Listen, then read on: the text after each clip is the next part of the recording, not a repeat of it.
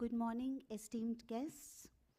Before we begin with today's proceedings, I would like to request everyone to please rise for the national anthem. Jana Gana मन अधिनायक जय हे भारत भाग्य विधाता पंजाब सिंध गुजरात मराठा द्राविड उत्कल बंगा विंध्य हिमाचल यमुना गंगा उज्जल जलधि तरंगा तव शुभ नामे जागे तव शुभ आशीष मांगे गाहे तव जय गाथा जन गण मंगलदायक जय हे भारत भाग्य विधाता जय हे जय हे जय हे जय जय जय जय हे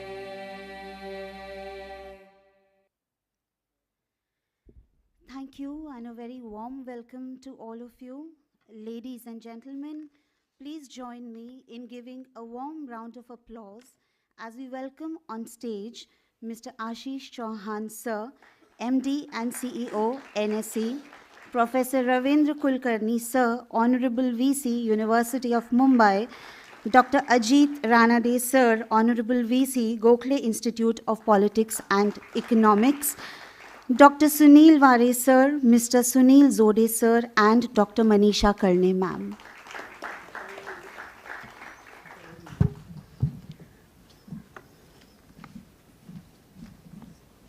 I would humbly request our guests to please proceed with the lamp lighting ceremony and the bell ringing ceremony. Shalaki.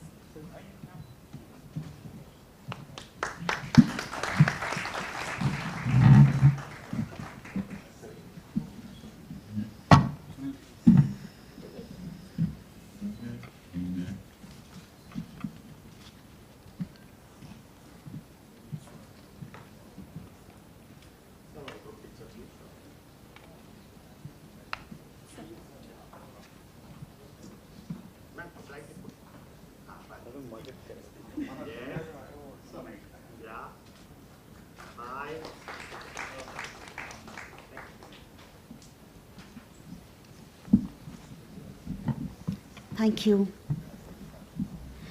Today marks a truly momentous occasion as we unite to commemorate the centenary celebration of Dr. Babasaheb Ambedkar's groundbreaking doctoral thesis, The Problem of the Rupee. We, as the Dr. Babasaheb Ambedkar Chair in Political Economy at the Mumbai School of Economics and Public Policy, University of Mumbai, are deeply honored to stand in collaboration with the National Stock Exchange, the Indian Chamber of Commerce for Affirmative Action, and Dr. Babasaheb Ambedkar Research and Training Institute in Pune. Our gathering holds profound significance as we delve into the enduring legacy of Dr. Babasaheb Ambedkar, exploring his unparalleled contributions to both the framing of India's constitution and the shaping of its economic landscape.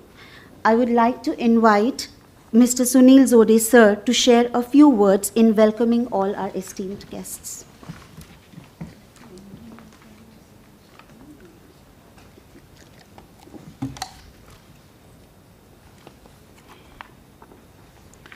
Thank you, Rashi, and good morning, everyone. National Stock Exchange MD and CEO, ICCAA Mentor and Chairman, National Advisory Council, Chancellor of renowned Allahabad University, Sri Ashish Chauhan ji, who is chairing the first session today. Chief Guest and Honorable Vice Chancellor, University of Mumbai, Dr. Ravindra Kulkarni, Keynote speaker, Honorable Vice Chancellor of Gokhale Institute of Politics and Economics, Pune, Dr. Ajit Ranade, sir. Director General Babasaheb Ambedkar Research Institute, Pune, social thinker and strategist, Dr. Sunil Ware, sir. Director and Professor, Mumbai School of Economics and Public Policy, University of Mumbai, Dr. Manisha Karne, ma'am. Important dignitaries of the dais, Dr. Gaikwad, Registrar of Mumbai University, Indira Avsar, ma'am, Registrar Bharti, Senior Journalist and Social Researcher Yuvraj Mohite ji, Advocate Arun Dolas, Senior IAS Officer Bipin Srimali ji, Dr. Deepak Raut, who is Advisor, Minister of Health, Government of India, Indian Chamber of Commerce for Affirmative Action, National Core Team members of Indian Chamber, Kshitij Kumar ji, Kanak Koyari ji, Madhuri ji, Rutvij ji, Simran Makhija, Suresh Parmar, Jitu Roach, State President, Gujarat, Bharat Srimali ji, and all the way came from UP, Mr. R.K. Singh ji, Director AAFM, Vyas Nagpal ji from Delhi, CMD of Steelmont, Nathuram ji, overseas coordinators watching live, Jed Lee from South Korea, then Rai Chaudhary from USA, Chakravarti ji from London, and many more members of Ambedkar International Mission watching from different countries, paper presenters, researchers, professors of University of Mumbai, representatives of banks, PSU, and associates of Bharti.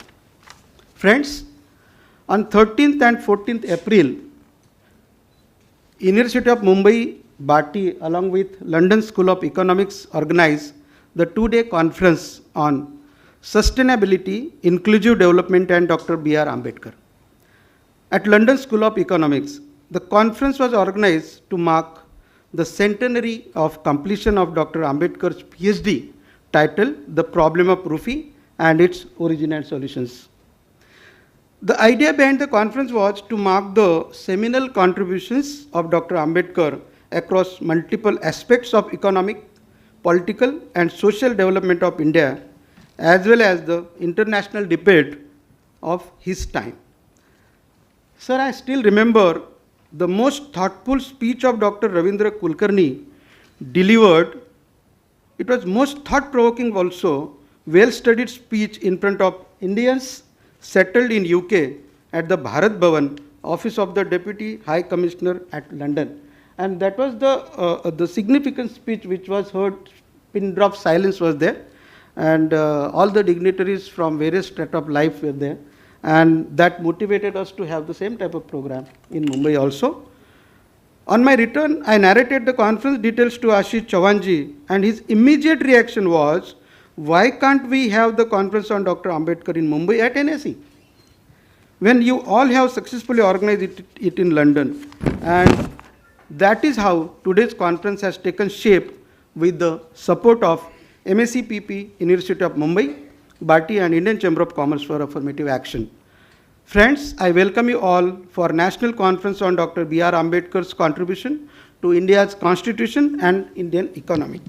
I congratulate and thank each one of you for your presence. Look forward to the same support to encourage us in future too. Many thanks to Ashish ji once again. With this note, I stop here. Thank you. Zode sir, I would also like to request you to please felicitate our chairperson for the inaugural session, MD and CEO of NSE, Mr. Ashish Chauhan sir.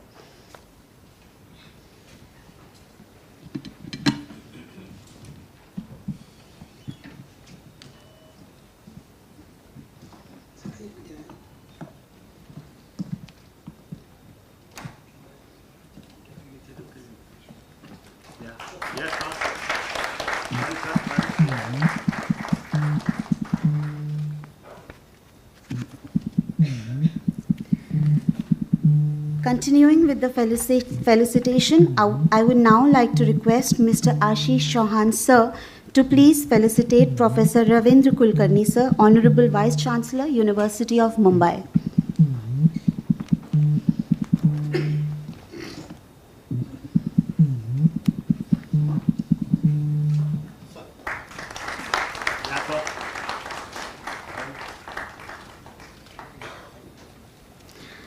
I would also like to request Mr. Ashish Chauhan sir to please felicitate Dr. Ajit Ranade sir, Honorable Vice Chancellor, Gokhale Institute of Politics and Economics, Pune.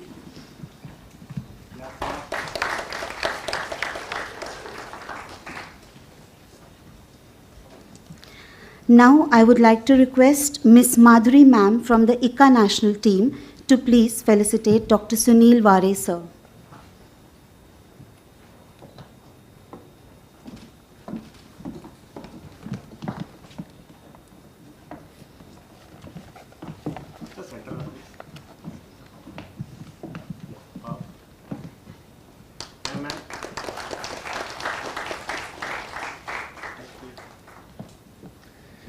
Now, I would like to request Manisha ma'am to kindly felicitate Mr. Sunil Zode sir.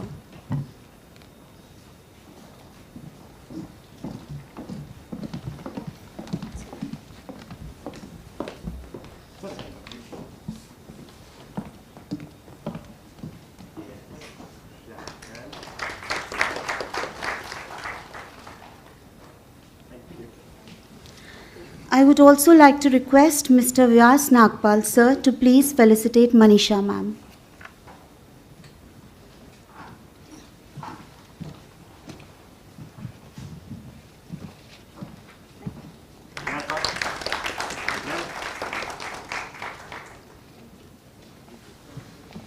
Thank you.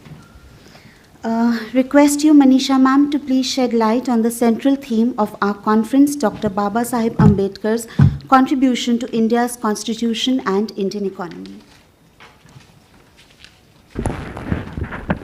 Thank you, Rashi. Good morning, everyone. A very warm welcome to all the dignitaries on the dais.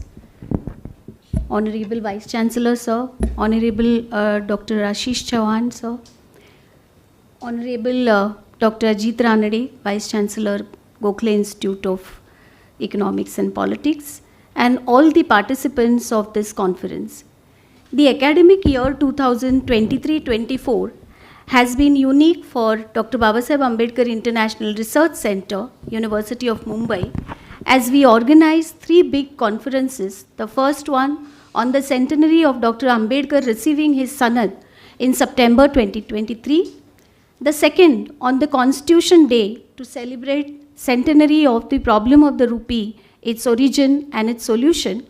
And the third in London in collaboration with London School of Economics on sustainability, inclusiveness and Dr. Ambedkar, which was conducted on his birth anniversary in on 13th and 14th April 2024 in London.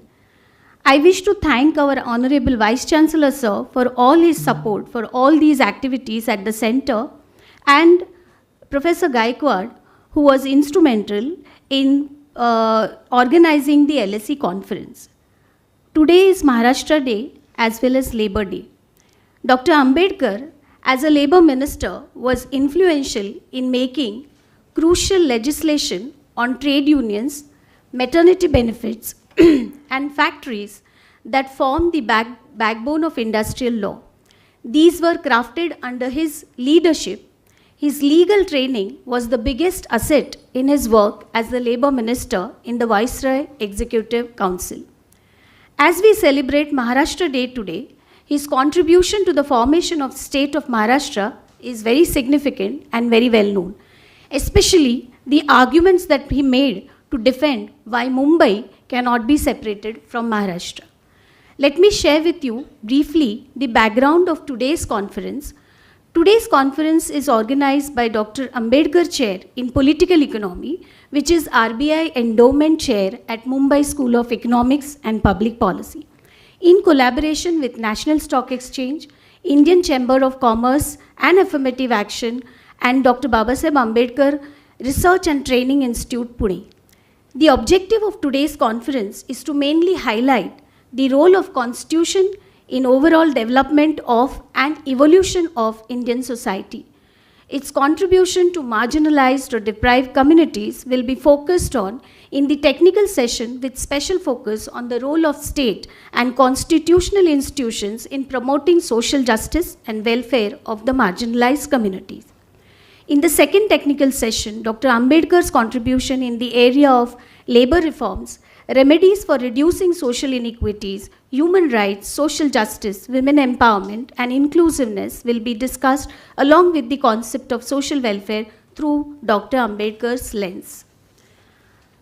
As the main theme includes contribution of Dr. Ambedkar to Indian economy, we are very fortunate to have two leading economists today with us who will be speaking on Dr. Ambedkar's contribution as an economist.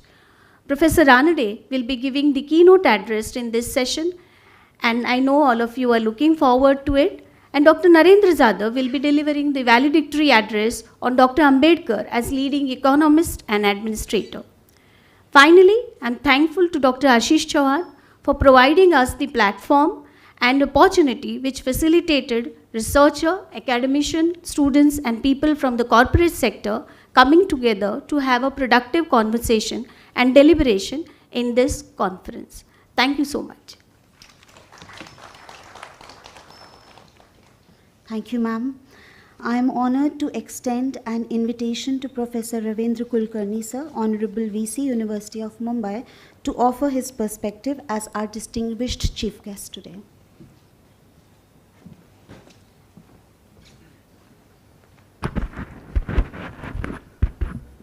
Chairman of the conference, Dr. Ashish Chauhan, Managing Director, NSC, the keynote speaker and Honorable Vice Chancellor, Professor Ajit Ranade, Dr. Sunil Ji, Dr. Wari, Dr. Babasaheb Ambedkar Training and Research Institute, Dr. Professor Manisha Karne, who is Director of Mumbai School of Economics and Public Policy, as well as Director of Dr. Babasaheb Ambedkar International Research Center, and all the distinguished audience. Let me extend sincere thanks to Dr. Ashish Ji, who immediately accepted the concept of organizing this conference, and then it was definitely a great favor for all of us to have two great economists being part of this conference, Dr. Ajit Ranade in the morning and Dr. Narendra Zadav in the evening. So that definitely increased the status of conference in a great way. Let me extend the wishes on the occasion of Maharashtra Din as well as Kamgar Din, and on this auspicious occasion where Maharashtra is moving ahead and targeting for a 1 trillion economy on its own. Right now, it appears like Maharashtra is around 450 billion US dollar kind of an economy. So, which is now targeting to achieve 1 trillion economy maybe by 2027, and that's how the policies are being working in that way. So, on that occasion, having and remembering Bharat Ratna Dr. Babasaheb Ambedkar would have been the great. We know that Bharat Ratna Dr. Babasaheb Ambedkar has been a man of great talents, diverse talents, different professions he has like decorated with. So any profession you take up, like you will find Dr. Babasaheb Ambedkar has made a great mark in that on that particular profession, whether it's a politics, whether it's a journalism, whether it's a law and judiciary, or whether you are talking about as an economist. Of course, while we are very well aware of, and it's we recognize and we are extensively aware of Bharat Ratna Dr. Babasaheb Ambedkar's contribution, extensive contribution to social justice and for an inclusive society, we simultaneously will have to understand his great contributions in terms of an economics.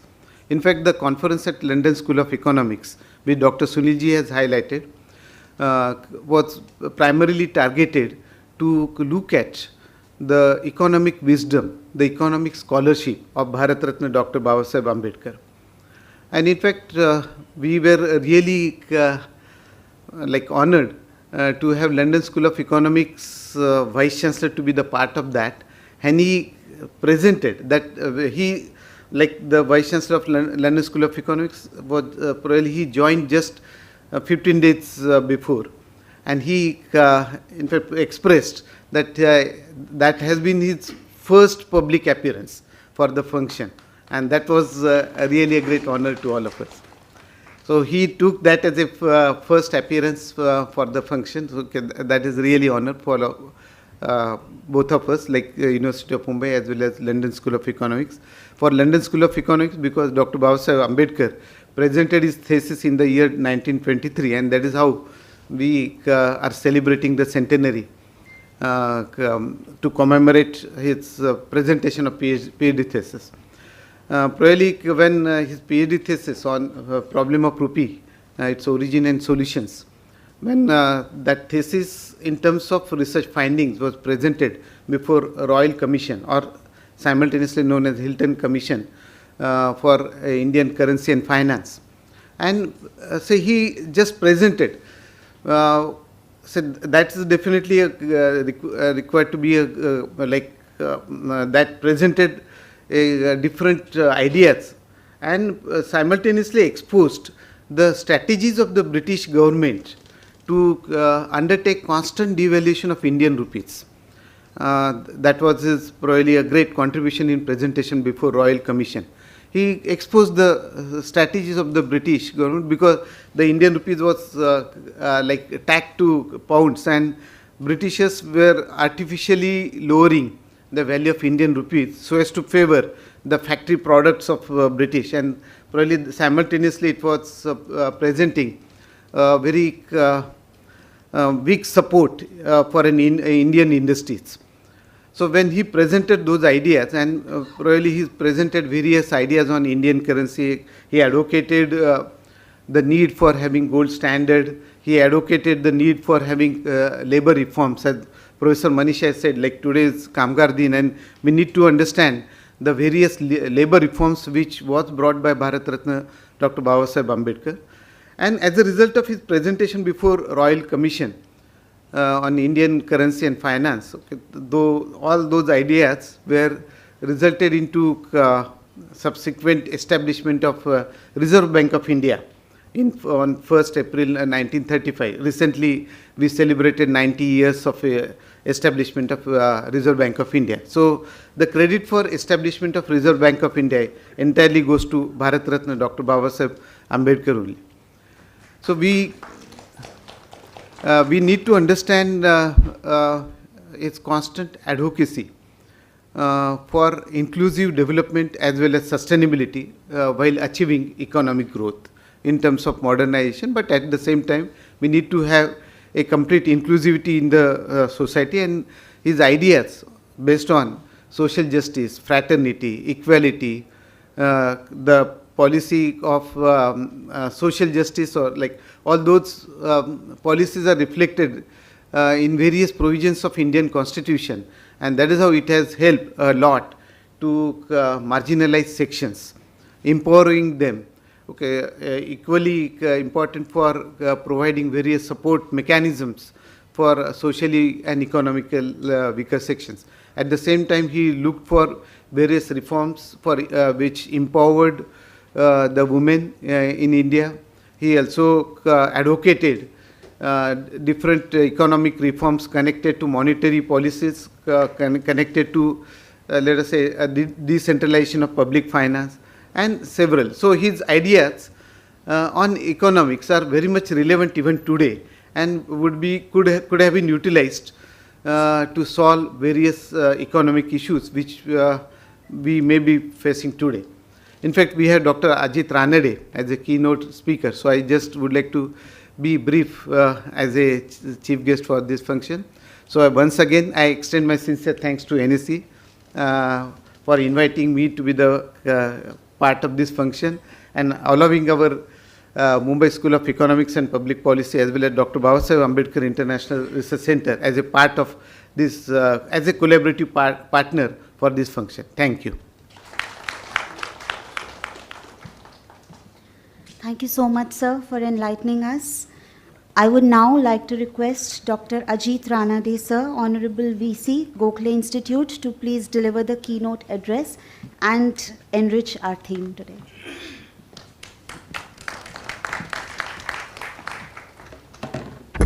Thank you, Rashi.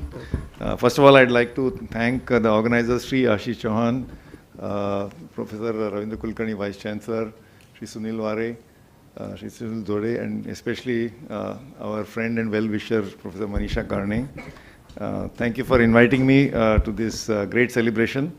Let me begin by wishing all of you a very happy Maharashtra Din and Gujarat Din, because this is the birthday of two states, two twins of India, and very powerful, I guess, drivers of the country. Also wishing you all a happy Labor Day. I don't know if you know this, but the Labor Day is celebrated worldwide as a tribute to the struggle for labor empowerment.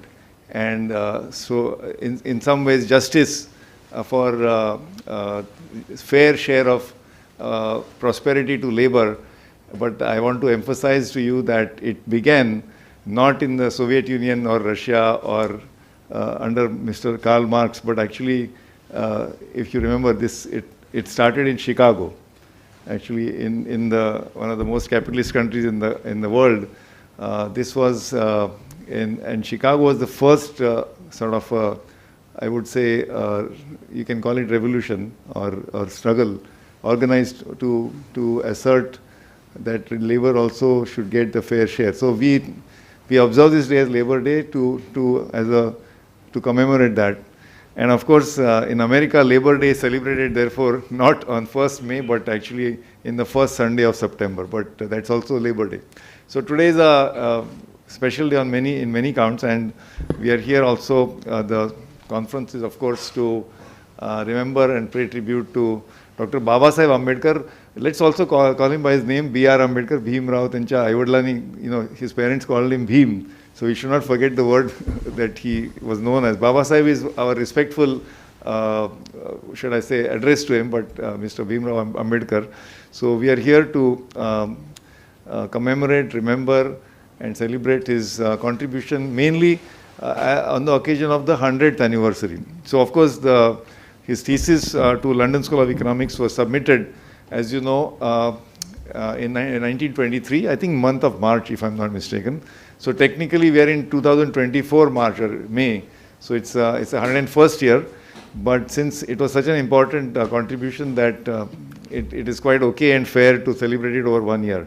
And as Professor Manisha Karne also told you, in London, at the London School, just last month, on Mr. Ambedkar's birthday, there was a big celebration remembering the contribution of his thesis. I am here to talk, to share some views about the importance and relevance of that contribution. But really, I don't want to speak too much about history. Mr. Ashish, you will appreciate that, because the importance of Ambedkar is to how to make it relevant for today and tomorrow. So we should contextualize it in the present, because I'm sure in the audience and elsewhere, there are many experts on the life of Ambedkar, because there are so many great scholars who have studied his life. So it is not only not fair, but not even feasible for me to add to that scholarship in terms of recalling historic incidents. So I'm not going to try to do that. But I do want to share my thoughts on how it is relevant. That's why I told Professor Manisha also, if you remember, that let's actually discuss the work of Ambedkar, this important part of his life, not so only to recall the historic significance and the fact that, as you said, his work also led to the establishment of the Reserve Bank of India, but how is it relevant today and for tomorrow? So I hope in my short presentation or speech to you, I'm able to convince you at least partly why it is relevant today and even more relevant. So briefly, just a little bit about Mr. Ambedkar, but let me take 1 or 2 minutes digression in the today's context. I don't know if you've been reading in the newspapers that across America today, on various campuses, from the Ivy League colleges of Columbia University or New York University or Harvard University to state university like in Ohio, in North Carolina, I don't know if you've been watching the news, that actually students are leading movement, you can call it, or some kind of agitation to expressing their concern about the sort of what's going on in Palestine, in Gaza.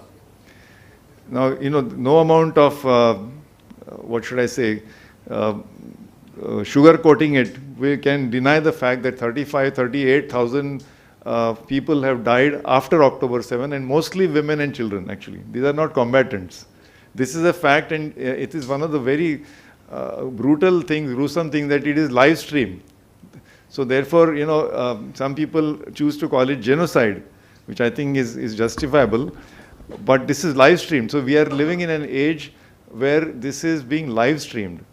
And of course, you can debate, this is not the time today or to debate which side is the right and which is wrong.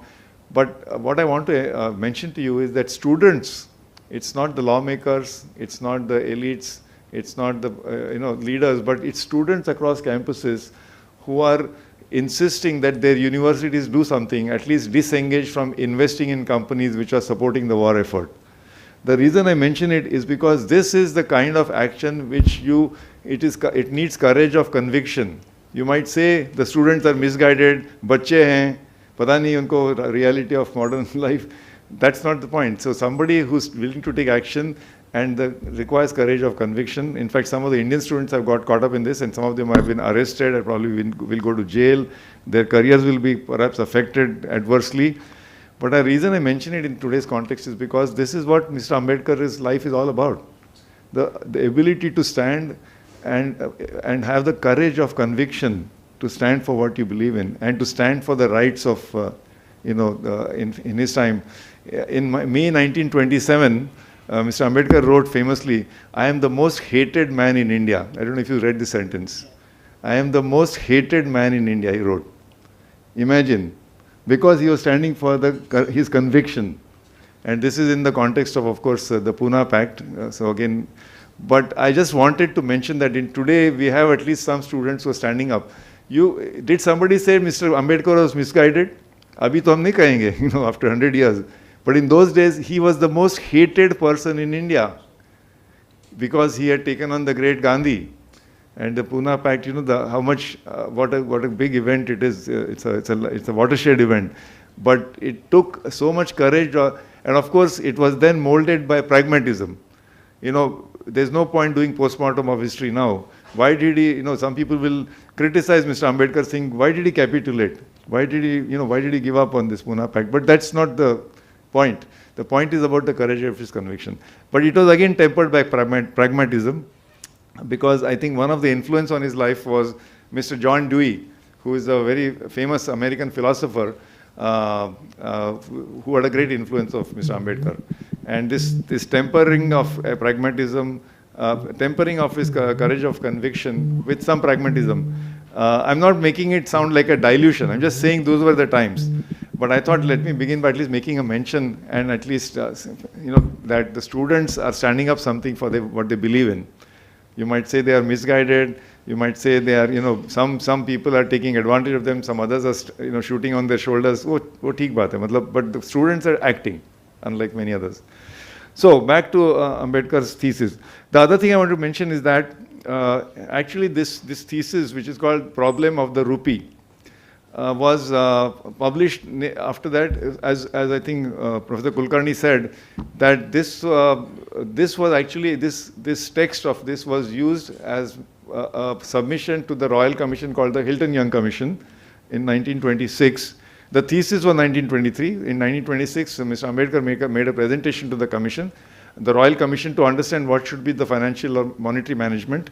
And because of that, this book, thesis, became very famous, and it was published as a book, separate book. Okay. And then I just happened to come across this.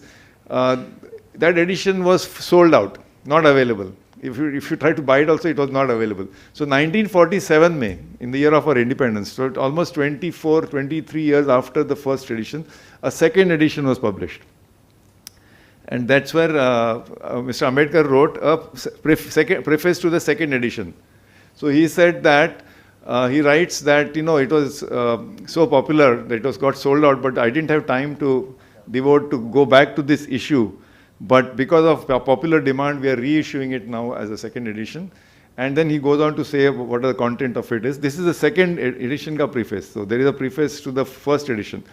And what I want to mention to you is that after 1923 or 26, Mr. Ambedkar did not go back to economics. What a remarkable thing it is.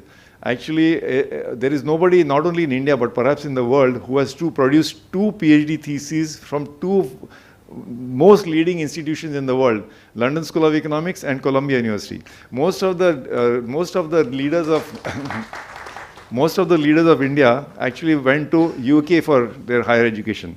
I think Mr. Ambedkar probably stands out as having gone to America first. His PhD from Columbia is 1917, and then PhD from London School. But imagine two PhDs. I'm not even mentioning the fact that he passed through the Grays in, for his barristership.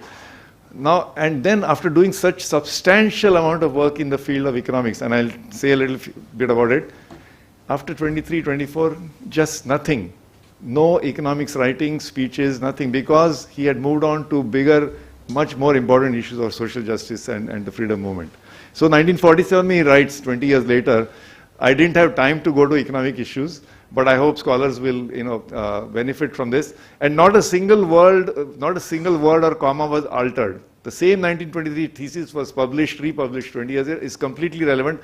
And 100 years later today, it is completely relevant today. Exactly the same thing. So I urge all of you to, I strongly urge all of you to read at least that chapter which is on the Mughal history. Because the problem of the rupee, the whole thesis is not only about the rupee and management of financial or monetary policy management. It is actually the monetary history of India, starting from the Mughals, from almost, I think, 1300s.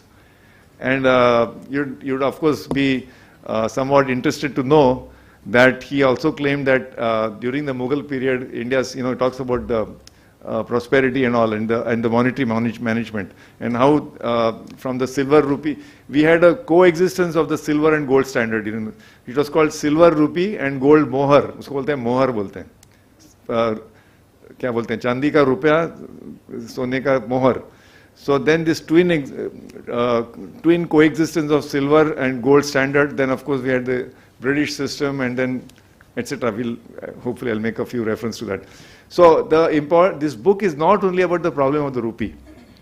The book is about monetary history of India. It's very important to understand that where we have come from and where we are today. And the other thing, interesting thing is that Mr. Ambedkar's contribution actually is in the fundamentally two big parts of economics. If you talk to any economist or especially macroeconomist, what are the two big areas? Monetary policy and fiscal policy, right? Fiscal policy is about government budgets and government expenditures and public finance. And monetary policy is about setting interest rates and exchange rates and money supply. Dono area mein independent, these are completely independent areas. Both his Columbia thesis is on public finance and therefore fiscal policy, and his London PhD is on monetary policy and managing exchange rates.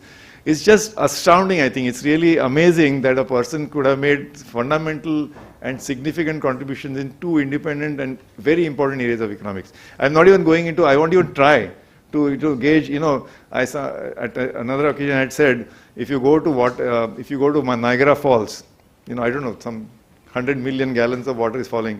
So you can't capture that if you go in with a bucket. So if mera to chota sa bucket hai, if I'm stand there, I can't capture the whole of Ambedkar's, whole vista of his contribution, personality, and his life.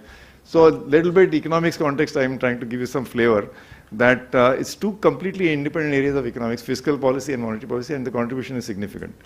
So how is it relevant today? So I thought I should mention that. First of all, just to finish this part, contribution is not only fiscal and monetary policy. There are contributions of him in administration.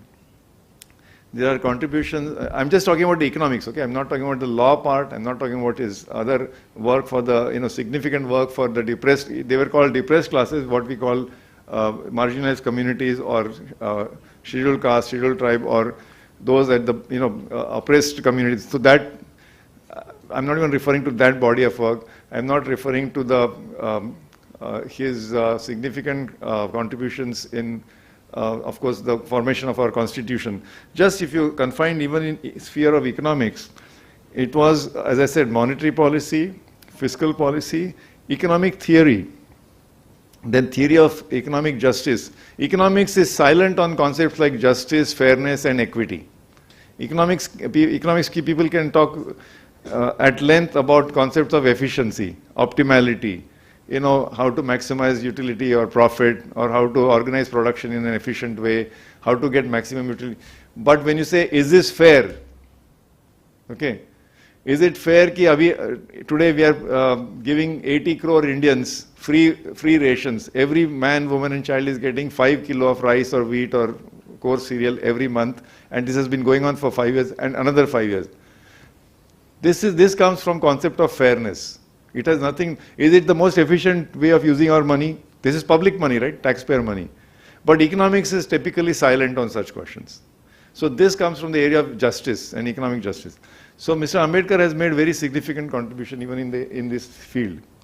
So there are 5 or 6 major areas in economics where there is contribution, and this is just the economic sphere of his contribution. And as I said, as far as I know, after 1923, 24, 25, he never returned back to economics. Uske baad, I don't think he made a single speech or any single article or any writing on economics per se. He made, for example, remember 1951 when he was in Mr. Nehru's cabinet, it was the Hindu Code Bill, the reform bills, the uniform, first steps towards the uniform civil code. So he never really came back to economic issues, even though, as we know, his contribution is fundamental. So I want to now spend some few minutes on what is the relevance. Okay, the relevance is the following, that 2 of the most important variables that affect our lives, daily basis, economic variables, are inflation and exchange rate. Now inflation, you may all agree, because aate dal ka bhav kya rehta hai, what is the price of getting a medical treatment or education or going in the taxi or public transport or insurance. So inflation affects us every day in so many aspects. So inflation is something everybody is aware of. If I tell you that, if you want to increase everybody's income, just do a helicopter drop some money into everybody's pockets. Just distribute, just print money and give it to everybody. So what will happen?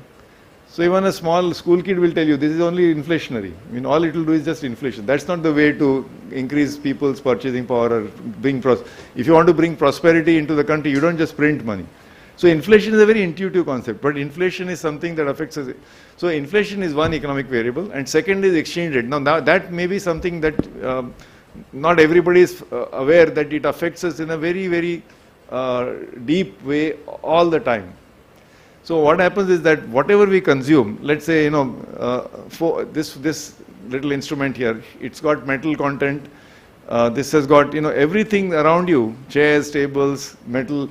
These are called tradable commodities, and they are dictated by world prices. So if you are buying if you are buying a car in India, let's say it uses steel produced in Jharkhand.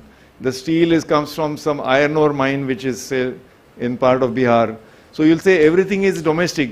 You pay in rupees to the iron ore mine, then steel is manufactured maybe in Jamshedpur in rupees, and then steel is purchased by Maruti in Gurgaon, and then you buy the car in Mumbai. So everything is rupee transaction, rupee transaction, rupee transaction, rupee. So domestic currency है. इसमें exchange rate कहाँ क्या है? How can exchange rate affect our lives? But guess what? Every little component that goes into that car manufacturing is a world traded commodity. So the price of steel in India, even if you're paying in rupees, is affected by the international exchange rate. If for some reason steel becomes expensive in the world, immediately it will get reflected in India, because we live in a globalized world. So the exchange rate, and if some part of the steel has to be imported or some part of the plastic has to be imported, you have to import it at the going exchange rate. Similarly, for transport we use petrol and diesel. Crude oil is imported.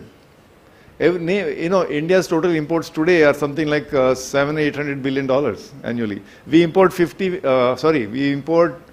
1,000 tons of gold, just pure as a commodity. So exchange rate affects our lives as deeply as the inflation rate. So exchange rate is a very, very important variable that affects us.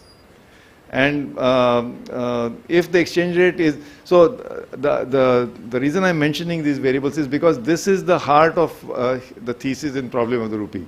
That Mr. Ambedkar was he was in a very articulate fashion, he was one of the earliest persons to point out that, as Mr. Kulkarni said, that what the Britishers were doing, see, India was on a gold standard or gold exchange standard then. That is to say, that the value of the rupee was tied to the, in a fixed exchange to the value of the gold. So prices were stable, but India had to pay for imports. India had a trade deficit with London, with England, because as you know, the raw material was taken out of India and finished goods were brought back into India. And India was a captive, being a colony, it was a captive market. In fact, that's how the Swadeshi movement happened later on, that we should not buy foreign goods. And therefore, this was a captive market, and we were paying for the imports with an overvalued rupee. So that was the way of draining the wealth out of India. And not only that, the annual budget of the British Parliament, the annual budget in the Indian territory, Indian government, 25% was earmarked to pay for expenditures in England. So wealth was being drained out of India, first of all by artificially paying higher for English imports back into India. And secondly, the domestic budget and tax revenues collected here, 25% going towards expenditure in London. So there's several other ways of the way this drain was going on. In fact, in 1901, so Mr. Ambedkar's thesis was in 1923. In 1901, 1902, I think, Dadabhai Naoroji wrote that famous book about the drain of the first official estimates of how much wealth is being drained out of India. And even that is, I think, an underestimate. I mean, much later, I think people like Shashi Tharoor have got some more finer estimates. They're much larger. But in Mr. Ambedkar's thesis, you will understand how this was being done. One thing I must say is that in those days, the lobby which was more influential was the export lobby. Because while India had an import deficit with England, we enjoyed an export surplus with the rest of the world. So we were exporting the rest of Europe and especially USA, the cotton trade. And so India was actually a net exporter. Deficit with England, surplus with the rest of the world, but surplus minus deficit was a positive number. And therefore, the export lobby in India was always happy when the rupee was being devalued, as Mr. Kulkarni said. This sounds familiar, right? I don't know. I mean, Mr. Sunil, you are from Chamber of Commerce. So usually the Chambers of Commerce want to always support software guys, you know, if you are working for some of the big software companies, their earnings are all in dollars. So $1 को 80 रुपया मिलता है. तो अगर 80 के बजाय 85 rupees मिलेगा तो they are very happy. So the exporters usually willy-nilly, directly, indirectly, subtly, not so subtly, are always pushing कि rupee को weaken करते हैं. And that was the thinking even back in Mr. Ambedkar's time and 1920s. But I think it was Mr. Ambedkar who for the first time pointed out, wait a minute, while you think this is good for India's exports, do you know why a weaker rupee is bad for India? Abhi to aapko sabko malum hai. That's why I'm bringing it to the current times. I hope everybody here, at least in this audience, understands why a weaker rupee can hurt India. Because today actually we are no longer a surplus exporting nation. We are net importers. Our imports are something like $900 billion. Our exports are $700 billion. So we are net importers. That means we have a dollar shortage. Import ko 900 billion लगता है, लेकिन export earnings from software is only 700 billion. So $200 billion every year is a shortage. Where is this shortage going to come from? By importing dollars. We have to borrow the dollars from Americans or Europeans or English people. And when you borrow dollars, if rupee is weaker, that is a big burden on you. Not just that. I give the example of steel and Maruti car and all. When steel becomes expensive internationally, if your rupee is weaker, it is going to feed into inflation here. Your petrol will become expensive if the rupee is weaker. The petrol and diesel goes into transportation. That goes into not just, you know, your buses, cars and trains, but also your food, fruits and vegetables and food which is transported by trucks all that expenditure goes up. So it's not clear. On one hand, a weaker rupee is helping your exporters, is helping your software exports, but on the other hand, a weaker rupee is hurting your inflation. Now, today we think it is quite an obvious insight, but it took Mr. Ambedkar for the first time, I think, if I'm right, because I have not seen this analysis, it's there in the book, that you have to now, you have to do a balanced view. On balance, what is the right? That's why today the central bank, the Reserve Bank of India, has to think about this question. What is the right value of the rupee? Is 83 correct or 82 correct? Is 81? Should it be 70? These kind of questions have become relevant because of this analysis which said the rupee exchange rate can affect you on both sides. And actually the exporting lobby is usually very vociferous. They are very influential on policymakers. But जो suffer करते हैं, मतलब the guys who are affected adversely by the inflationary impact of the exchange rate, they are the silent majority. They are a diffused mass. उनका आवाज पहुंचता नहीं है. You know? So it took Ambedkar to point out, look, these are silent masses who are suffering. The inflation is kind of like a disease. It spreads slowly. So you need to be aware that the optimum value of the rupee. So problem of the rupee is that what should be the correct exchange rate? And this question, problem of the rupee, is relevant today also, and it's relevant much more today because unlike in Mr. Ambedkar's time, today we are suffering from many other global factors. It's not only the colonial masters sitting in London, not the English masters. Today the American central bank is the big gorilla. If America raises interest rates, all the dollars start flowing out of, we are sitting in the stock exchange, so I know Mr. Ashish will appreciate this. Our movement of capital flows is affected by monetary policy set by the Reserve Bank of America, Federal Reserve Bank. Now this was not a big factor in Mr. Ambedkar's time, but this is a huge factor today. We think that the Reserve Bank of India here in Mumbai is independent policy maker. They might be slightly independent of Government of India perhaps, but they are certainly not independent of the big guys in America. And therefore we have to still very carefully calibrate the value of the rupee. What should be the rupee value? And the kind of challenges we face today are much more, and therefore this question is very relevant. And the same thing is true today as well, that the weaker rupee is going to affect inflation in India. But stronger rupee is going to affect our exports. We need exports desperately. Why do we need exports? Because we have to earn dollars to pay for our imports. Why do we need imports? Because there are critical things that we don't. We don't produce crude oil in India. Certain armaments and defense equipment has to be imported. Certain high-tech, we don't yet produce semiconductor chips yet. We are going to produce. So that means since you have a need for dollars, you need to earn dollars. So you need exports. So if you need exports, you need the rupee to be cheaper. But if the rupee is too cheap, then you're going to have inflation here. Now this balance, this challenge is there as relevant today, if not much more than in Ambedkar's time. And this is the crucial importance of this thesis. I mean, of course, as I said, I simply cannot do justice to the entire thesis because you have to read it. It's actually quite eminently readable. I must say, it's unlike many of the modern theses which are full of equations or regressions and P statistics. And this is easier to read. Any person can just spend some time and read it. Like you'll have to probably maybe read it once or twice, but it's quite written in a fairly lucid language, and it's very relevant today. As I said, it affects two of the key variables of our life, daily life. It affects everybody, inflation and exchange rates, and therefore its relevance is as much today. I want to, in conclusion, I want to mention a few other things. Mention was made of the central bank. See, what happened is that when Mr. Ambedkar was making this submission before the Royal Commission, he was saying that this the gold standard is going against India. By fixing the value of the rupee to so many ounces of gold. This is called the gold standard. The British Empire was on the gold standard from 1871 to 1914.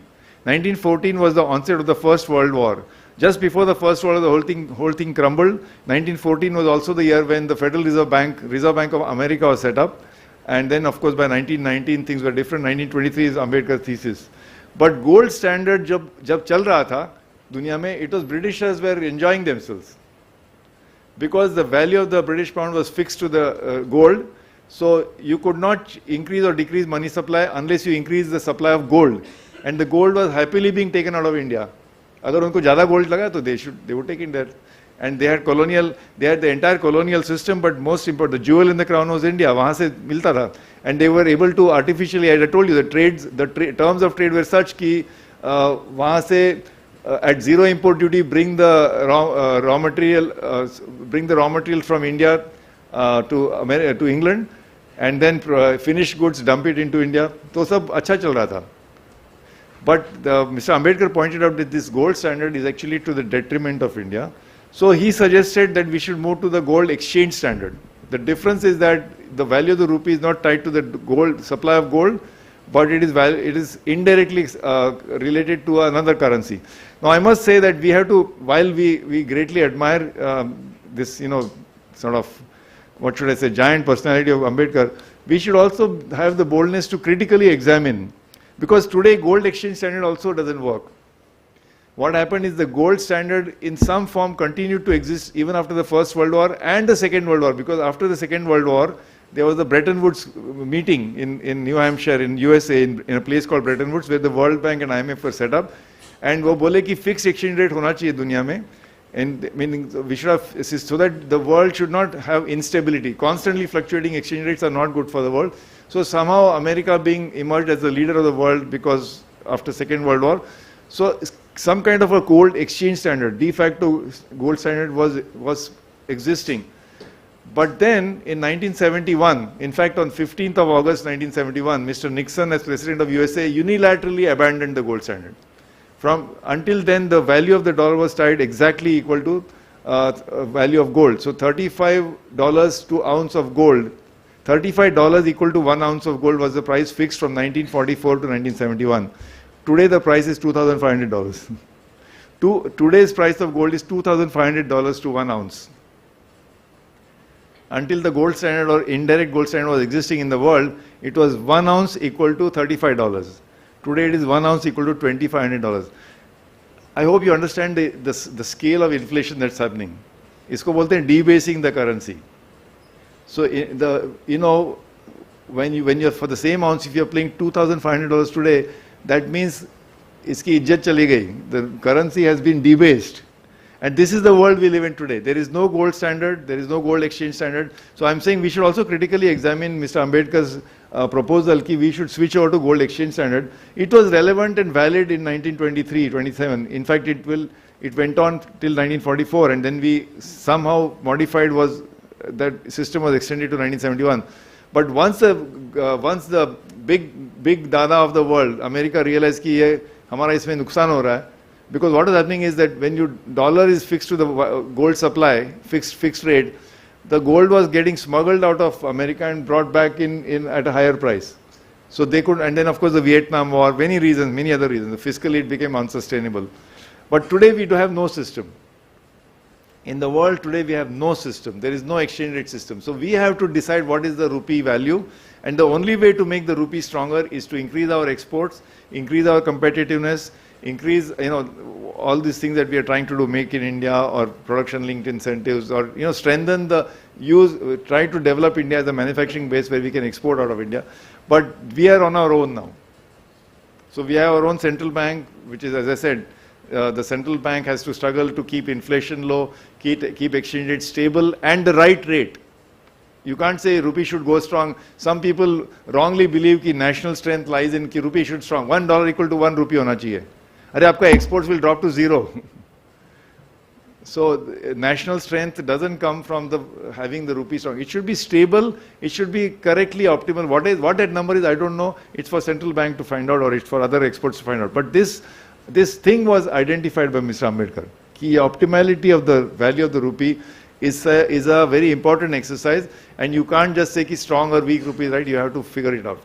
So I could go on and on. I mean, I just wanted to kind of emphasize this aspect that the problem of the rupee tackles subjects which are extremely relevant even today. And we can learn a lot from just reading the thesis and applying it to the current condition. And an important insight comes from the historical evolution, how we came from the Mughal times of of silver and gold standard, then the gold standard, then the gold exchange standard, and then of course setting up of the central bank in India, the setting up of the Reserve Bank, and then managing inflation and exchange rate today. So it's quite a long journey, but it's extremely relevant, and I really would encourage everybody to. It's a slim volume. I think it's about 100 pages. It's worth reading. And once again, I thank the organizers for giving me this opportunity and the privilege to talk about this topic. Thank you very much. Thank you.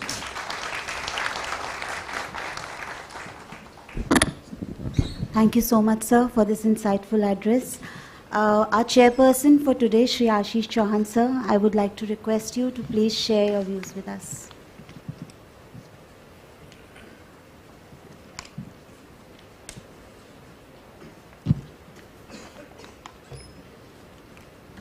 Honorable Vice Chancellor, University of Mumbai, Dr. Ravindra Kulkarni, Honorable Vice Chancellor, Gokhale Institute of Politics and Economics, Dr. Ajit Ranade, Honorable Director General, Dr. Babasaheb Ambedkar Research and Training Institute, Dr. Sunil Ware, Dr. Manisha Karne, Mumbai School of Economics and Public Policy, Shri Sunil Jode, Chairman, Indian Chamber of Commerce for Affirmative Action, esteemed guests, distinguished scholars and fellow citizens. We have heard about the problem of rupee. So first let me congratulate all the people residing in Maharashtra. Happy Maharashtra Day. Similarly, people residing in Gujarat, happy Gujarat Foundation Day. And every one of us are doing some or other labor, so all of us need to be congratulated for happy Labor Day. Of course, there are sort of definition of who is called labor, and naturally we need to congratulate all the people who consider themselves as laborers. A lot has been talked about Dr. Ambedkar over literally 78 or even probably 100 years. And today is also a day to remember him because of the Labor Day. He was also the Minister of Labor in the Viceroy's Council. And many of the reforms which were recalled by Dr. Karne on the labor side also, not only on that he gave us our constitution, and he was a great economist, but he had contribution in many, many areas. So it's not easy to describe him. It's not easy to sort of talk about it because all of us come from our context. You are born in a place, you have your own experiences, you have your views, you write them down, and then the situation changes and the views have to change. So I have no doubt in my mind that all our historic greats, whether Dr. Ambedkar or Mahatma Gandhi or anyone else, would have changed their views with time. That's why they were great. If we stick to what they said at a particular point in time as the gospel truth and it can never change, then we know it can actually create more problems than solutions, because situations change, societies change, perceptions change. And that's what for me the importance of Dr. Ambedkar is, that he continued to change his views over his entire life based on the experiences, the surroundings, and that is basically the concept that comes out of scientific examination, that you check around, figure out the empirical proofs, and then come out with your assessment of the situation. And for me, during the independence movement or post-independence movement, I mean, there were people who were greats. I mean, that was a time where India created greats. Probably in 2000 years or 2500 years, if you see a position where India created, say, 10, 15, 20 great minds, great people, people who set examples, that was the time when in the independence movement, India created those greats. And their relevance, where of course that relevance was there during the movement that was on. But post-independence, whose relevance has improved or increased manifold. We have written a lot because normally victors write the history. And so we have written a lot about victors, people who ruled India over last 75 years. But he did not rule. And still today, if you look at the maximum number of songs written about, although many of us sitting in middle class who are not from the subaltern, as I call, may not know, but today, after 77 years of India's independence, the only person who continues to be relevant, not only in economics, of course, he is relevant in economics, but who continues to be relevant and has literally become a god, a modern day god, that almost 20-25% of India's households, or even probably 30-40% of India's households worship, is Dr. Ambedkar. We may, as he rightly wrote, that I am the most hated man, but he is also the most loved man. Right? Post-independence, there is nobody, and one stroke of pen, which has created the affirmative action. He gave us the concept of the liberty, fraternity, equality, and justice in preamble of our constitution. That is what we work on. But he also gave us the concept of affirmative action. Again, very hated policy by most people who get affected adversely. And people who get affected in a positive manner, they don't talk. But same policy, we hate on one side, but other side we implement for economic backward classes. We also now are implementing for women's reservation, right? And so he created a framework which is actually visible, which is successful. And that is where, for me, his relevance in modern India and for time to come will remain beyond doubt and beyond any human's contribution over last, say, 200-300 years. Because he gave hope to people who had no hope for not only centuries but perhaps millenniums. He created that hope by having a new constitution with all that framework, which we all now abide by, we all swear by, that this cannot change, right? All four principles of our preamble cannot change what may, because all of us know that our interest as individuals, our interest as groups are taken care of. But for me, how come a poor country like ours?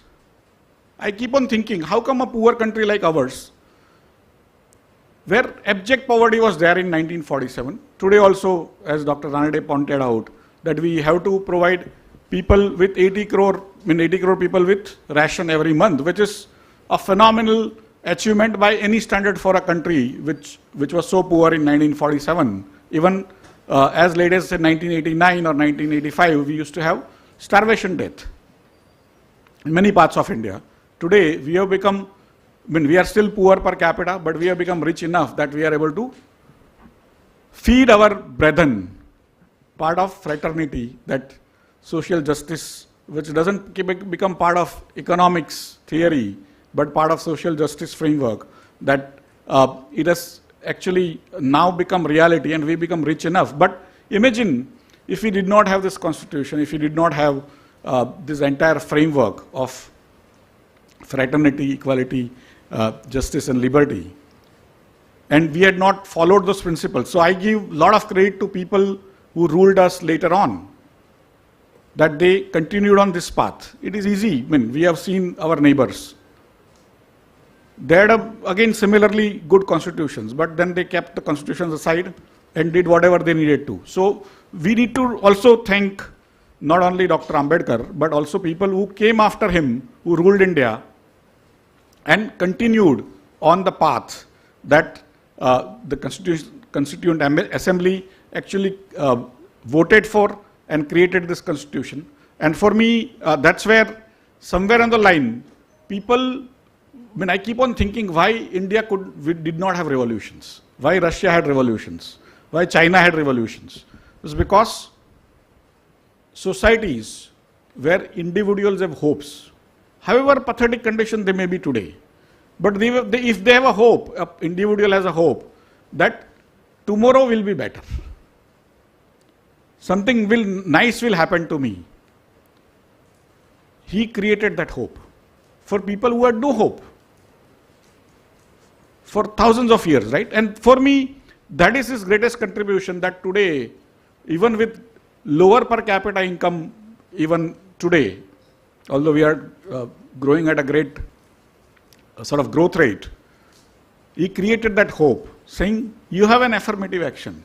If women are not getting good representation, you have now a reservation, right?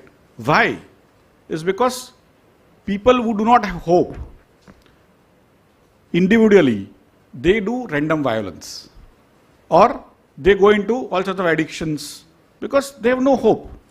Similarly, groups who do not have hopes, they start creating anarchy. India has remained a functioning democracy, a brilliant society. You go to many other countries, I travel across the world. Today, I'm sad to say, Europe, America, of course, lower income countries, the amount of random violence in India is like 1% of what you will see in the streets of London or Spain or any other country, or America for that matter, right? And why is because everyone in India has that hope. Why that hope has been created is because we have adhered to that constitution, that framework. And that is why, for me, Dr. Ambedkar has become a living god for 25, 30, 40% of Indians. But he will continue to be relevant, that there will be newer groups, newer individuals that will be created. Because some of the older groups which are getting benefited are going to become part of the mainstream. But then there will be newer subaltern that will be created, and that group also will require to be handheld by this society which is becoming richer, which is becoming more prosperous. But if we forget people behind who are staying in the same surroundings, then those people are going to probably create anarchy. Then no wealth will be relevant. You can see what is happening in Tel Aviv. Last year, the flat which used to cost probably $1 million is not nobody is willing to take at $10,000. When you have anarchy, you have no wealth, right? So sharing, and one more piece which Dr. Ranade mentioned, but I have a different take on that, that he was the only pre-independence leader of India who studied in US. All others studied in UK. And in some ways, coming from where he was, it would have been easy for him to be a communist. Because he came from people with no money, right? No privileges. It is easy to be a communist. But he had actually stayed in US. He was only one. He saw the capitalist activities. He also saw the slavery. Because that time, it was not, it's still, almost till 1966, there were people in America who were in zoo, shown as artifacts, right? So he was acutely aware of how the capitalist system works and communist system works. When India became independent, of course, he was also in favor of public sector doing a lot of things, but that is because of the reason that, and he did not want a private sector to have a great say, because of the reason that a person can get exploited without food, without family security. And that's why today what we are building in with Mr. Modi, social security, without our knowledge over last 10 years, we have got free ration, free residence, rural Awas Yojana, the pension yojana, all those things are basically coming out of his framework. That if you can make the person independent of economic and security related framework, then that person will be a good citizen. Right? That's why probably he stopped writing on economics after 1926 or 1927. But whatever he did is because of, in social work, is because of his acute awareness of what economics does to a human. When you don't have money, when you don't have social security, and that's where when we do this, when we become reasonably okay today, and we start setting up pensions and Ayushman Bharat and everything, I become so elated that today is the first time in history of India. Of course, 75 years have gone, and each year there has been some or other sort of good change for social equality and other things. But today we are coming to a stage where our government is thinking that can we build that social security to the extent that we can build, because ultimately it will cost some money. And that's why giving health insurance, pensions, life insurance at an extreme low cost, or literally zero cost in case of Ayushman Bharat, free food, housing and other things.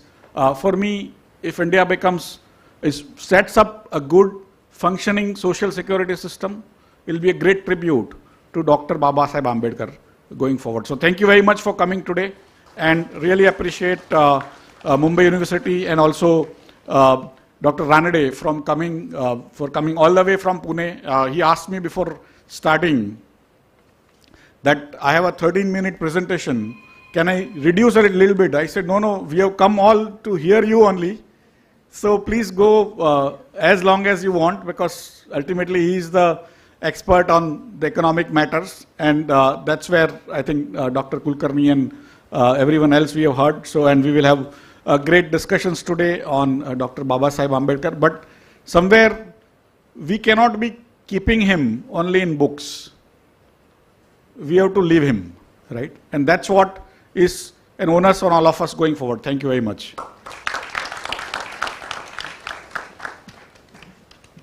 Thank you so much, sir, for graciously sharing your views with us. I now have the pleasure of inviting on the dais Shri Bipin Shri Mali, sir.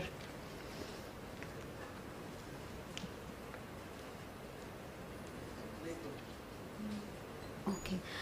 I guess he is not here, so sorry about that. I would like to request Dr. Sunil Ware, sir, to please extend the vote of thanks.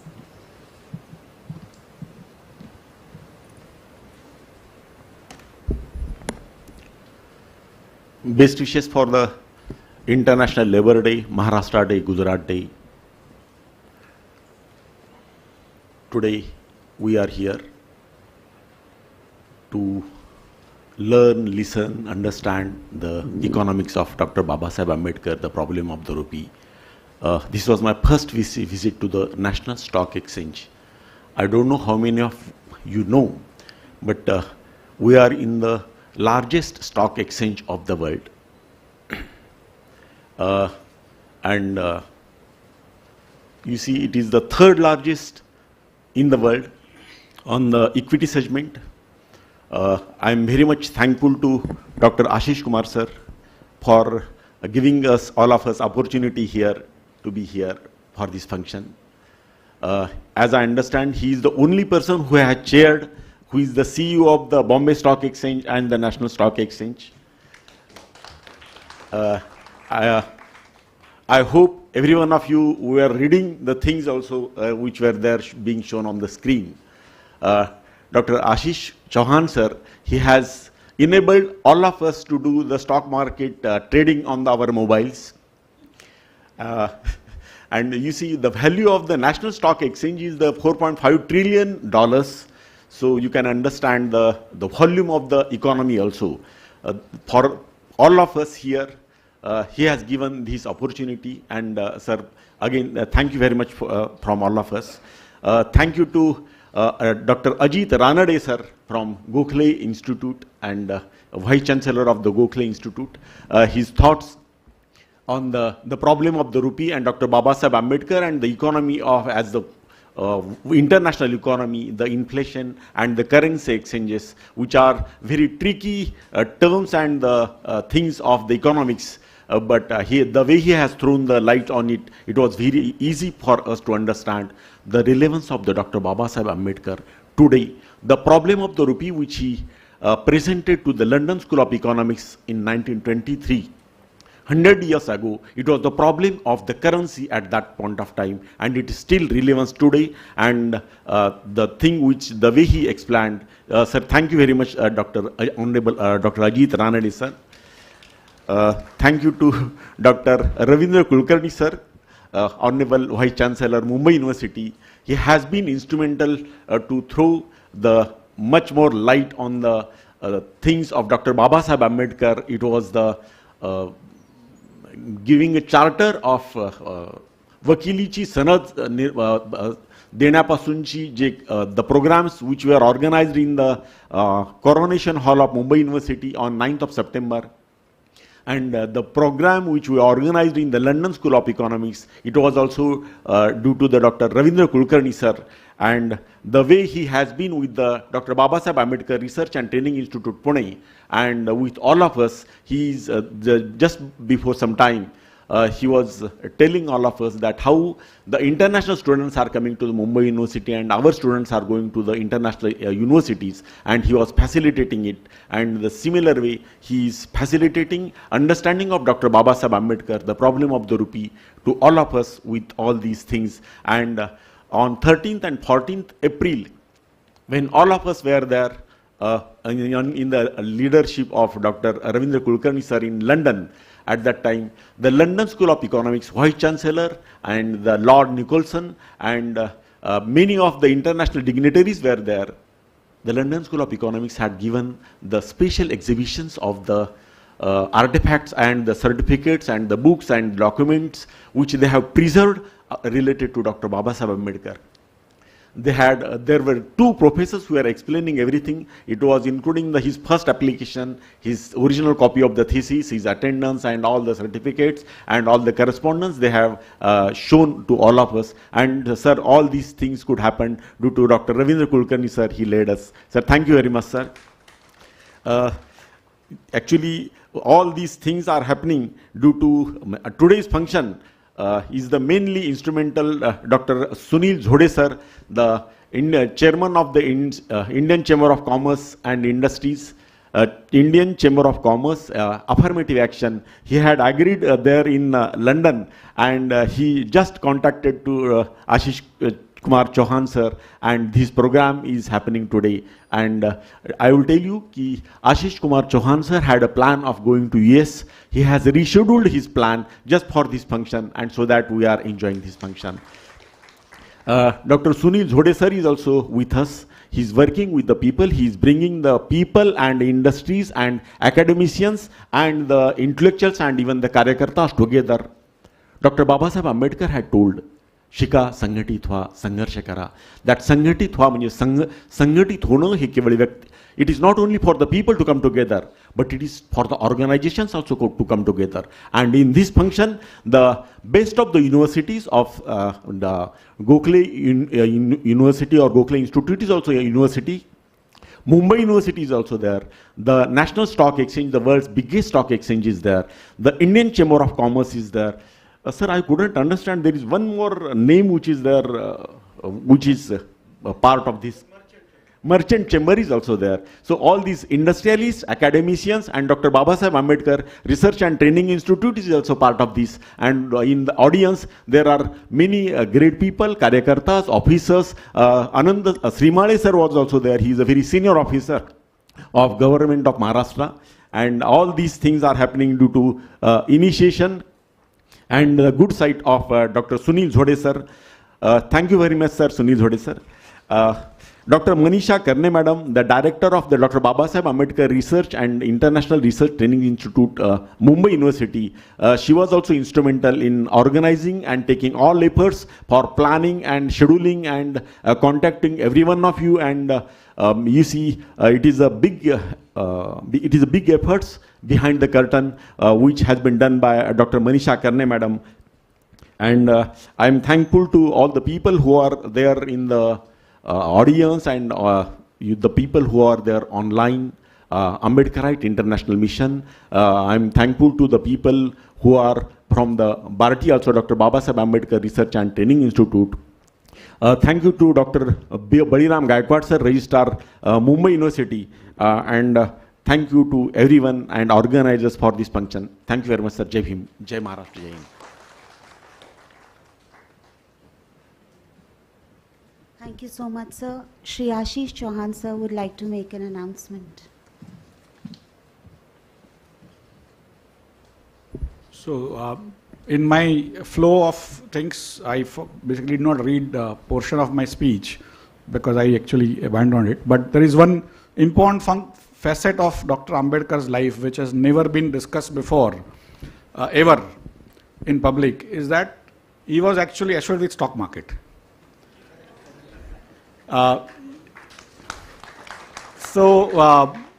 In 1926 or 27, he started working for the stockbrokers as their advisor. And he used to have an office also in Bombay Stock Exchange. And so that is the historic fact. It has never been sort of discussed, debated, that not only he had a contribution to economic theory, but he had also contribution to the stock market. So I just wanted all of you to be aware that these are small little nuggets which come out only because in some ways we come from stock market, so some of our brokers remember, and many of them, their families remember, and that is how, otherwise it is not usually talked about. So thank you very much.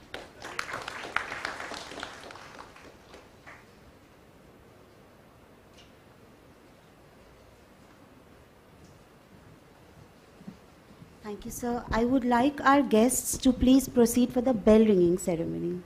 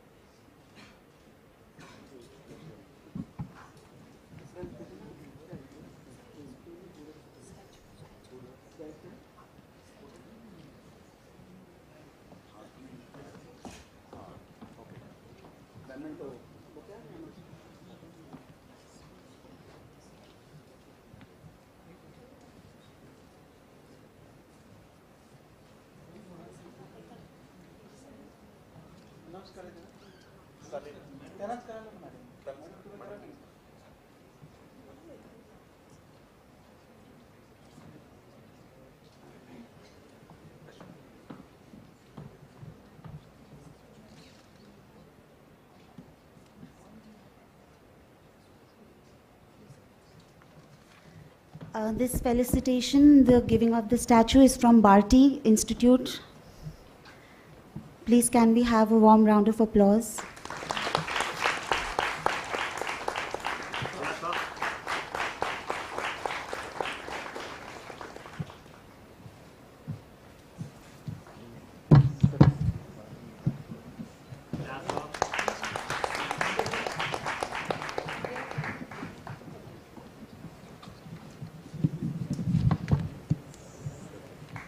Shri Ravindra Kulkarni, sir. Shri Sunil Zode, sir.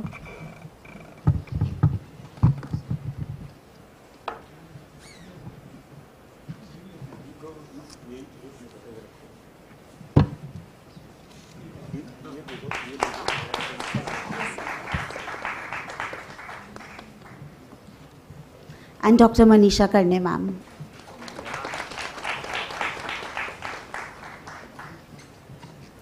Thank you so much. Edition of the problem of rupee. Yeah, sir.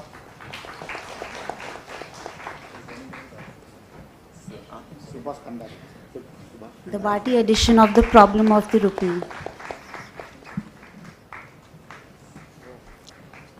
Shri Ravindra Kulkarni, sir. Shri Sunil Zode, sir. And Dr. Manisha Karne, ma'am.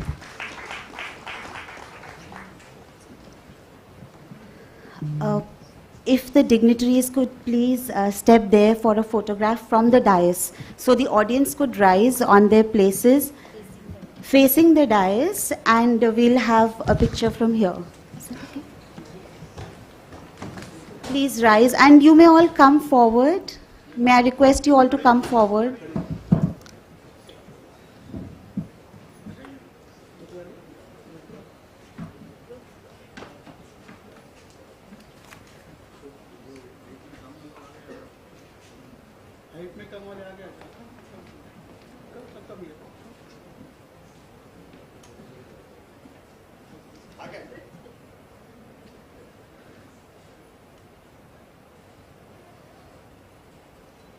Ready? Yes. Smile. Excuse me. Broad smile also. Broad smile. Yes. Happy. Yeah. Yes. Ready.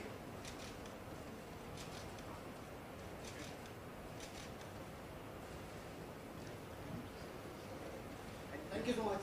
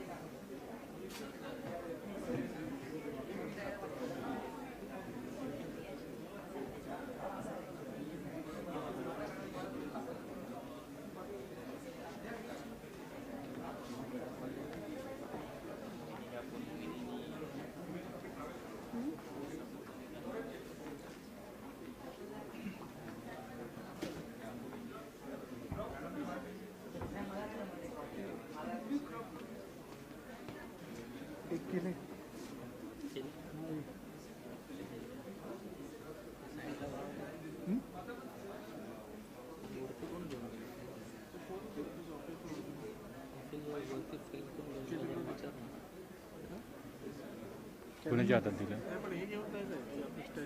Statue पण घरूच नाही, तो पण लिहून गाडीमध्ये काय वेळात घालशील का साल्या? त्याचा त्याचा केबिन पाठव, मला पाहिजे काय, तुला पाहिजे तुझ्या घरी दे.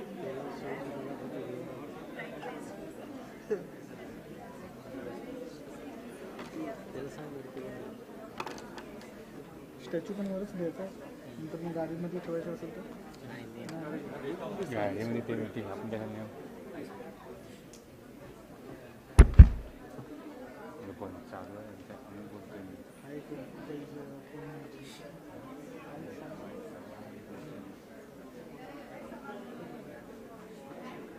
अरे काय करतोय काय उचलतं, आणि ते फ्रेम कोण घेऊन गेला वर? ही पण घेऊन जायची मूर्ती आहे ना, स्टॅच्यू, हा तो पण घेऊन जायचा वरच.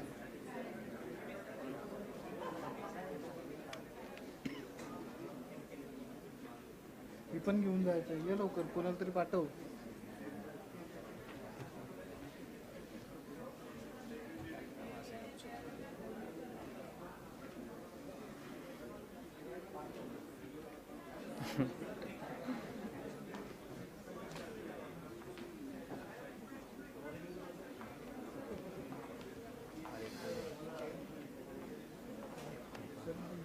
बोलते टाइम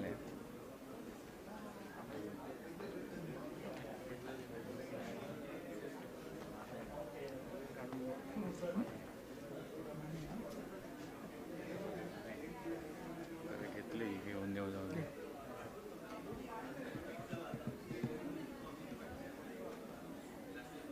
तिकडे बोलवलं.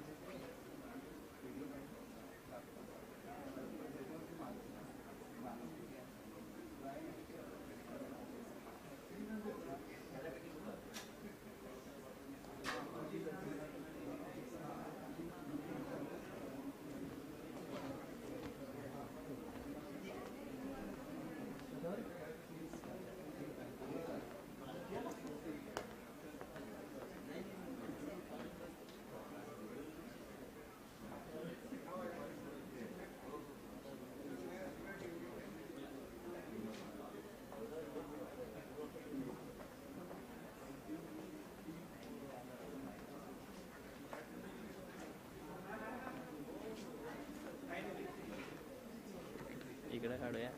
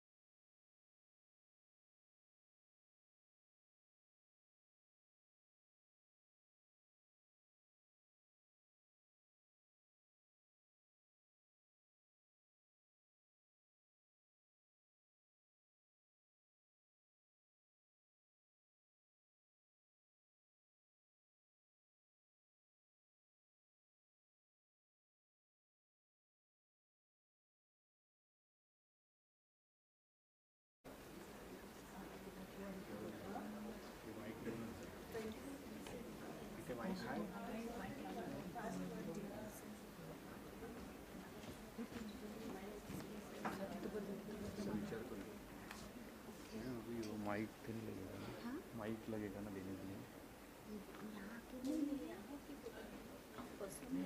कीबोर्ड में रहेगा ना तभी माइक लगेगा ना। हाँ, तो अभी इधर से एक लेके जाओ इधर या इधर ही रहने दो, बाद में जब चालू होगा तब इधर 3 है। तो एक लेके जाओ Gaikwad is coming, this is Kulkarni, and then Kshitij is there. और बाकी लोग कौन थे आपके पास?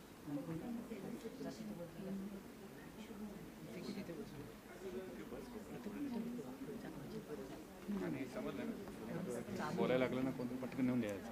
किव्याने चालू झालं ना, किव्याने चालू झालं ना तर कोण बोलत नाही. नाही पण वेळ आहे ना, आणि ते पण तू म्हणजे धारमध्ये ते पण झालं तर होईल, बाईक घेऊन जा झालं तर होईल, तर नाही होणार.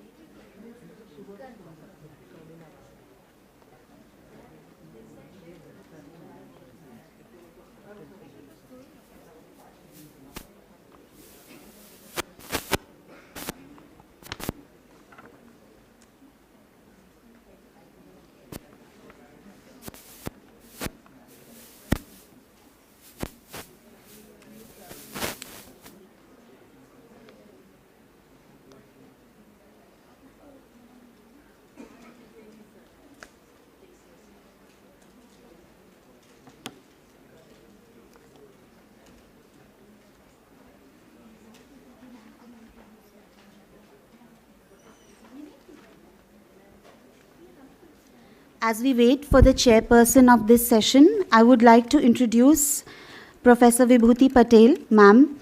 Ma'am is a renowned economist and academician with extensive expertise in women's studies and gender economics.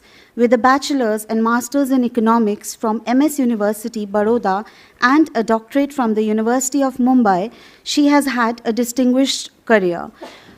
Ma'am has held prominent positions at institutions like SNDT Women's University and Tata Institute of Social Sciences, where she served as professor and head of the economics department.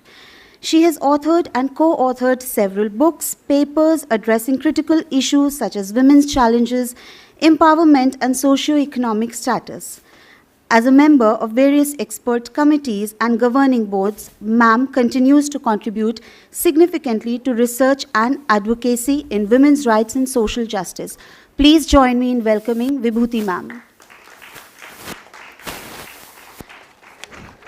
I would now like to introduce Professor Kote sir. Sir is an esteemed academic and prolific researcher in the field of economics with a PhD from the Mumbai School of Economics and Public Policy, University of Mumbai. A robust portfolio spanning over 2 years, Professor Kote brings unparalleled expertise to noteworthy courses in economics, including economics of services, transportation economics. Sir's scholarly contributions, particularly in service, sector dynamics, and labor market inequalities, have garnered international recognition. As a revered professor and associate editor of the Indian Economic Journal, Sir exemplifies dedication to advancing economic discourses and nurturing academic excellence. I would also like to introduce Professor Gaikwad, sir. He brings a wealth of experience and expertise to his role as in-charge registrar and director of the Department of Lifelong Learning and Extension at the University of Mumbai. With a Fulbright postdoctoral fellowship and a postdoctorate from the University of Florida, he specializes in Dalit literature, African American literature, and comparative literature. Sir's scholarly contributions include numerous research papers, 5 volumes of English literature, and he has translated the classic Marathi novel Fakira by Anna Bhau Sathe into English, published by Penguin Publications in 2021. He has convened several international conferences, delivered speeches at prestigious institutions worldwide, showcasing his global impact in academia. Additionally, as director of the Sahitya Ratna Anna Bhau Sathe Study Center and a member of esteemed academic and cultural bodies, Sir continues to contribute significantly to literature and research. Also, I would like to introduce Dr. Sri Ranjan Aute sir.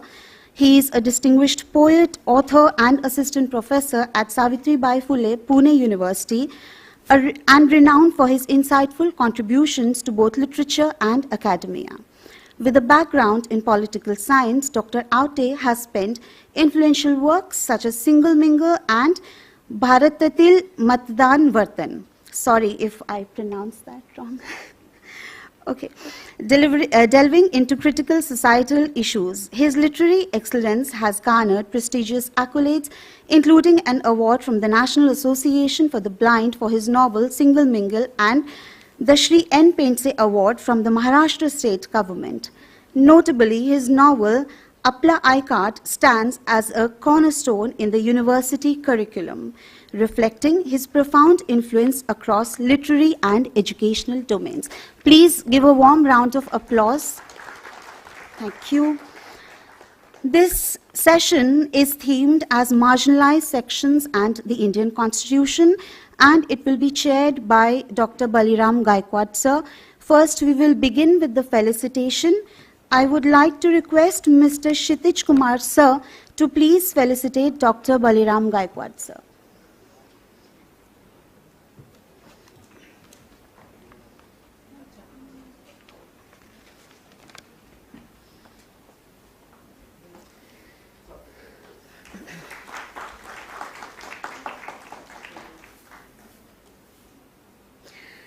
I would now like to request Ms. Mohini Shetty ma'am to kindly felicitate Dr. Sri Ranjan Aute sir.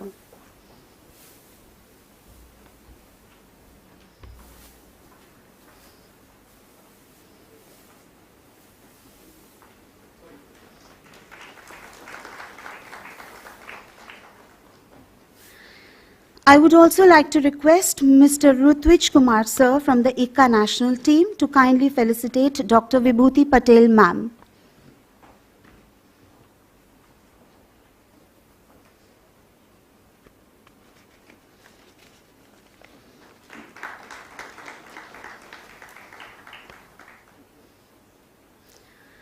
I would also like to request Ms. Elvin Gonsalves from the ICCAA national team to please felicitate Professor Kote sir.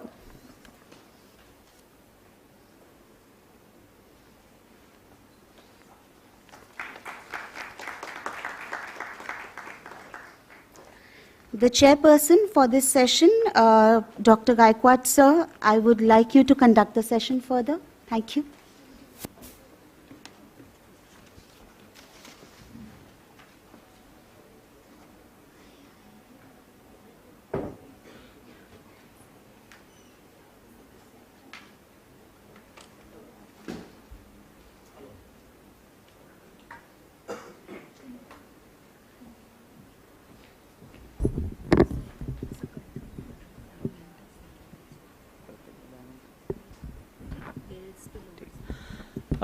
Very good afternoon to all of you. Sarvanna Maharashtra Dinaच्या खूप खूप शुभेच्छा. Beginning with the first technical session today, it's my extreme privilege and honor to be here at this particular stage and to chair the first session. Considering the time limit also, we will definitely try to finish this session well within the time. And to all the paper presenters, 3 of them today, I request all of them to present their presentations, their ideas about the relevant topic today. For each presenter, there will be 7 minutes presentation and then quick question answers if required. May I request Dr. Vibhuti Patel ma'am to please go ahead with her presentation in 7 minutes. Thank you.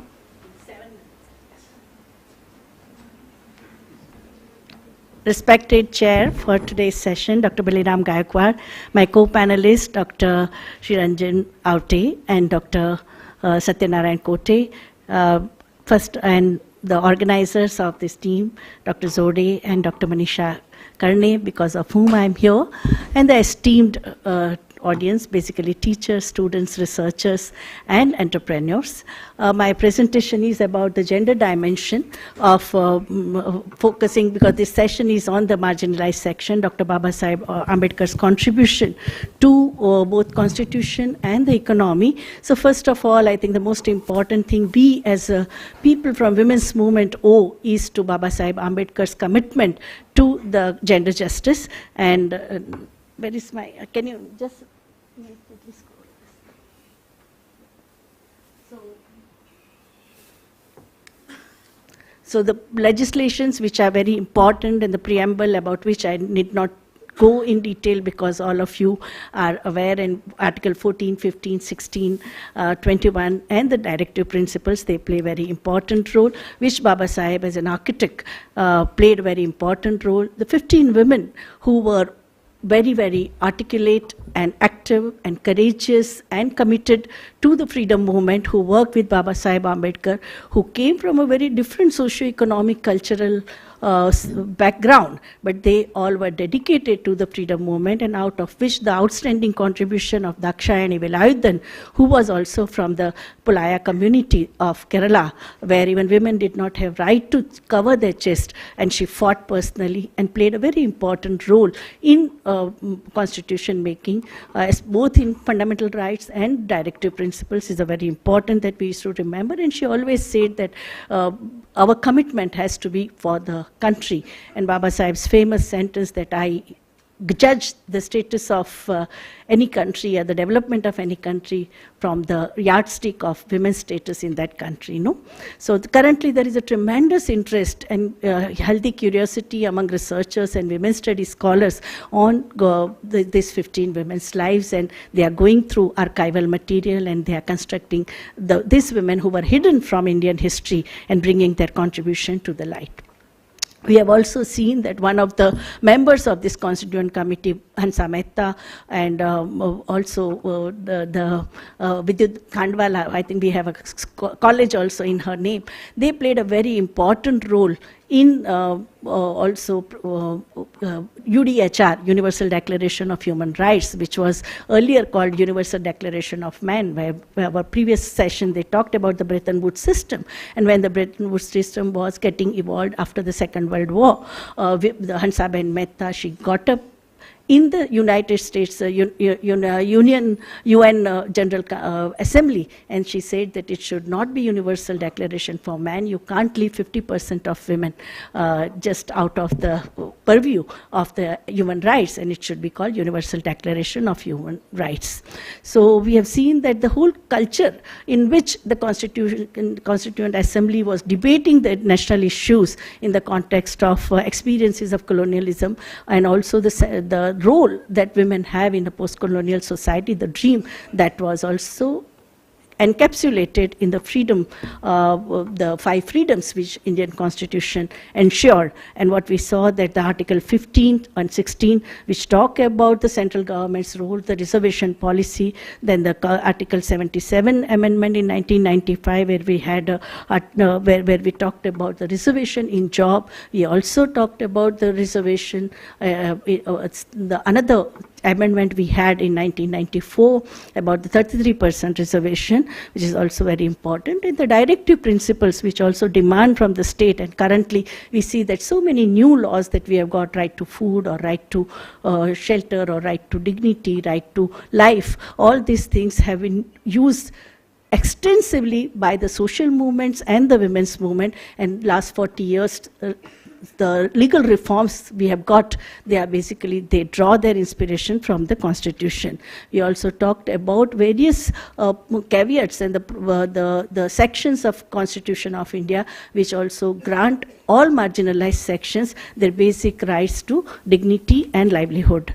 We also see about the whole thing about the atrocities, Anti-Atrocities Act, any form of undignified and violent behavior against scheduled caste and scheduled tribe. That is also a punishable offense, and that has played a very important role in bringing the accused or bringing the violators or the perpetrators of violence to the book. We the most revolutionary contribution of Babasaheb Ambedkar was regarding working women's rights, and when he talked about that he did way back in the 1930s, where he talked about the equal pay for equal work, when he visited the mine area and he saw women working in underground mining. So this concept he evolved way back in 1930, and now we have seen that we got this as a law in 1976 when India signed the Charter on Equality, Development and Peace during the 1975. He also supported Maternity Benefits Act, and now we have also expanded the scope of this act by increasing the leave. Women's movement in India, right from 1975 till now, first gathering was in the city of Pune in 1972. Till now, we have seen whatever reforms we have had, both in terms of legislative reforms, in terms of the rulings of different state governments, and some of the policies which have played a pivotal role.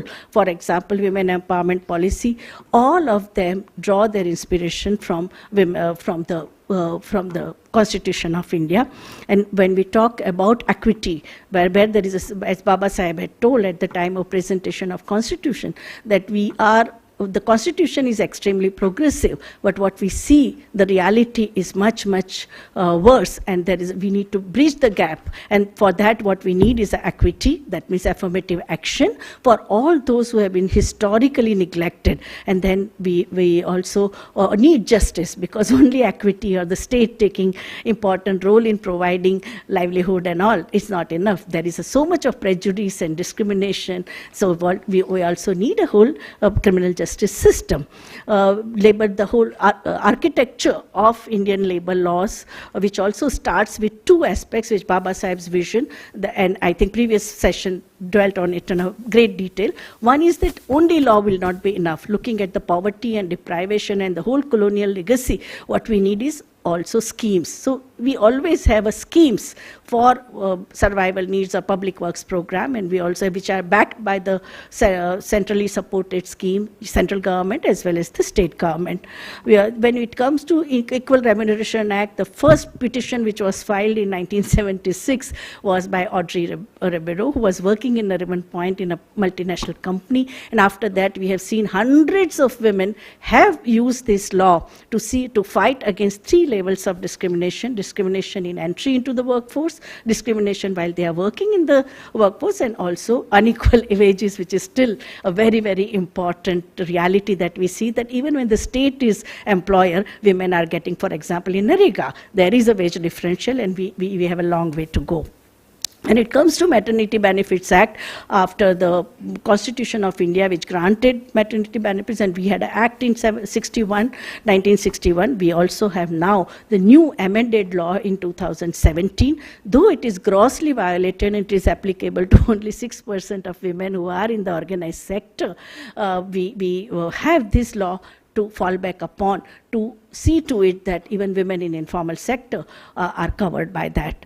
When it comes to women-specific provisions in the labor laws, whether it's a factories law or an Interstate Migration Act, and there's now a lot of revision has been happening because of the active support of and active work of the women's movement.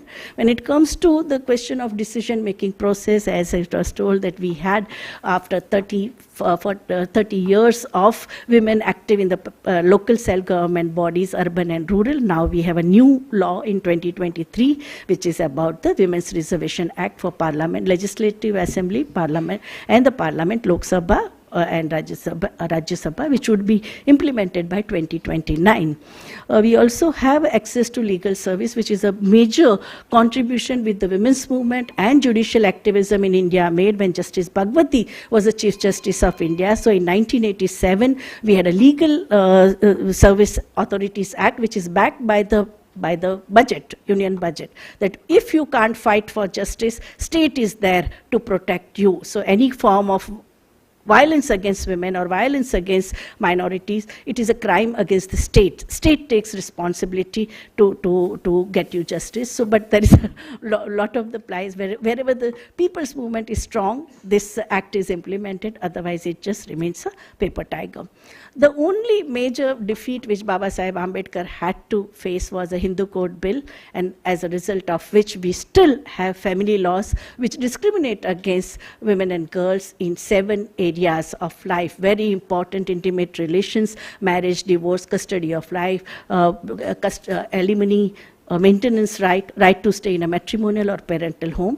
We have 30,000 customary laws which also differentiate women from different groups, and we have seen increasing number of individual women who have challenged discriminatory aspects of the family laws within Hindu, Muslim, Sikh, Parsi, and other tribal groups, and still there are so many hundreds of cases are pending in the Sessions Court, High Court, and Supreme Court of India. It is a 1 step forward, 2 step backward kind of a situation. So this is the one task which Babasaheb has asked us in the women's movement to collectively fight for the gender justice.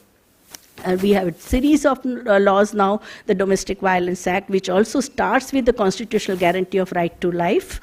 And we also have a women empowerment policy unanimously passed by Indian Parliament in 2001, which also is philosophically rooted in Constitution of India with 4 aspects of welfare, access, conscience, and participation. And we had a right to life also was used in case of our organization filed a public interest litigation in 1994, and we got this PCPNDT Act, Preconception and Prenatal Diagnostic Techniques Act in 2002, where elimination of daughters by using sex determination and sex-based selection is criminalized by the Indian state.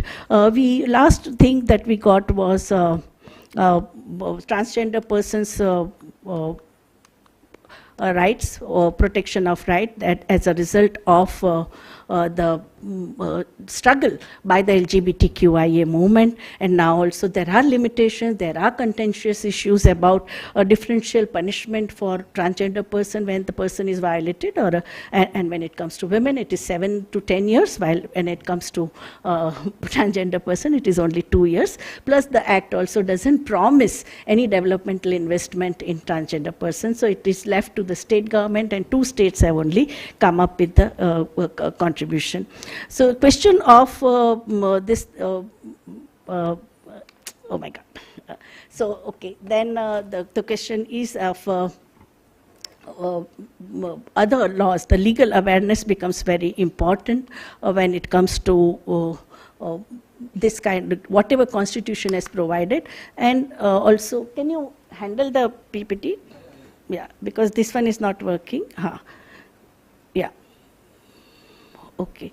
So the women-specific provisions, and now when it comes to the economic issues, we can also say that some of the new challenges that we are facing in the current situation is about in the post-COVID period, where trafficking of women, trafficking for marriage, trafficking, child labor, women and girls and marginalized sections being thrown out of school because of non-availability of digital technology, and child labor. I think these are the new challenges we are facing, which we have to take concerted effort. We have to make concerted effort to fight against. Violence against women has become a very important global reality in our country also. The incidences of violence have increased tenfold after the pandemic, and that's why we have to fight for the dignity and the bodily integrity of those who are violated. And some of the important issues like Babasaheb Ambedkar's idea of affirmative justice and affirmative action, we see reflected in our economic policies also, in terms of reservation, in terms of flexible work. Now we are also talking from work from home or the cluster approach. You don't, if people are from marginalized section, you don't recruit them in 1 or 2, you recruit them in cluster, so that they can also lobby and they can also have a critical minimum to voice their concerns. And the gender responsive budgeting, very, very important to bridge the gap in 5 crucial areas of education, health, capacity, decision-making power, combating violence, and also employment. So these are some of the new creative way of interpreting Babasaheb Ambedkar's thoughts in Indian praxis. When it comes to Millennium Development Goal and Sustainable Development Goal also, we have a commitment, but still we have a long way to go.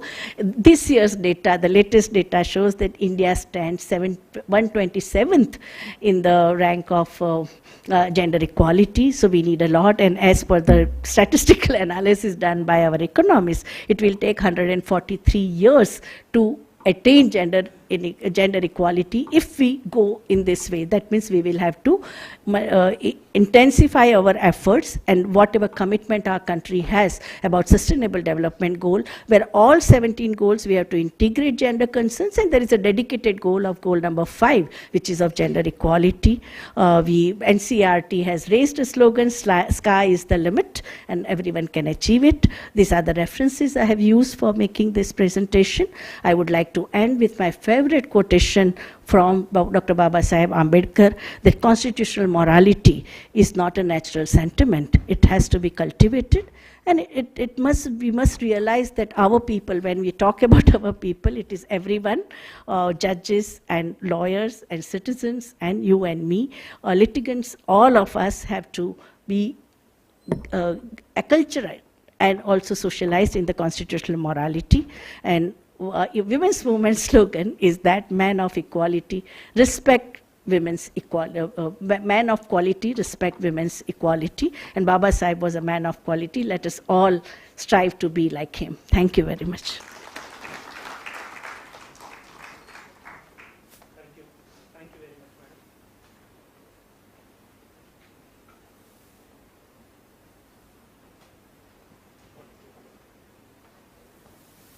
Thank you very much, madam. Now I request Dr. Suranjan Aute sir to make his presentation, please.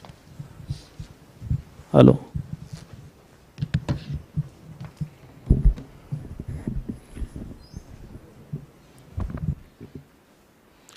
Good afternoon.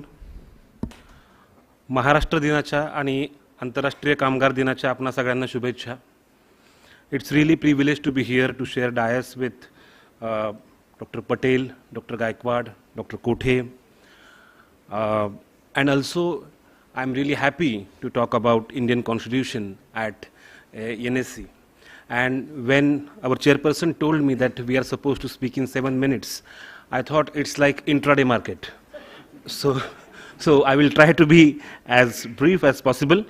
Karne ma'am told me to talk about inclusive processes and constitution.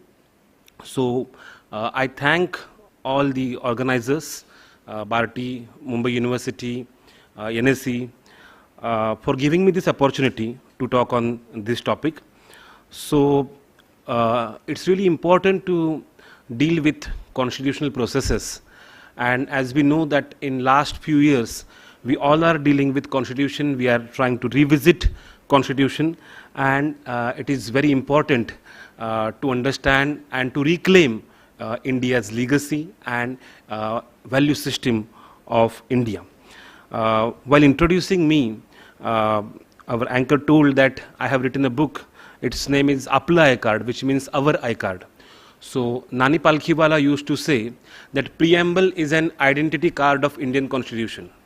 So when I read that statement, I thought that Constitution itself is our I-Card, and I always feel that preamble is like GPS of our country, that where country should head, where country should go. So like that lady tells us that turn right, turn left. Similarly, this preamble tells all of us that what is way ahead, kind of our future map, and also it is our collective dream. So while dealing with constitution and inclusive processes, I will be mainly talking about 3 things. Number 1, working of Constituent Assembly. Number 2, unprecedented initiative of Constituent Assembly by circulating our draft of Constitution to public. And lastly, People's Constitution. So I will be talking about 3 things. And firstly, I will tell what is my fundamental argument. My fundamental argument, again, as we are in NSC, I would like to say that we all are stakeholders of this nation, of this constitution. So, and if we all are stakeholders, then we have to understand what were those processes which make all of us, capable of being part of this great republic. So, it is always said that this constitution is drafted by few elites. So there is elite consensus, elite conscience, and it has little to do with general public. So that's not true. So the fundamental first thing is working of our Constituent Assembly. This Constituent Assembly, of course, it was not that representative that it will represent each and every section at that point of time. But of course, our constitution makers, they attempted that it would be all inclusive. So on two parameters, representation and on the parameter of deliberative democracy, our constitution, the process of constitution making was, all inclusive. Dr. Babasaheb Ambedkar, Jaipal Singh Munda, Dakshayani Velayudhan, as Patel ma'am mentioned her name, and Maulana Azad. So I am just taking 4 cases. So we all know, needless to say, about Dr. Babasaheb Ambedkar's contribution to Constituent Assembly and working of drafting committee. But we always associate his work only with affirmative action. But his, he contributed to many other things. So his contribution and all these members of Constituent Assembly are not just, their representation was not titular one. It was substantive representation. So nowadays we know that there is just, for namesake, there are people from different communities, but there is no substantive representation. So even Jaipal Singh Munda, who actually challenged the prevalent notions of Constituent Assembly, he said that we know what is the meaning of democracy. So please don't try to impose your mainstream, your mainstream notions on us, that this is the kind of model of democracy you want to impose on us. And he said that how democracy is practiced in tribal belts. So it was really interesting to revisit what Jaipal Singh Munda did, along with this Maulana Azad. And even some members of Muslim League, they stayed in Indian Constituent Assembly. They did not go to Pakistan. So his work regarding education, there were 15 women members in Constituent Assembly. And Achyut Chetan, he wrote a very interesting book, Founding Mothers of Indian Republic. So in this book, he actually assessed the role of all these women members. And all members actually, even one of the members, she said in UN Assembly that the first article was that all men are equal, where she said that no, all human beings are equal. I think Hansa Mehta was there. And so this is, phenomenal contribution of our constitution makers. So we all know about debates and deliberation. There are volumes about that. So number one, this process was much more democratic. And on the basis of representation, it was fairly, one can say that if there were not representatives of all communities, but the interests of all communities were protected by our members of Constituent Assembly.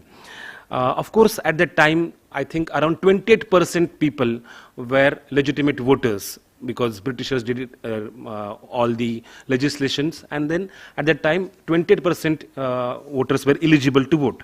So all those limitations were there. Despite that, our Constituent Assembly did very interesting thing, very unprecedented thing, which is highlighted by Israel professor Ornit Shani in her book, How India Became Democratic. And where she interestingly tells us that this draft was circulated among public, and suggestions, comments were invited. So on 22nd November 1946, even before it was made public, Mr. Inder Lal, a retired official from Saharanpur, from United Provinces, he sent 55 pages document to the Secretary of Constituent Assembly, the basic principles of Indian Constitution, and he wrote that what should be our future Constitution. Similarly, there are very interesting aspects of this. Another document was by Mr. Oak, where he was talking about the social structure of India and power of legislation. Again, there were many communities who actually asked that certain provisions should be there in our constitution. One person, he said that just because I am a common man, Constituent Assembly should not reject my amendments, should not reject my suggestions. And then for all those people, our Constituent Assembly gave acknowledgement. And further, he actually replied to Constituent Assembly, I feel that I have to offer to the House and through the House to the country something for the welfare of my countryman. I should take part in the deliberation of the Constituent Assembly and explain the urgency and importance of the whole or any of the points mentioned briefly in the Constitution, what he was referring to. So it was really interesting that people were eager to enter Constituent Assembly and they wanted to say whatever their suggestions were. And ultimately, some communities, for example, All India Gurkha League Dilberg branch, they actually asked for status of minority. All India Kashyap Rajput Mahasabha wrote to Rajendra Prasad that our community is backward minority in India, educationally, economically, politically and socially, though its number ranges between 50 and 60 million, spread all over the length and breadth of India. Again, Vanaikula Kshatriyas from Madras, Tea Garden tribes from Assam, all were taking part in the process of Constituent Assembly. And finally, the President of Assembly, Prasad, appointed 3 of the petitioners for a seat of advisory committee. Seth Chogmal Chopra, who wrote on the behalf of Jains, Abdul Khayyam Ansari from the All India Movement Conference, and Yam Rutnaswamy, who was proposed by the Catholic Union of India. So not only just they presented, Rajendra Prasad actually appointed them on advisory committee. So this is very less explored area. And at the same time, there were advertisements. Interestingly, this draft of our constitution, that copy was of rupee 1. And there was guide on draft of Indian constitution. This was published in Hindustan Times. That just out, a guide to Constituent Assembly. So there were discussions, and even there are letters to the editors. That's what we read today, but even in 1948-49, there was discussion about this, and I really find it very interesting that a few members could reach to advisory committee. So this was second part, that how our process was more inclusive. And lastly, a people's constitution. This is a new book by Rohit Dey, who actually challenges this prevalent notion that this is a document of few elites. And he has given multiple examples what happened after independence. So right from Parsi journalist contestation to alcohol prohibition laws, or Marwari traders challenge to commodity laws, Muslim butchers petition against cow protection laws, or sex workers battle regarding their profession. There are a number of cases, and he says that how people want to associate with the constitutional processes. And there is a recent book by Gautam Bhatia, who talks about how different laws actually came into existence because of movements. So he actually highlighted transformative aspect of Indian constitution. And we all know that our constitution is a live document.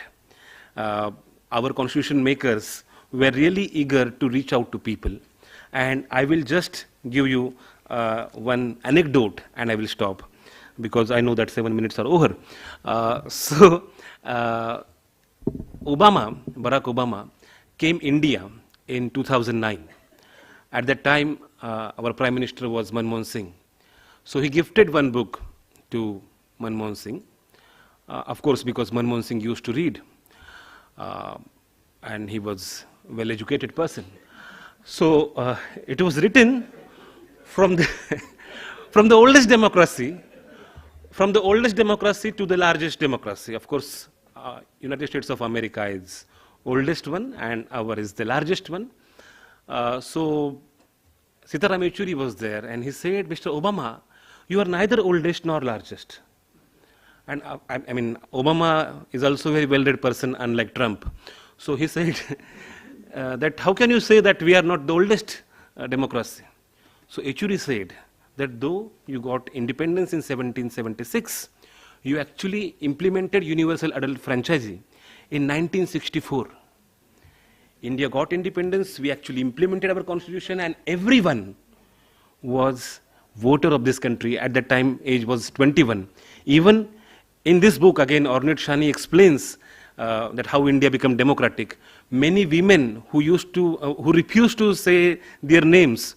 So in the first voter list, there are names like this: Sri Ranjan Aute's sister or someone's wife, but they tried to include each and every person in the Constituent Assembly. Even Rajendra Prasad went to Jawaharlal Nehru and said that there are some transgenders. Even today we don't speak about transgenders. There is some sort of taboo about it. And Nehru said, what about sexual orientation? I mean, it's of no use.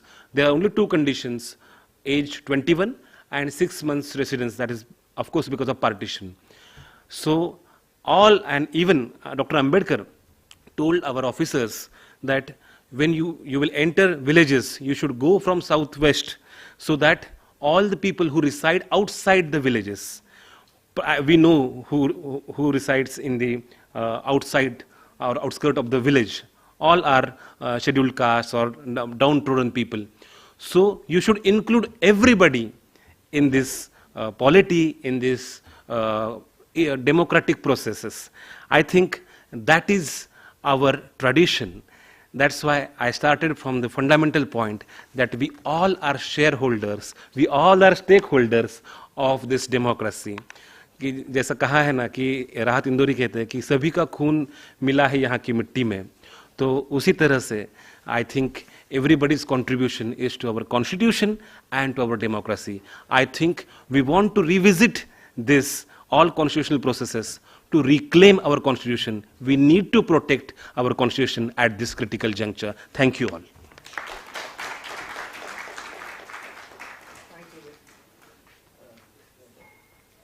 Thank you very much for a beautiful presentation, Dr. Sri Ranjan Aute sir. Now I invite Dr. Satyanarayan Kothe sir to make his presentation. Needless to say, in 7 minutes.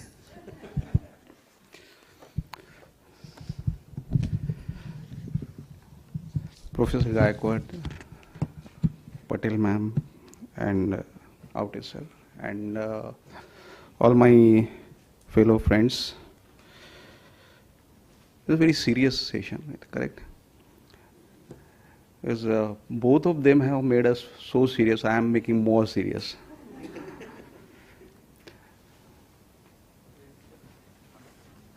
Yeah, thank you.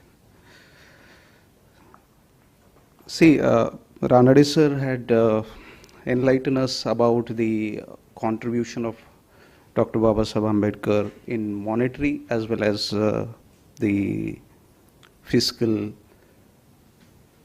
aspects of the economics. I'm going to touch upon some of the aspects related to monetary, labor, and social at some extent. See, we know Bara Balutidas, and when I read Baluta by Daya Pawar, then I realized the rigor of these social inequalities. Many of the urban people may not be knowing what is Bara Baluta. There are artisans' manuals in the villages to run the village system in self-sufficient way. Though this was a system well accepted, adopted by all masses in the villages, well, where there were rationals, and what was about this Bara Balutidars? It was barter system. But when I say it's a barter system, there was no computation in economics. We have productivity and the wages according to the productivity, but there was no such aspect taken care of in the 12 balutedars. So I wanted to know whether this 12 balutedars, the barter system, what it is and why it exists, and then how it gradually affected the people in the villages. So my presentation, it starts with the rationale, whether barter system was well needed. But when I go into the history, then I realize that the coins were there. The medium of exchange was well existed. But then why the barter system? Even from the Jatakas, I came to know that the 500 houses equal to 1 rice. So the barter system was well existed, and we don't know how it evolved. What were the rationales behind this? To run the self-sufficient villages may be the rationale. But gradually the monetary system got evolved. As Ranade sir said, it was well written in Problem of Rupee by Dr. Babasaheb Ambedkar. It is not cited here, but it is there. So it's a monetary aspect, that how the 12 balutedars are related to the monetary aspects. And there are many studies which had talked about the money exchange value and the existing structures in India, right? Rayatwari, Mahalwari, and the 12 balutedari, Alutedari also. So the evolution had been there. That's a food money. So food money was also something like, I remember when I was a child, and my uncle used to collect the 25 pendis of jowar, which is the remuneration for the entire year what he had maintained the equipments and manufactured the equipments. So I used to ask him, why pendis, why not the currency, why not even if it is food, then why not it is harvested food? So you see, he said, we never question it. Shikka sanghatitva sangharsha kara. They never knew it, that we can ask for. So the food money well existed in the 12 balutedari system. There are many studies which had accorded it. And then when I was studying services, when the structural shift in employment, how it takes place in the economy, and the labor shifts from agriculture to manufacture, manufacture to services.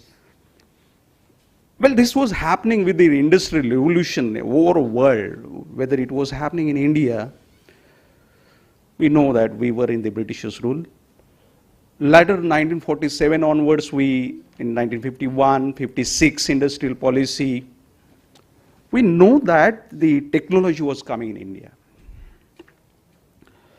So the technological progress was taking place, and we know that there was a we can say concern about end of work, and there were many studies which had done their research in India as well as abroad. Then when I was just studying development economics, Schumpeter, and read job creation because of the innovation, but at the same time some of the studies were, including Schumpeter himself, was talking about the job destruction. We never thought of this, that this is a simple exploration of the job creation one side because of the innovation and technological changes, at the same time job destruction. See, this was happening in 1934, then Foster 2001 recently did this exploration for the European nations, not for India. And then when I gone into the details, what was happening in India, the industrial revolution was happening in Europe, In India, we started with the industrial policy in 1956. 1952, we started first textile industry. The winkers were very part of the village system. They got absorbed because of there was no need of education in the textile industry.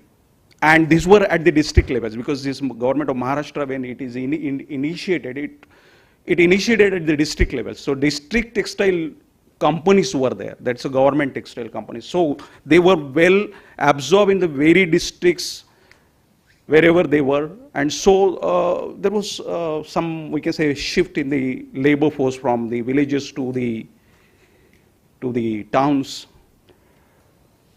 But when I go with some other caste, like Kumbhars, they never knew what is happening with their livelihoods, because this was gradually happening. See, the technological change which Schumpeter suggested was at a point of time. The technological change and the innovation, as far as this Validatory system was taking place, it was gradually. So no one was knowing that the reskilling is required. The job destruction will take place at a point of time. It was happening very gradually. So these are some examples how Kumbhars got out of the work, and they are now only having some clay water pots work in the villages. Lohas and Sutars, similarly, they lost their jobs gradually. And there was no system to help, because Shika Sangatitva Sangarsha Kara. This is somewhere they were busy all the time. They were busy in the work some or the other way. The shifts were there. The technology was changing. They were evolving themselves. So Lohars, they were in the making of talwars and swords. Then later they evolved in the agriculture equipments. And suddenly, after 1991, everything is gone. So no work to the Lohars. Shambhars, they also did not know that what is taking place and how they will lose their jobs. And this happened very, very slowly. Though they got migrated at the bazar huts and urban areas, they could survive, though the village system did not have the place for them, but urban areas and the bazar huts, they were taken care of. Shimpis, same happened, gradually, slowly.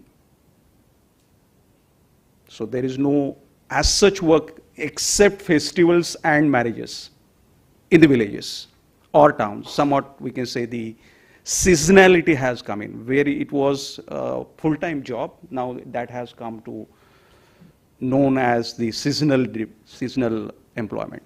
The Nabhiks, they got migrated or got some education, shifted in other jobs, government jobs.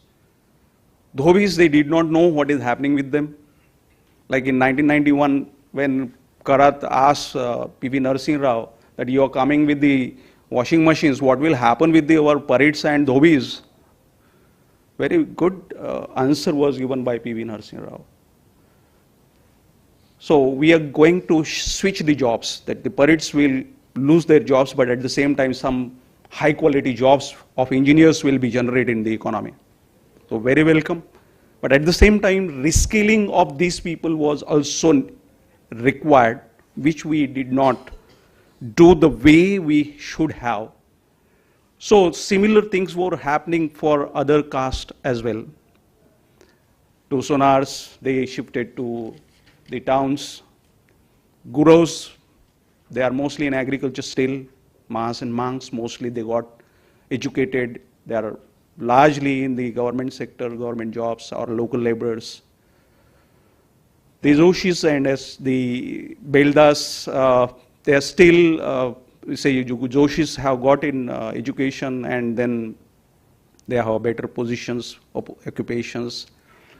Beldas migrated, Bhois still laborers, Kasas migrated to urban areas, Mulanis are still doing the same or shifted to the other occupations. Coolies, that's fishing community, is still doing or shifted to some other related occupations.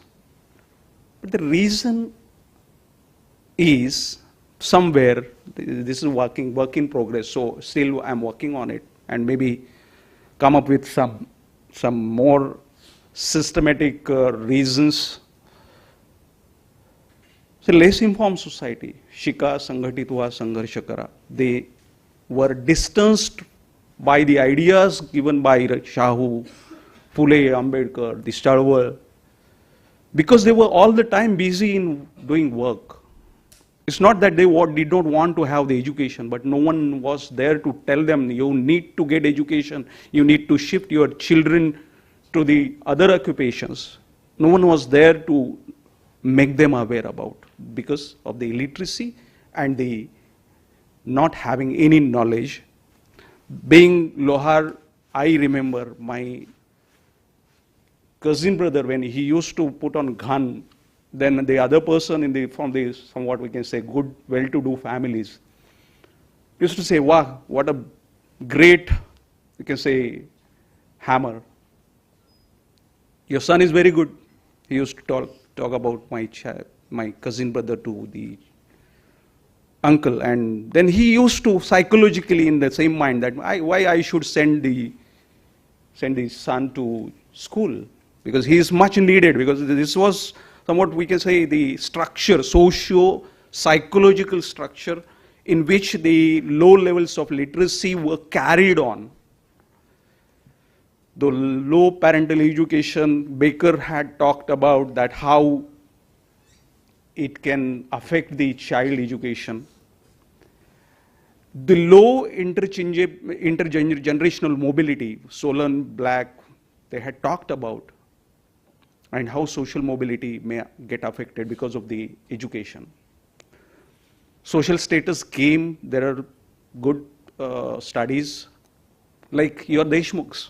The social status is given. You're in village, you're Deshmukh. So you're Deshache Mukhya, you're running the village. That social status also had restricted them to think of social mobility. That's a very important aspect. And some caste experiences continues operation, we know that, and they had come out of because they just flown in the Ambedkarian thoughts, social movement and all that, and they got out of the inequality. Subsistence level living also was one of the reasons. No support from the government for transforming their skills or to get some more capital to inventure. Nothing was there. So what's to be done? Like in United States in 1986, though the revolution, industrial revolution was taking place, the job creation was there, job destruction was there, but the displacement workers survey was also started in 1986. 2-year survey, every 2 years they used to have this type of survey, but India did not have any such survey whether the displacement is taking place. And this is much needed now also, because now almost all Barabaltidas, they have lost their jobs in villages. Socio-economic studies are required on the you can say direction, on the methodologies given by the United Nations and IMF. We are working for Lohas, 13,500 respondent survey we are scheduling for one of my PhD student. I hope we will come up with some insights. Recreation of jobs by reskilling and providing adequate credit was much needed, and still it is needed. Barabaludar producer organization can be thought of. This may work like FPOs. State level reskilling initiative through ITIs may work. See, there are many courses in ITIs, but there are minimum qualifications required. They are not having any level of education, how they can be absorbed to reskilling aspects. So we have to have something like TRISM, in Integrated Rural Development Plan, which started 1991 by P.V. Narasimha Rao and Singh government. Then prioritizing MSME support to Barabaludaras through DICs is much needed. There is need of some, we can say, clustering of these communities. See, they are scattered. They cannot get together, shika, sangatitwa, agitate. They cannot. They are not one. They are cultural, they are, we can say, various, we can say, dimensions which they are living in. Because of these things, they cannot come together. So though they have tried at some level recently to form a Mahasangha and all that, and they are giving the deliberations to the government, I don't know what will work. But what we can do is, we can have some discourse, discussion, some studies, and bring some justice to this class community. Thank you.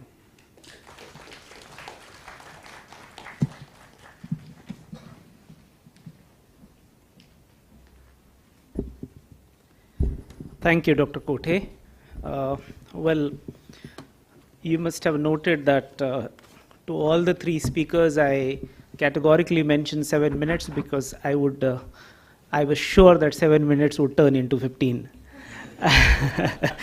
And because all four of us happen to be professors, and we are habitual to have pause only after 50 minutes. So in a way, they all concluded in 15 minutes. So I thank, as the moderator of this particular technical session, I thank them for restricting themselves within 15 minutes. Thank you very much. Apart from just the humor here, this particular conference today is fourth in the series, and I'm extremely delighted to be the part of this, or the fourth program consecutively. Dr. Sunil Ware sir, DG Bharati, Director General Bharati, and Dr. Sunil Zode sir, Chairman ICC. Both the Sunils came on platform and see the kind of magnitude of the program with which this particular national conference is happening. Professor Manisha Karne Madam, the convener of this particular national conference. Our three speakers, esteemed guests this morning, Vice Chancellor Professor Ravindra Kulkarni sir, Vice Chancellor Professor Ajit Ranade sir, and Mr. Ashish Chauhan, MD as well as CEO and of NSE. We have heard all the speeches. Dear friends, colleagues, researchers, everyone here. University of Mumbai and Bharti started with kind of a collaborative efforts in exploring further multi-dimensionalities of the personality of Dr. B.R. Ambedkar, and this is the fourth program that we are doing together. As Dr. Sunil Zode sir also mentioned in his introductory remarks this morning, that exactly a month before we were in London and we had international two-day international conference, and we could understand the amount of presentations, the variety of presentations wherein people come out with different kind of topics. But one thing certainly has happened today is that if you look at the titles of the technical sessions, all the three technical sessions which have been planned today, I must congratulate Dr. Manisha Karne Madam for thinking about the variety of topics. Usually when it comes to, either literature or the personality like Dr. Babasaheb Ambedkar, there are certain kind of routine topics, okay? People do talk about only those. But I see one of the specialities of today's conference is this, that we have very, very highly specialized technical sessions and specialized speakers also. And I'm thrilled with this kind of topics and innovativeness in terms of ideas, in terms of research, because something new we should be in a position to present. And one of the challenges that Dr. Manisha Madam and myself we faced in our last conference for London is that several papers were rejected because of the repetition and also lacking some of the areas by, of course, by LSE. So over here we have this kind of a newness, and I see that when this particular technical session has been titled as Marginalized Sections and Indian Constitution, I mean, it's certainly a very new area. If you look at the three presentations, so meticulously, thoughtfully, with a profundity of thought, this has been scheduled. And you see the kind of first presentation which was made by Dr. Vibhuti Patel Madam, Head Department of Economics, SNDT University. She brought into the entire gamut of ideas like women in Constitutional Assembly. I mean, Constituent Assembly is one part that we all have studied, but even I personally did not ever look at this particular one aspect, that the contribution of women in the formation of Constituent Assembly and further their role also. So it was so detailed, researched paper presentation by Madam. She also brought in constitution making as well as SC/ST atrocities, SC/ST Act, and how the working women's rights. I mean, these days more often these kind of programs are there, but our women folk really need to know how Indian Constitution has given entire panorama of the opportunities for all of us, including women. And the paper also talked about women's rights movement, and human rights is one of the aspects which is always looked into isolation, but how Indian Constitution itself has created a kind of a we say parachute entry for all of these human rights that also need to be studied further. Women empowerment policy, and also the very recently in the news and a lot of discussions in conferences and seminars, that's about the transgenders issues. I think all of these variety of issues towards which very serious thought processing has been done, and that's how these all issues have been incorporated, have been dealt, and also given justice in the form of Indian Constitution. And Dr. Vibhuti Patel Madam has discussed and elaborated over all of this. Thank you very much, Madam, for a beautiful presentation and very thought-provoking. The second presentation, Dr. Sri Ranjan Avte, that we just communicated for a minute before his presentation. And I personally noted some of the references that he mentioned about, because one thing what we need to always be as a researcher, as paper presenters, as a scholar, is that acknowledgement of some of the things, particularly in research when we present. The acknowledgement is extremely important, and keeping ourselves always updated is extremely important equally. So I could see several latest references that Dr. Avte mentioned about, and he also pondered over the inclusive process and how the Constitution imbibed the inclusivity process. He also spoke about, impressed with the sentence wherein he said Indian Constitution is the GPS for Indian growth and India as a country. Very beautifully done too. Sustainable, he also talked about the substantive representation. I think this is the one term that we all are really talking about, and our common, collective, conscious, and the struggle is for the representation which has to be substantive. Entire struggle of Dr. B.R. Ambedkar, socio-political struggle, if we see, he fought about the substantive representation of all. And so that was also the part of the second presentation. When we heard Dr. Satyanarayan Kote sir, wherein he talked about the Bara Balutidars, and the important point is he connected what is Bara Balutidari system to the present situation, wherein in present time, how the people are losing jobs, and some of the political connotations also he gave, in which how the role of the government is in order to, wherever there are destructions of the job, how the creation of the job opportunities equally, parallelly is happening. So that kind of a panoramic picture that Dr. Satyanarayan Kote tried to give, and it was really very innovative as well as vivid presentations each presenters made today. I must congratulate all the speakers, the paper presenters, all the future paper presenters for the next technical sessions. And as I mentioned, this is the fourth collective program that we are working together. I feel very honored to be the part of this particular conference as the chairman of the technical session. The previous three programs, I was one of the organizers, also worked together very closely with the entire team. and very, very happy to be here. Looking forward to have similar kind of interactions in future also. Considering the time limit, I keep my observations, my studies, and my understanding of Dr. Ambedkar and his gigantic contribution in the making of modern India for some other session. Thank you very much for your patient listening. Thank you very much. Thank you so much, sir, for sharing your views with us. Thank you, Dr. Aute, sir. Thank you, Dr. Vibhuti, ma'am. Thank you, Dr. Kote, sir. And with the permission of the chair, may I close this session. Guests are requested to please proceed for lunch, and we will reconvene in an hour's time. Thank you.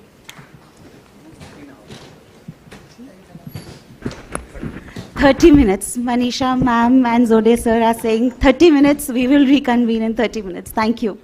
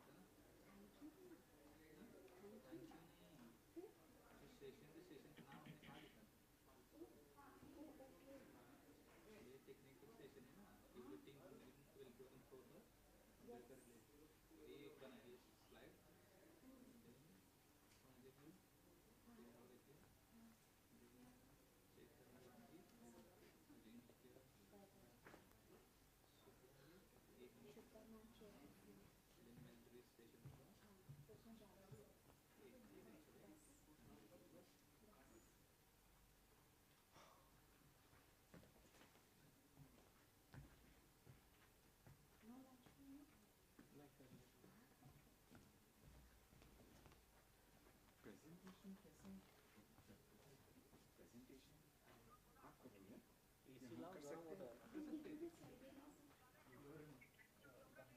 हाँ गांधी मेरा third हाँ just check देख लीजिए sir chair ले लीजिए लीजिए ना sir please बैठिए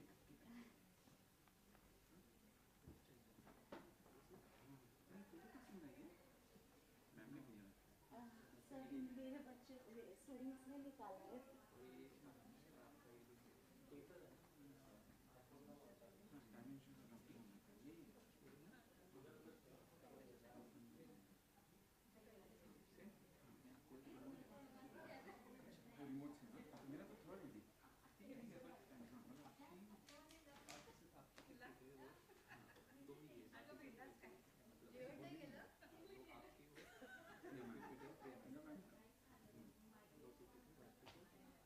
तो थर्ड में थी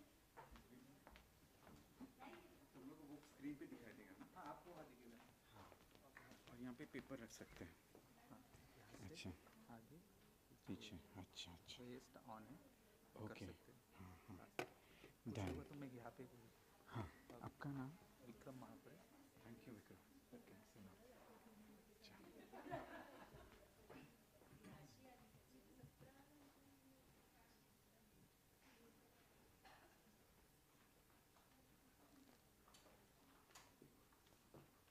Chimna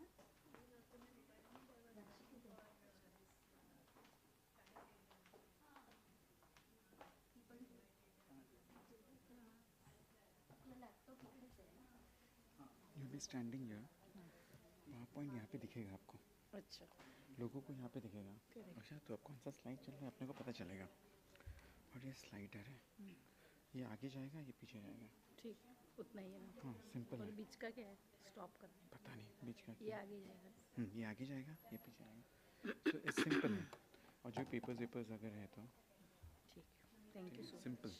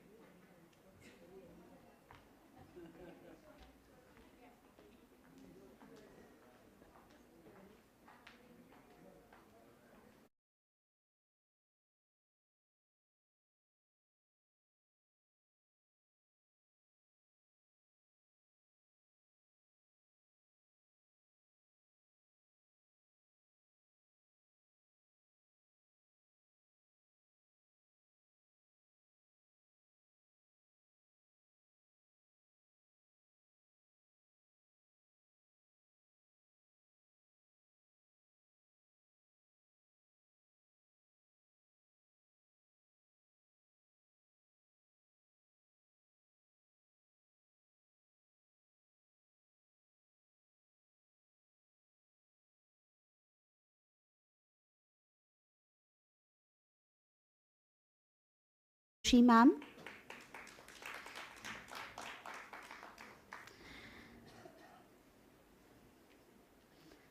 Dr. Sonali Vakharde ma'am. Please, audience, can we have a warm applause? Professor Priya Vaidya ma'am. Dr. Ajinkya Gaikwad sir. And Dr. Chetan Gandhi sir.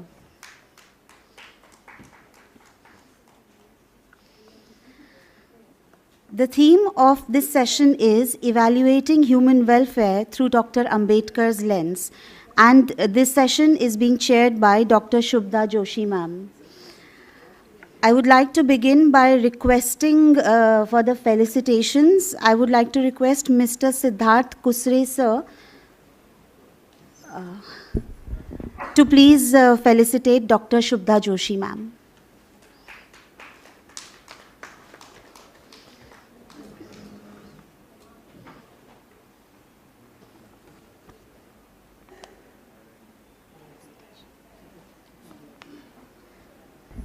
Mohini ma'am for the felicitation.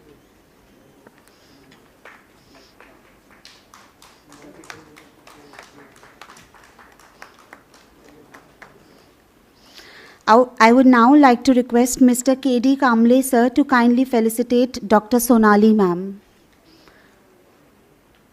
Mr. K.D. Kamble sir. Okay, I would like to request Manisha ma'am to please felicitate Sonali ma'am.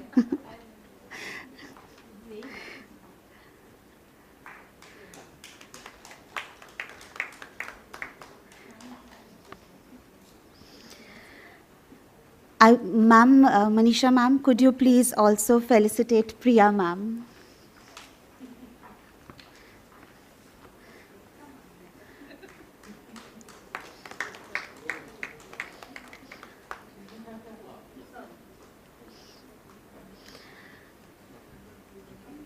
I would like to request Mr. Ramdas Nitnavare sir. Are you here, sir? No. Dr. Pratibha Patil ma'am. Sorry, Dr. Pratibha Gaikwad ma'am.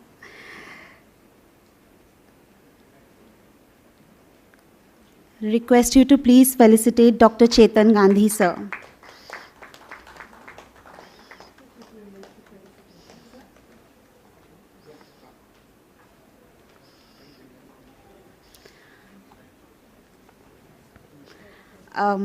I would like to request Manisha ma'am again to please felicitate Dr. Sir, please come. Sir, I would like to request you also to come. Both of you all. Sir, Kote sir, inke saath. Both of you. Dr. Ajinkya Gaikwad, sir, I'm so sorry for this. Thank you so much. Thank you, everyone. Shubhda ma'am, will you please take over as the chairperson to conduct the session? Thank you.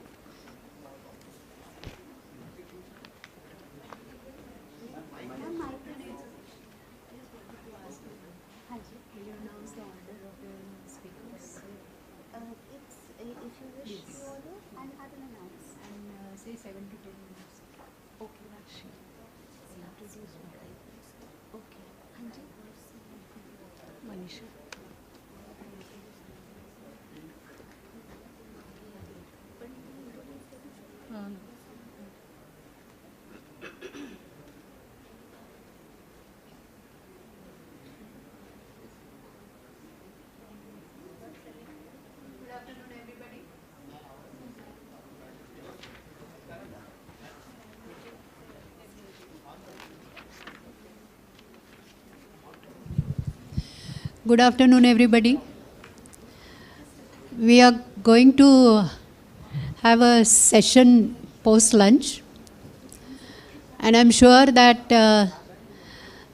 with a very tasty lunch we had, but still will be very alert and awake.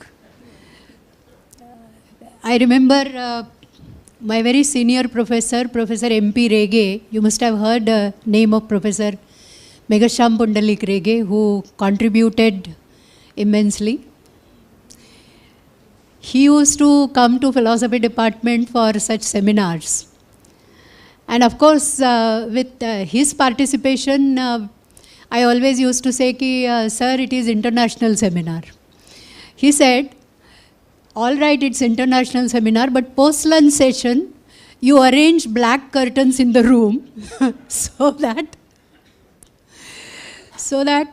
neither the speaker nor the audience will be able to see what the other is doing. Here, it's ample light, and we are all very eager to listen to the panel members who are expert coming from various fields. So I welcome them all.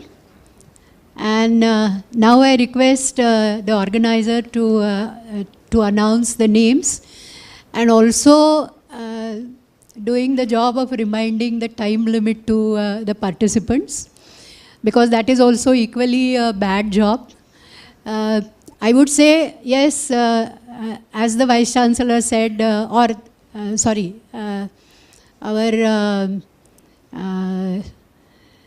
Bombay University Kulapati said that registrar, he said 3 minutes per speaker. And then the speaker used the time. So then he said that I said 3 minutes. I knew that therefore the speaker would end up by 7 minutes or 10 minutes. So I leave it up to the organizer for announcing the time limit. Thank you very much. So ma'am has actually asked me to say 7 to 10 minutes, to request 7 to 10 minutes. So Sonali ma'am, would you please come? Thank you.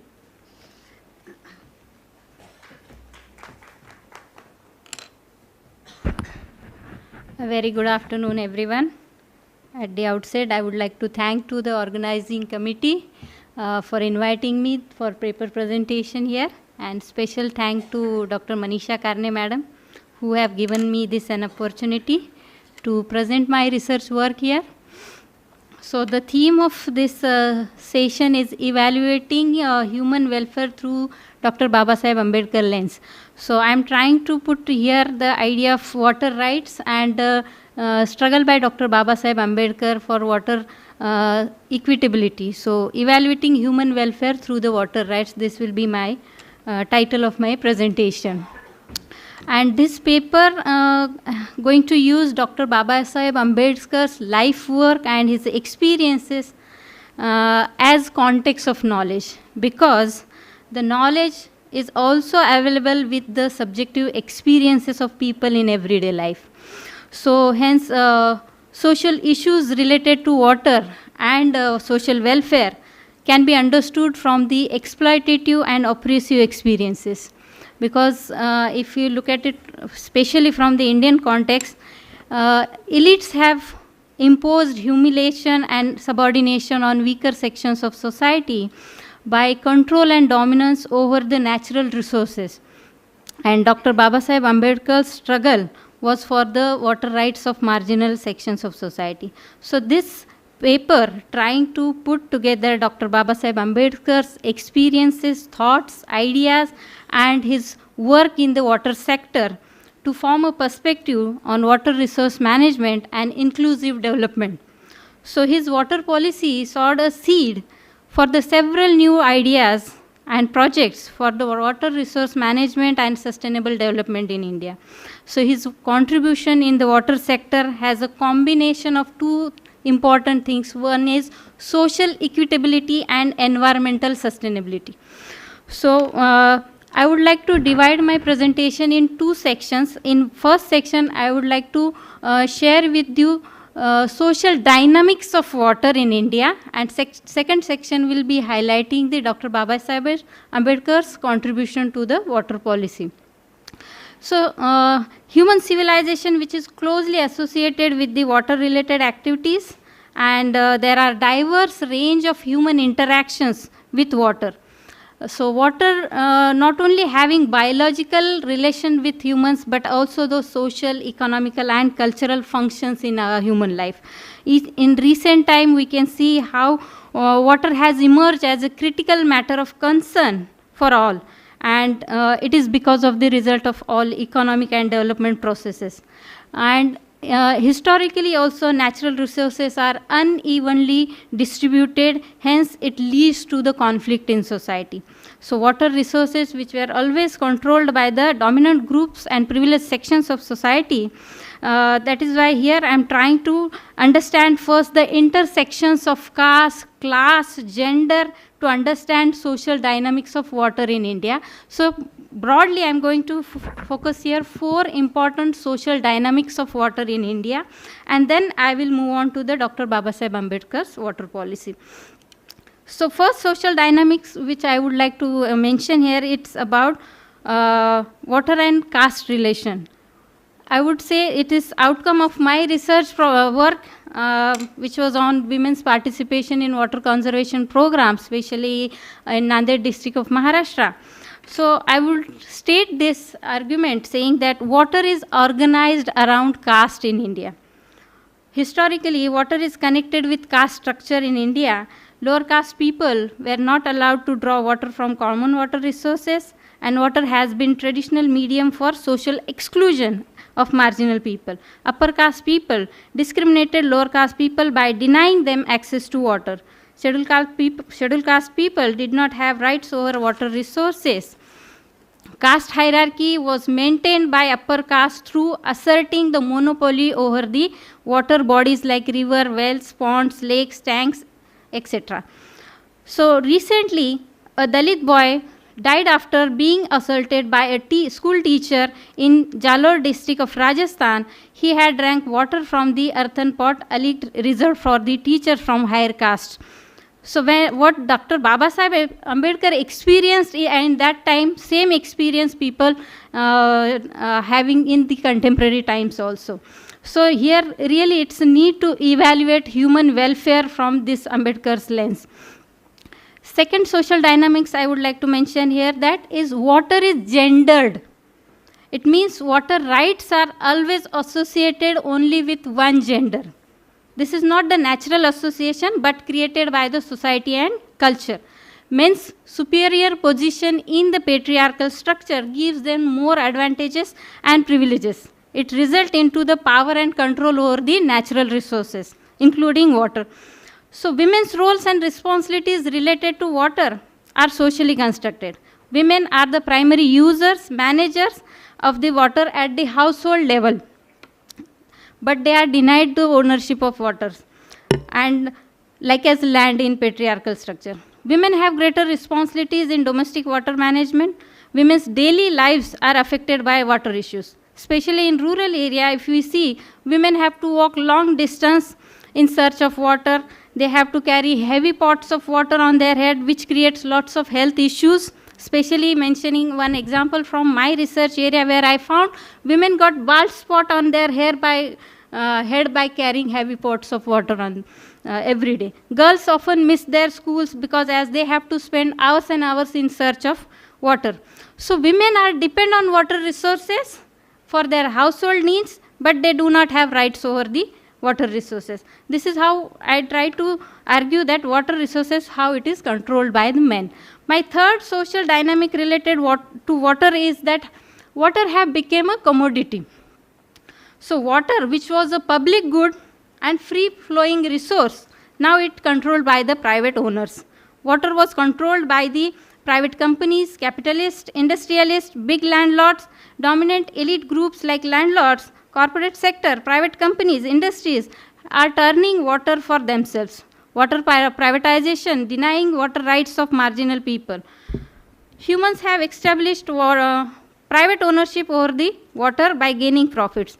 Mentioning one reference from Vandana Shiva, ecofeminist and environmentalist, in her book on globalization, New Wars, Seed, Water and Life Forms. She wrote about the water struggle of local people for their water rights and how they agitated against a private company. So a private soft drink company in Plachimada district of Kerala grabbed the water from the local people and made water a commercial property for sale. This created water scarcity at the local level and people became victim of water privatization. Hence, they struggled for their water rights and demanded to closing down the company. Now the company have moved from that place, but such companies are still working everywhere in the world, which affecting on the environment and the local people's water rights. When the women were struggling to close down this company, one of the women from that struggle, Malamma, she said that when you are drinking Coke, you are drinking our blood.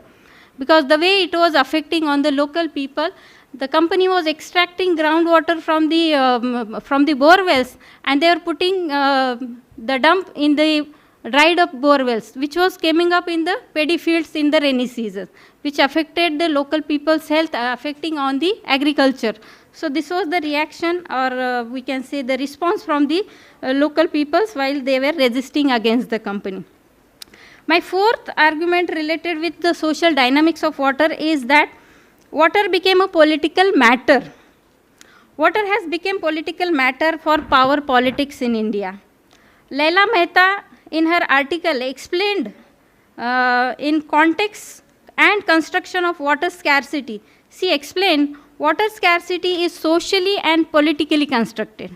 Water scarcity is manufactured through the political and policy processes.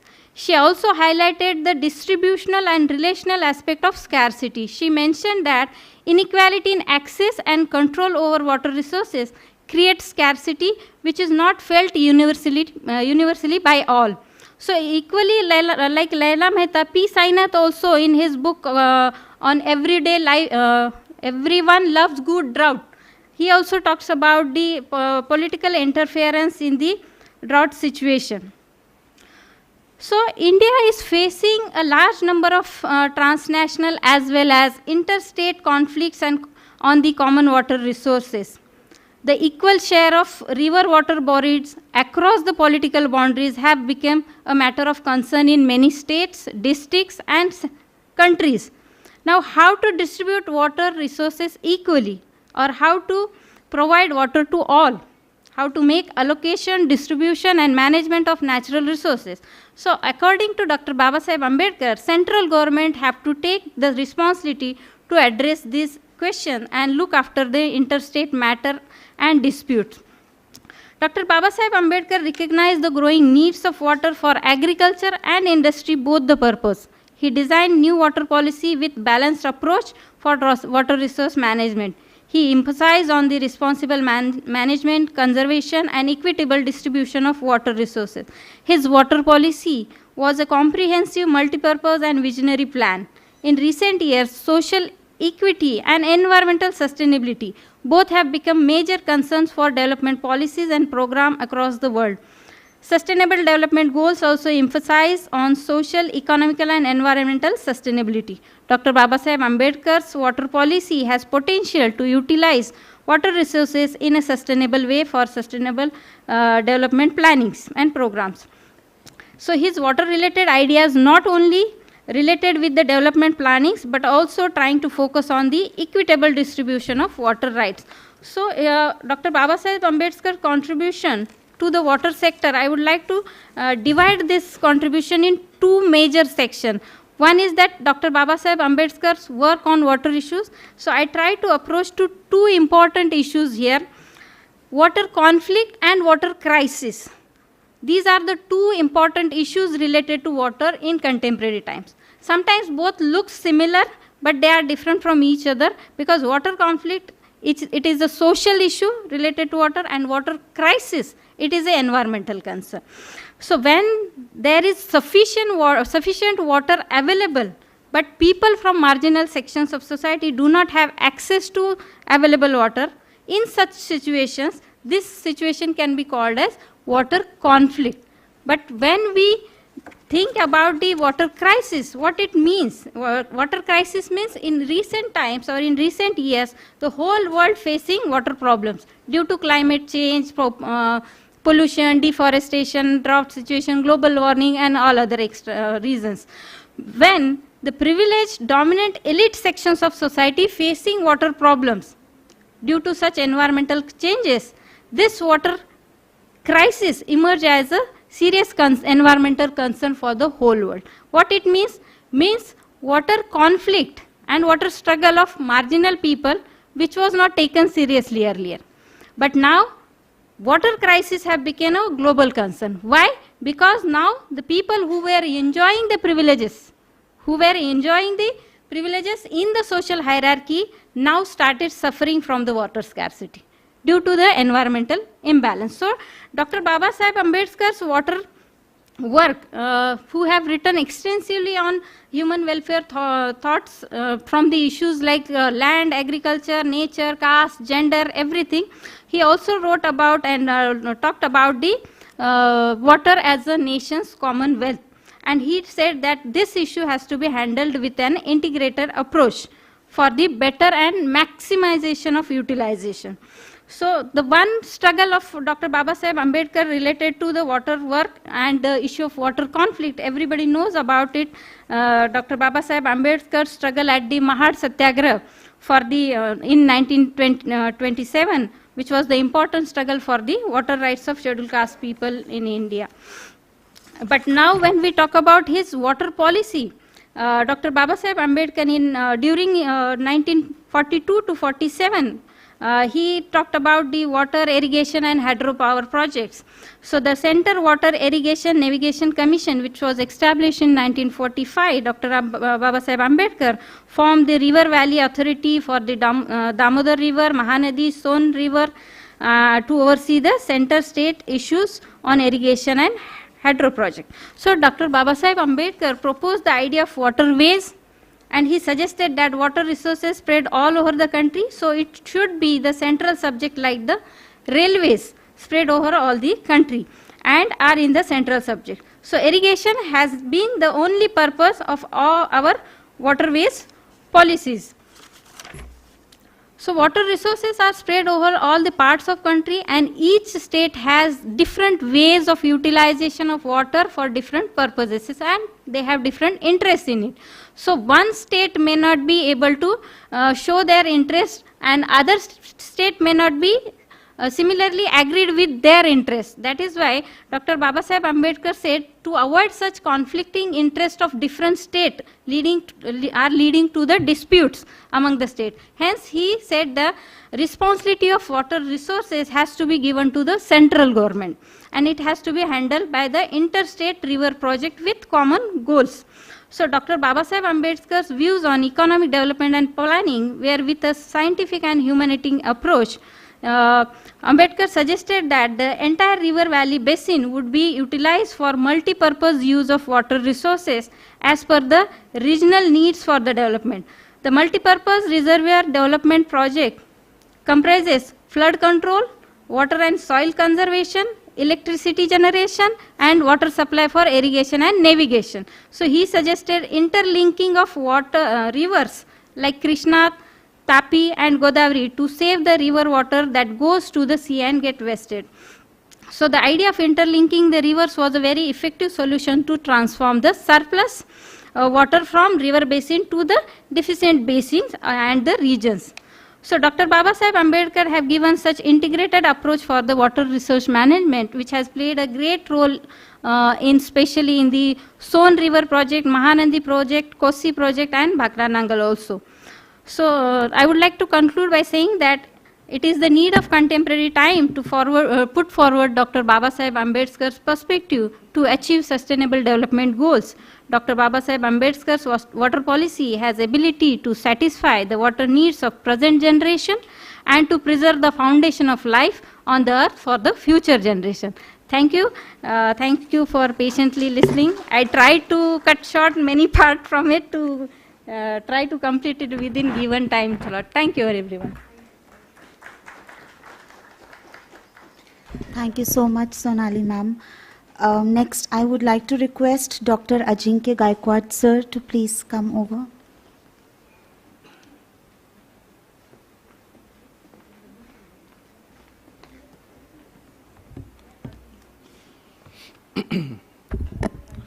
Yeah. It's almost towards evening now, but still good afternoon. So I'll actually stick to 10 minutes. I'll try to do that. The theme that was given to me was to talk about labor in particular. Though this is a very explored theme, what I'm trying to do is to relate it to my current project, which is looking at communities or Dalit migration in Bombay and community building and resilience measures in Bombay. So I draw out a conversation that I've had with Mr. Javi Pawar. Most of us here would be aware of Javi Pawar, the co-founder of Dalit Panther. And I often have discussions with him, and through those discussions I had some reflections, and that's what I'm going to talk about. Dr. Kote in the earlier presentation, in the earlier panel, a few times mentioned about Shika Sanghatitva Sangharsha Kara. The problem of Shika and Sangharsha is something that we have tried to manage. But Sanghatan in terms of not only party lines, but in terms of actual demographics, there is a lot of scatteredness among Dalits demographically, which is an academic viewpoint of looking at it. But there is a lot of scatteredness among Dalits in the rural hinterland. And that's where I begin my thesis in talking about how Dr. Babasaheb Ambedkar has talked about urban migration and then defended the thesis of urban migration. And it is in that thesis that he also has quite a lot of time mentioned that industrialization is something that is a solution for the ills of our society. And surplus labor in agriculture should be moved to the city, the urban domain, and that's where you can generate a surplus and give back to the rural. So he is often misquoted that he is someone who looks at urban capitalism in high regard, but that is not so. The second point that I am going to address here is that when people started migrating to Bombay particularly, it was during the 1920s that this migration started to happen. Most of the people got into sanitation or conservancy sectors quite naturally because of the caste occupations that were given to people. But those caste occupations continued till 1940s, 1950s, till 1990s and till 2024. And most of it, especially because I was born and brought up in Mumbai, in Chembur particularly, so I'll talk of my ward, which is the M ward, where I have seen people around my family working for the BMC in the conservancy sector, and most of them sticking to the job because of the want of living in Mumbai, the desire of having a house in Mumbai. And that is how there are 33 labor camps in Mumbai. You might be aware of Sion labor camp, Matunga labor camp. Chembur also had a labor camp, Pestan Sagar. So this is something that is very intriguing, that people stick to their jobs or were kind of assumed to be sticking to their jobs because they wanted a house. Now, Babasaheb had realized this problem quite early, during the 1920s itself. But we also need to contextualize that what was happening in the 1920s in India when Dr. Ambedkar was doing his politics. This was a time when there was the emergence of the RSS. This was also the time when the communists had entered Bombay quite heavily. And this was also the time when he had presented to the South Borough Committee, and he was now a very acclaimed leader among the Dalits. So this is a setting in which this is happening. And it is through these times, this entire decade, that he is constantly asking people to move to the urban. And that's how urban ghettoizations or urban slums or urban colonies, I would say, and later on maybe the word slums came into being, people were trying to organize. And it was around 1933 when not many people realized that 1933 was the time that the first union was kind of initiated by Dr. Ambedkar, and it was not later. So most people talk about Ambedkar's labor characteristic or labor paradigm post 1936 after the formation of the Independent Labour Party and his stint with the labor in the Viceroy's labor panel. But that is something that happened much later. But this is in 1933 when the Mumbai Municipality Kamgar Union was started. The recent book, which is written by Ashok Gopal, has a small reference to it, but not many people have kind of captured that.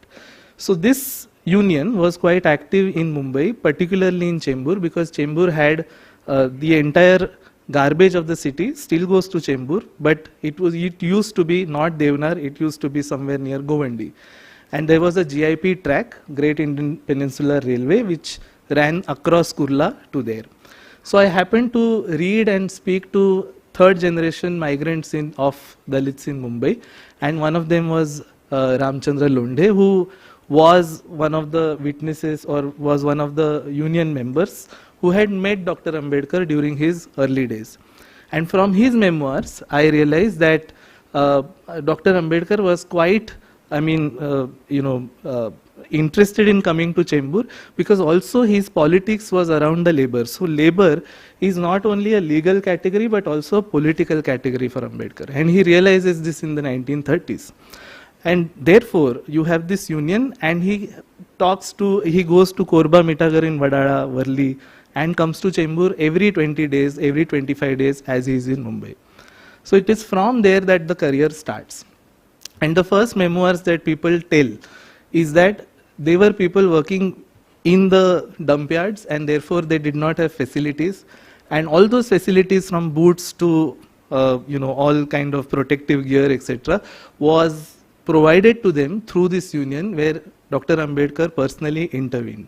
And it is also kind of one line of this research goes to the fact that how these areas or localities came around in Chembur, how spread in Chembur, is because of the interventions of Dr. Ambedkar only, wherein he talked to the people in the Congress party, some of the few friends in the Congress party, and tried to rehabilitate or settle people in Chembur.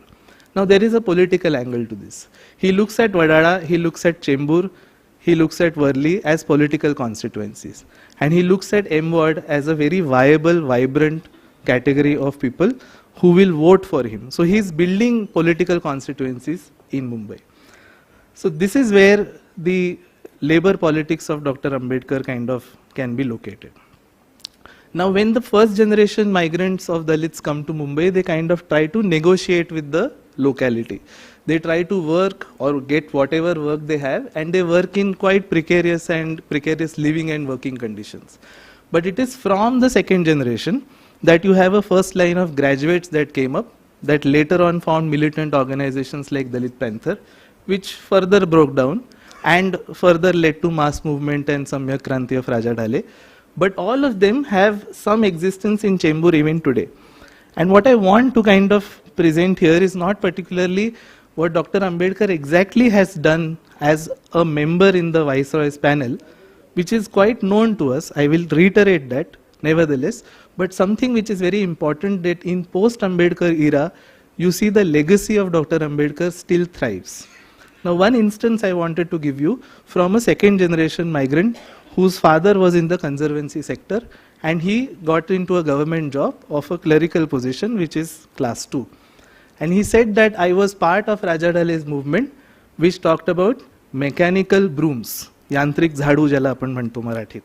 So Sharad Rao, who's a very known communist leader, a union leader who passed away recently a few years ago, had a fight with the members of this group.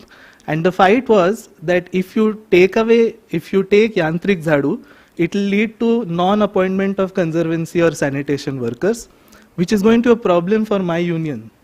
So you are taking away my people and you are taking away government jobs.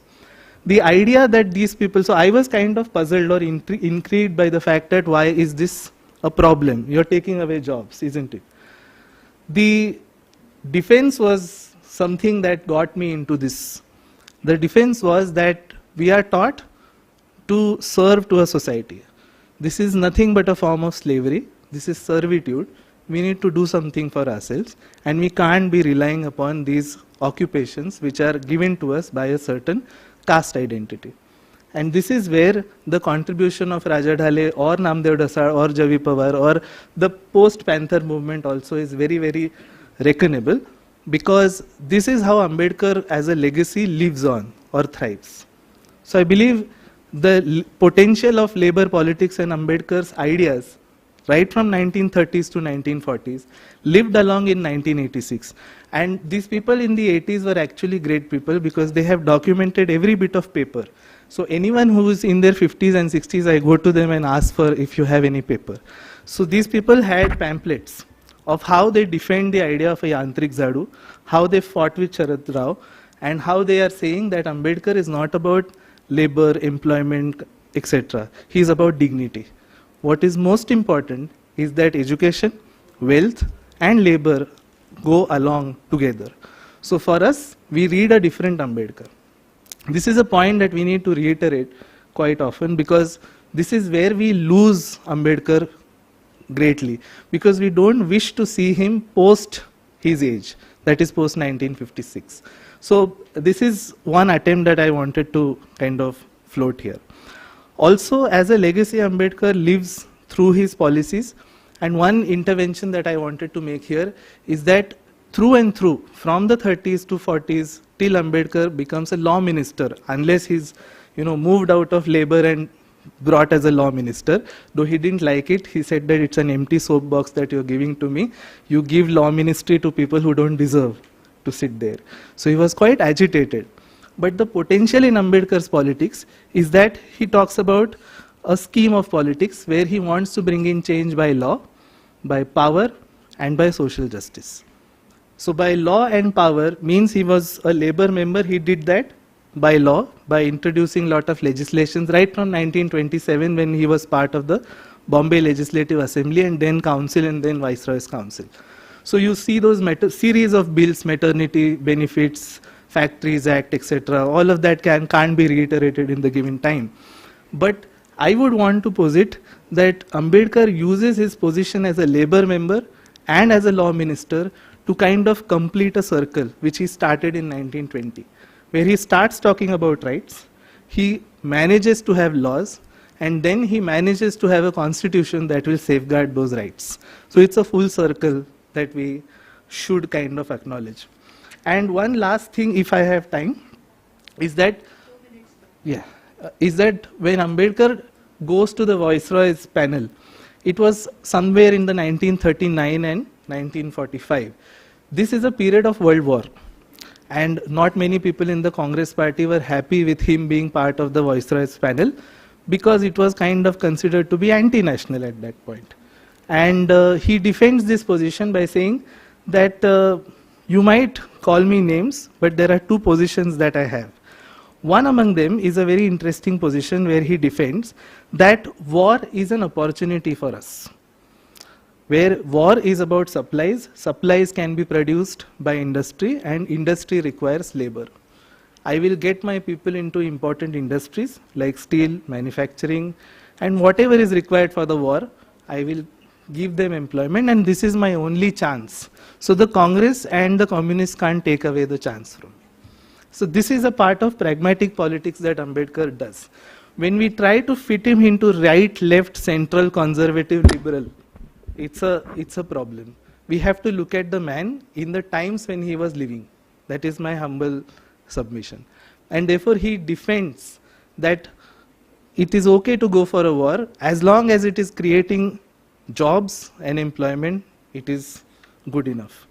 And the last point is he talks about labor as an international. Now this is very Marxian, but again not Marxist. He says that labor is international, and therefore the issues, the only way you can connect to the world is becoming a legal category of labor. But he also says that Congress's nationalism is different. You can entice labor to become nationalistic, but you can do that when you have put in food on their plate. And if you keep them hungry, they are never going to join your struggle. Now, this is what pragmatic politics means. So when we talk of John Dewey, his teacher, and pragmatism, etc., I happened to speak to Scott Stroud, who came here last year during the Jayanti, and these were a few ideas that he was trying to share, and I thought maybe I can draw a line and say that this is Ambedkar's pragmatic politics, which kind of sustains even today. So something like manual scavenging, something like Yantrik Zhadu, all of that is something that happened post-Ambedkar, but is very much in line with what Ambedkar had to say. So thank you for the patient listening. I'll end my deliberation here.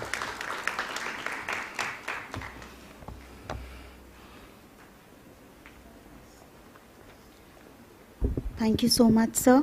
I would now like to request Dr. Chetan Gandhi, sir, to please share his views with us.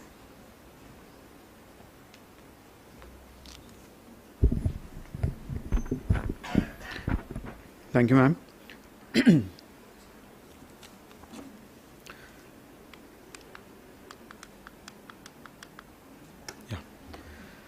Good afternoon. A very good afternoon to all of you, and special thank you to the organizers, especially the University of Mumbai, National Stock Exchange, ICCAA, and Dr. Babasaheb Ambedkar Research and Training Institute. And lovely good afternoon to all audience, including the dignitaries over here, the respected chairperson, my both professors, and the speakers. So, this is regarding an era when during the British rule, we were not only facing the draconian British rule, but our nation was also having many problems in relation to caste system, untouchability, women rights, labor rights, social discrimination, and education problem also. In this era, in this situation, we find that Dr. Babasaheb Ambedkar, the Bharat Ratna, the architect of Indian Constitution, played a very significant role and addressed numerous social, economic, and political issues faced by India, particularly those concerning the marginalized sections of society. His contributions to Indian society were immense, and his work continues to inspire movements for social justice and equality in India and beyond. Accordingly, I have selected and I have taken my topic, the paper's topic is as Dimensions of Dr. Ambedkar's Dynamic Leadership and Analysis. So what I have tried to do is, I have tried to go through his different activities that he has done, and I have tried to analyze the different leadership qualities which we can derive from him and learn from him. The objective of this paper has been primarily to explain different dimensions of leadership which can be applied and learned from Dr. Ambedkar, to analyze Dr. Ambedkar's leadership qualities as a revolutionary societal, national, and global leader, and develop and execute training programs in nurturing leadership based on Ambedkar's qualities in India. Overall, I have classified the paper into 5 sections. That is, discussing Dr. Ambedkar as a revolutionary leader, second, as a societal approach that he had, as a national leader, the fourth one is as a global leader, and the 5th section discusses about the training model which we can have, and this will nurture leadership in India with special reference to life of Dr. Ambedkar, sir. Now, discussing about the very first part, that is discussing as a revolutionary leader. I'll not be discussing, due to paucity of time, I'll not be discussing each and every leadership quality. Few of them I'll take up. That is, as a revolutionary leader, we find that he was instrumental in shaping social, economic, and political landscape of India, first of all. And as a visionary, he envisioned a future where all people had equal rights and opportunities. Society should be free from the shackles of caste discrimination. And he brought all these things through the Indian Constitution. Further, he was intellectually very brilliant. He never allowed social obstacles to hinder his quest, and in fact, he had deep knowledge and understanding across various fields, that is law, economics, politics, and his book, Annihilation of Caste, challenges the foundations of caste system in India. Further, as a strategic thinker, his strategic move to secure representations of the depressed classes in the Legislative Assembly was brought, and he brought this through Pune Pact of 1932. Further, as a through societal approach, we find that his societal approach was on legal, social, educational, political reforms which aimed at eradicating caste discrimination. Amongst these leadership qualities, he had educational empowerment, and he strongly believed and advocated for the education of downtrodden people. He even established People's Education Society in 1945, and then this was followed by even setting up many different colleges and so forth. As a legal reformer, he shaped Hindu Code Bill using legal reforms to address social inequalities. No doubt he fought a lot, but a lot of things were accepted in respect of Hindu Code Bill that he had proposed. And in Mahat Satyagraha, that was held in 1927, he led thousands of Dalits to drink water from Chavdar Tare, that is a lake.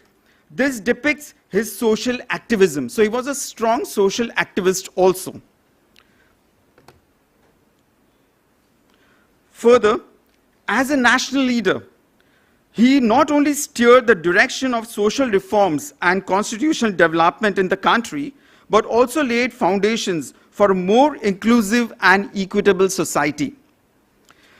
He had academic excellence, and his book, which we already discussed today morning also, Ranade sir has discussed, that is his book, The Problem of Rupee, Its Origin and Its Solution, demonstrated his economic expertise and played a key role in shaping India's monetary policy post-independence. Further, he was a planned political insight. He had those qualities, and he formed the Scheduled Caste Federation in 1942 to provide a political platform for the representation of Dalits. And definitely had a lot of legal expertise, and he was primarily a main instrumental person in framing the Constitution of India. And further, as a global leader, amongst these qualities, he always advocated and fought for the marginalized section communities. And his role in forming the Bahishkrit Hitkarni Sabha in 1924 served as a model for similar movements globally. In fact, similar movements we find in US, for example. The civil rights movements had started, and they took inspiration from Dr. Ambedkar's teachings on equality and social justice. Then in South Africa, Nelson Mandela admired Ambedkar's efforts to uplift the oppressed class. And the struggle against discrimination and inequality in the United Kingdom was also laid by the foundation by Dr. Ambedkar sir. Further, he was very innovative, and he brought innovation and laid the groundwork for many modern human rights movements. The Indian Constitution he introduced the concept of fundamental rights and abolition of untouchability, inspired many countries to incorporate similar protections into their own legal system. And this we can find, that is the countries like Nepal, they promulgated in 2015. Further, South Africa in 1996, Kenya in 2010, Brazil in 1988, and Bangladesh in 1972. All these countries have adopted extensive provisions for the protection of fundamental rights and also freedom, plus equality amongst people and society. Further, a quality with respect to moral courage, which he was very strong at, and integrity, he set a precedent for leaders and activists around the world fighting against universal injustice. Ambedkar's advocacy for social justice and his conversion to Buddhism have resonated with marginalized communities in Myanmar, that is Burma, and it has particularly it helped Rohingyas community in Burma, and they have also accordingly taken similar steps. His ideas have influenced discussions on caste discrimination and social inequality within the context of Japanese society also. And Brazil have drawn inspiration from Dr. Ambedkar's principles of moral courage and integrity in challenging oppressive systems. So we find that overall, all these qualities from revolutionary side, the societal approach, the national and global leader, he has played an immense role. Further, in respect of training module, the overall training model which has been designed through this research paper, has a primary objective with respect to improving the value-based leadership dimensions of leadership in general, and in particular with reference to India. Second, to integrate leadership learnings from Dr. Babasaheb Ambedkar, and to share the layout of repository of best leadership practices which can be followed and accordingly the leaders can be developed in India. The research methodology which I have applied for this paper has been qualitative research method along with descriptive study and based on secondary data. In conclusion, I would state that there is a long-term relevance of leadership lessons which we can learn from the life and experiences of Dr. Ambedkar sir. Plus, he gave a legacy which serves as a guiding light for leaders grappling with complexities and problems, and most important is a training program which can be designed on the basis of his learnings from his leadership qualities can definitely help to develop future leaders in our nation, in our country. These are the references which I have referred for this paper, and at the end I'll just conclude with a short poem. In the heart of struggle, a visionary stands tall, resilient with brilliance, heeding the call. Empathy and determination, his guiding light. Strategic thinking, igniting the fight. Inclusivity, his societal approach. Empowering through education, a powerful coach. As a legal reformer, he paved the way. Activism and dialogue in every fray, that is a fight. A national leader, for equity he'd strive. Excellence in academics, in him alive. With diplomacy and insight, he'd chart the course. Persuasive oratory, his powerful force. Globally, he'd advocate for the marginalized, innovative, with integrity unsurpassed. With wisdom and democratic, he'd lead in global solidarity, planting the seed.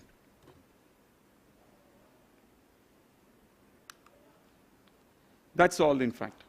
Thank you. Thank you very much.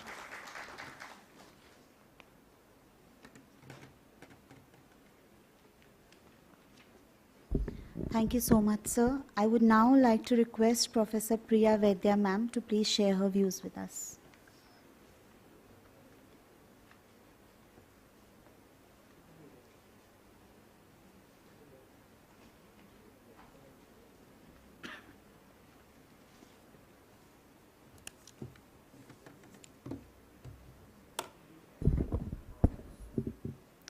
Good afternoon to everybody.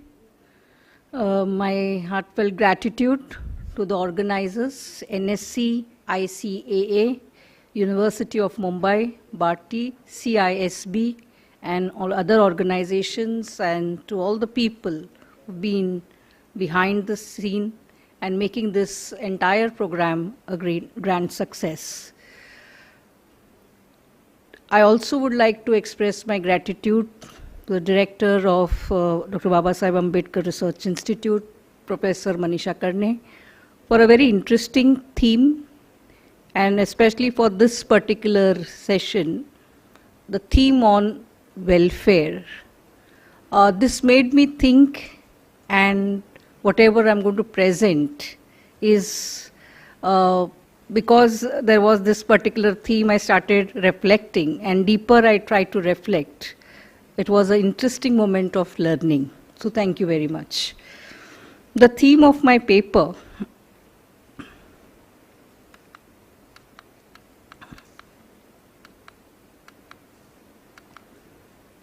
is Dr. B.R. Ambedkar, Philosophy of Welfare. Many times we reflect on Dr. Babasaheb Ambedkar's fantastic contribution. In doing this, as a researcher, I feel we also miss the process, the interesting process through which this particular welfare took place.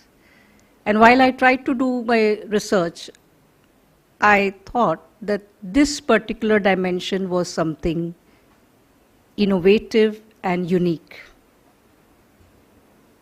So while I focus on why this paper, I also say this paper is a tribute to Dr. Babasaheb Ambedkar.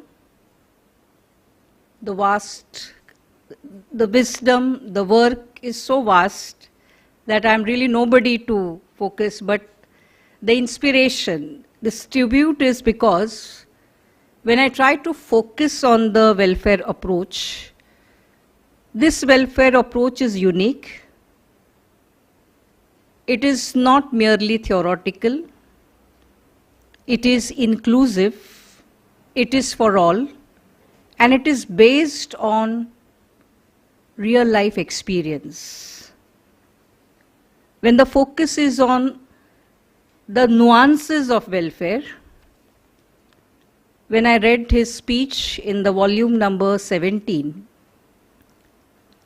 page number 458 in Dr. Babasaheb's address, he states, in context to welfare, a very interesting point: purity of administration was very necessary for the welfare of the people, because the public was more concerned with how the law was administered and not with how the law was made. I think this is fantastic, because it is not just stating what welfare is, but when it reaches people, whether it is really going to help them, whether the people who are poor, illiterate, are these laws really going to help them, or are people going to take them for granted? In this same context, when he's trying to focus on purity of administration in context to welfare, he's trying to focus, nobody can have trust and faith in a party which play fast and loose with the question of purity of administration.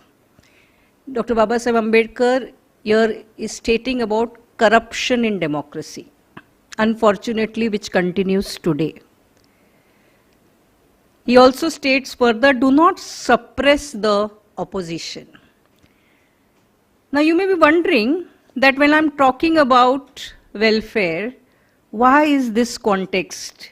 Because when Dr. Ambedkar is trying to focus on welfare, the dimension is so inclusive that these dimensions become more relevant.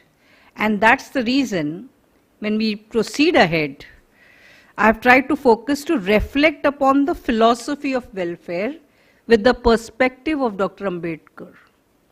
I come from the background of philosophy. I'm a student of philosophy. So while I read Dr. Ambedkar's thoughts, I also start thinking the process of philosophizing which he may have started. And he did not just philosophize, he also tried to manifest important activities, developed policies, and brought fundamental change. And in this context, I have tried to look at philosophy of welfare with the components, the 4 phases.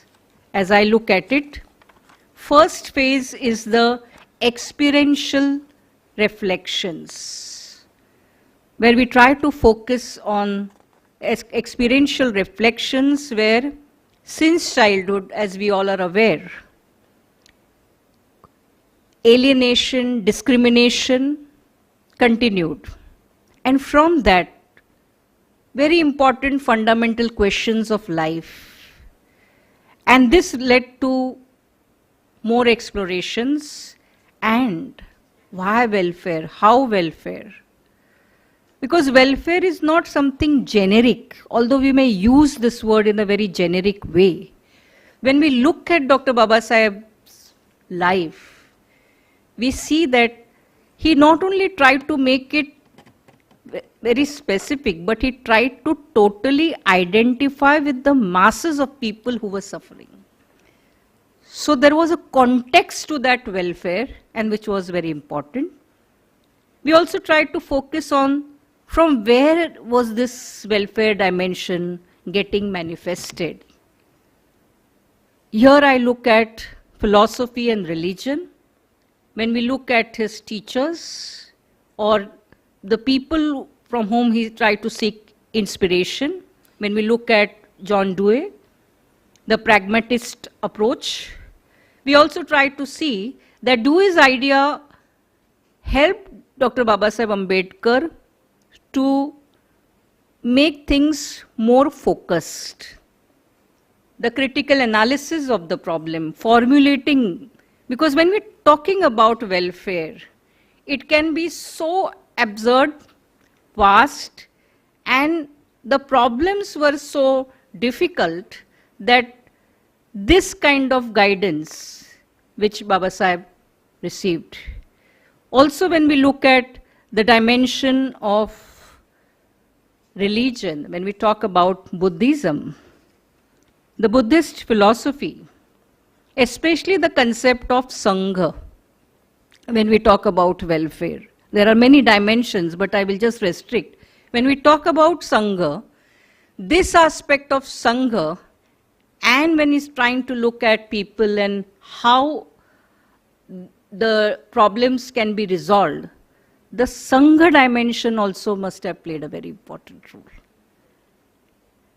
So when we try to look at the scholarship part of it, while he read about how the blacks were treated and how when reform took place in different countries, he understood that yes, in every part of the world there are people who are oppressors and there are people who suffer and there is a way out. And while he kept reading about it, he also was trying to connect that how can I help people how can I help my own people? So there was something where we tried to look at this scholarship which also made him very objective. So the dimension of welfare was making this particular aspect where we also see John Stuart Mill or Justice Ranade, all this impacted his thought process plus his own understanding about the problem. And while we move ahead, when we look at the praxis, this is so interesting that it was not just the theoretical dimension, but when we look at the reforms which he has tried to do, the list is, it's limitless. But trying to reflect upon the problem, trying to find a way and trying to see that how the weakest of the weak can be protected. This was not easy. And that's the reason when I try to focus on Dr. Babasaheb Ambedkar's philosophy of welfare, when we look at the Indian dimension, as I look at it as a researcher, the origin is from the duty-centric approach. When we look at the ancient Indian approach, the duty-centric approach. In one of his speeches, Babasaheb mentions, when we talk about duty-centric approach, he was so focused, he was trying to tell the volunteers, I'll quote, you must remember that you are not a crowd or a mob. You are a battalion. A handful of well-trained, well-disciplined men like you is what we require. This is something where we are trying to say the responsibility. Welfare is not something which is imposed. Welfare is making people aware that we all are going to make the change. And here is, in this particular speech, he's tried to mention that. In one more speech, he says, with lot of, because when I'm trying to focus on inclusive and in compassionate approach and commitment, Babasaheb Ambedkar at a conference on 30th December 1938 stated, send grievances to me. We are today, when we listen to some of our leaders, we listen to speeches, we listen to promises, but here when we try to focus on Babasaheb's approach, send grievances to me. And what kind of grievances? Giving Watan lands to Mahars, or reservation problem, or when the untouchables were not given that respect and dignity. If there is a problem, come to me. Now this kind of compassion is something today very rare. When we talk about this kind of welfare, we are also trying to say, when Dr. B.R. Ambedkar was included in the Executive Council of Viceroy of India, he's tried to say, I am anxious that the depressed classes movement should make a common front with working classes of other communities. Now, as we try to, as I say that this is just the beginning of the research because for this particular conference, but while I read the volumes, when I see the perspectives, I'm able to see that this particular dimension of philosophy of welfare from Dr. Babasaheb's perspective is very, very different. And thus, to conclude my, I'm not going to speak on this because I've already maybe focused on the deeper philosophical insight and value-based approach. What I have done is, I have suggested an academic program, a value-added course on philosophy of welfare from Dr. B.R. Ambedkar's perspective. The objective will be to reflect upon Dr. Ambedkar's life and work and to nurture sensitivity and social responsibility and to develop skills and scholarship to address problems in the Indian society as well as to develop a perspective to resolve them. Today, I'm sure everybody agrees here that when we try to tell our next generations to seek education, most often it is for a particular profession, it is to get rich and all that. Where is this sensitivity, where is this empathy, and which particular education program can do this? I feel that the need of the hour is how can we develop this sensitivity and empathy in our future learners? And not just by teaching some kind of alienated ideas. Great persons like Dr. Babasaheb Ambedkar who have contributed so much to the world. I think India needs such kind of programs which have a global relevance. Thank you very much.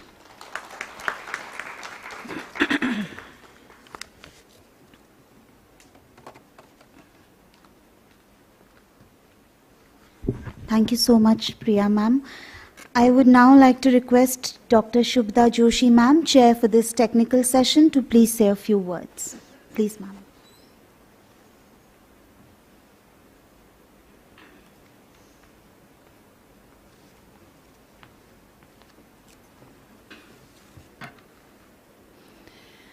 At the outset, my sincere thanks to the organizers, especially Economics Department, Bombay University, and also the other organizers. I'm here as a professor, former professor of philosophy from Bombay University, and therefore, as my association with university is very close, and I'm happy that University of Mumbai is participating in such a significant event. Thank you that the economics department has taken a lead in this. This particular session, it was really a thought-provoking session. Since morning, all the presentations provided food for thought. Whether it was address of our beloved Vice Chancellor or whether it was the Chief Guest, Dr. Ajit Ranade, addressing to us. In this particular session, many problems were discussed, especially from the sociological perspective. The problem of social equitability, then problem of distribution of drinking water, that was discussed in the first paper, and then there was also about the problem regarding caste occupations, labor, and the message repeated is Shika आणि संघर्ष, then the urbanization taking place. What was very significant is the problem raised here is regarding the dignity. And that I thought is very significant. Because all these Shika, Sangharsha Kara moves around dignity. We feel that we are educated, we will be empowered, and once we are empowered, we will have dignity. If dignity is not there, and lot of money is there, we may not feel that, that good. But if dignity is there, and even if we are not rich, we feel that yes, we have achieved something. We as human persons, we always consider dignity as more important than the material things. Material things are needed, no doubt about it. Because we want to live, and we want to live comfortably. Not a very luxurious life, but a comfortable life. So, dignity connected with rights and laws, governance, and also with the problem of sustaining one's own family, and then all these problems were discussed. And then Dr. Ambedkar and leadership. I think 19th century of Maharashtra was a very significant century. Right from the writings of Mahadev Govinda Ranade up to almost Dr. Babasaheb Ambedkar framing of the Constitution of India. The galaxy of thinkers coming from Maharashtra. And it is a paradigm shift which is brought in the thought process. So, what is very important is that we also should not only think about the contributions of these, but we have to think about presenters' crisis. And then in the light of presenters' crisis, we have to relocate these thoughts and philosophies of the thinkers which have contributed in the earlier centuries. And then probably we may find some better solutions than what we think are the solutions. The problem of untouchability is still there. The problem of discrimination which is taking place, maybe whether it is water distribution, maybe it is some other type of discrimination. What is very important is that we have to recognize what is the problem, the presenters' crisis, what are the crises we are facing. And then we are trying to put the philosophical perspective to overcome that problem. So the presenters' crisis, and then we want liberation. For that, we have to think about a praxis. Praxis means it is not just the rational thinking, it is not just the reasoning, but it is the reasoning which is associated with activities, the doing part of it. So, it is the learning part of it, it is the willing part of it, and it is the doing part of it. That includes praxis. And this is, I think, is a very successful, a very pragmatic approach to look at not only just Dr. Babasaheb Ambedkar, but all those who have contributed and enriched the Indian legacy, especially in the 19th century. But since this is the occasion where we are re-looking at contribution of Dr. Babasaheb Ambedkar, I feel that this attempt, and I am very happy to put before you that in this seminar, this attempt was made. Even though I am putting it before you in this formula, the speakers, those who highlighted about welfare, the concept of welfare, maybe because of the lack of time, they might not have connected it with the present notion of welfare. But now the concept of welfare is well accepted by Indian citizens. And Indian citizens also are breaking the barriers of their old mindsets. With every new generation, the old mindset is left behind. The new education policies, the new way of writings, the new way of even Vidroha, the new thought processes. Say, for example, the shift from duty centricity to right centricity. Entire 19th century till 19th century, right from the ancient days till 19th century, the entire Indian society was duty centric. There is absolutely not a single word for right in Sanskrit. You'll be surprised. But now we are well familiar with our rights. It's a paradigm shift. We have learnt about our duties, but we also have learnt about our about our rights. And this is because we were introduced to British ideas, British philosophy. I'm not saying philosophy in general, but I mean the political philosophy. So,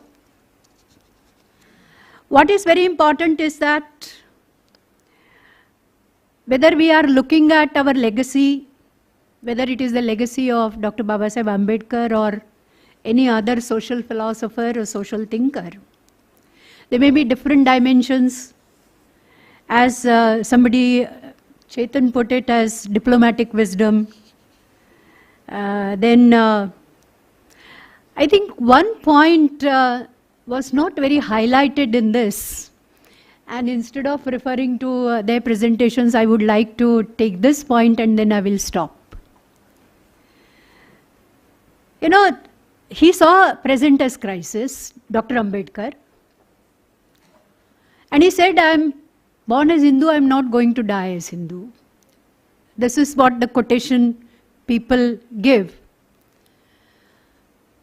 But at the same time, he was, and this is what Professor Rege always used to tell us. Because, you know, Professor Rege was working in Aurangabad College, Millen College, and where he had that good fortune to be in company with Dr. Babasaheb Ambedkar. And before accepting Buddhism, they were together, and Professor Rege used to tell us that he used to wander in the college corridor in a very restless manner. He was upset. You know, he was put with a problem. He was trying to find a solution, praxis. He wanted to give it to the people as a techne, you know, as not just a theory, but he wanted to give it to the people to follow it, to observe it. And he was thinking about it. He was approached by Muslims, by Christians, but he did not accept it. And that is because he said, even though I may not die as Hindu, but I'm a born Indian citizen, and I will not accept any such faith which doesn't come from India. And these are the faiths. You know, माझ्या अंगावर काटा येतो मी हे वाचते तेव्हा. ज्या माणसाला इतका त्रास दिला, इतके शिकलेले असून सुद्धा, you know, he was highly educated. But still, he was a noble soul. He said, I belong to India.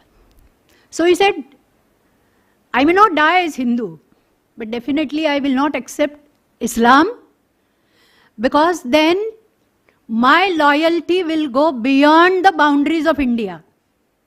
This is what Dr. Ambedkar said. I will not accept Christianity because it has not its origin in India. And then he accepted Buddhism. Of course, he accepted Buddhism for many reasons, because it was the philosophy, religion combined, which gave importance to compassion, karuna, maitri, friendship, mudita, the inner joy, and upeksha, neglect whatever comes to you as bad criticism, just be neutral about it, upeksha. My point here is that this is the great contribution and a very noble soul only can do it. In spite of facing many such social evils, he not only created constitution for India, but he remained Indian in his roots by accepting Buddhism. And by telling people that, well, here is Maitri, Karuna, Mudita, Upeksha, and this is an answer to our problem. You know, in philosophy there is a formula. You face with a problem, present as crisis. Then when present as crisis, you always try to find alternatives as solutions. That is through praxis. And then finally, if you find the correct practice, correct praxis, you get absolutely appropriate answer, which is as equal as liberation. When I read Dr. Babasaheb Ambedkar's writings, and it is not just for this seminar, I had written an article on Dr. Babasaheb Ambedkar in the legacy of Indian thinkers, the contemporary Indian thinkers. I had written on Ranade, Justice Ranade, and then also I've written on Dr. Babasaheb Ambedkar. So he gave a new light to the Indian masses, and it was neither negating this side or negating that side. You know, social network is very brittle, so it is to be handled very carefully, and that I think he did it so well. He spent nights sleeplessly, but the solution he could come out, and then the way he worked in the social domain, in the educational domain, of course his contribution to law, governance, administration. And we feel that, well, we Indians actually fail to appreciate the greatness of a person unless and until some period passes by, and then in a historical perspective we are able to see. But in the present situation, many times we fail. But doesn't matter. It's a good occasion that at least now for last 20-25 years, we have realized the great significance of contribution of Dr. Babasaheb Ambedkar. And there is a change in the social domain, in the behavioral patterns also. Of course, I know that the problems have not disappeared completely. But you know, a vast country like ours, we have to keep talking to people. We have to keep teaching to the generations. And I'm very happy that this particular seminar, I'm sure that you will come out with the proceedings of the seminar, and you will disseminate to your students also, philosophy department, economics department, and other collaborators who are there, because we have to really teach to the next generation. To all people here who have gathered, as a teacher, I request you, keep teaching, keep talking, keep sharing, have conversations with your colleagues, with your friends, with your children, with your neighbors, not in a way as a regular teaching, but just some passing references, and antennas of children are very sharp. They pick up things. So, I'm extremely happy to be here with you all. As a listener, I benefited a lot. And I hope, even as a giver, I'm not a bad person. Thank you very much.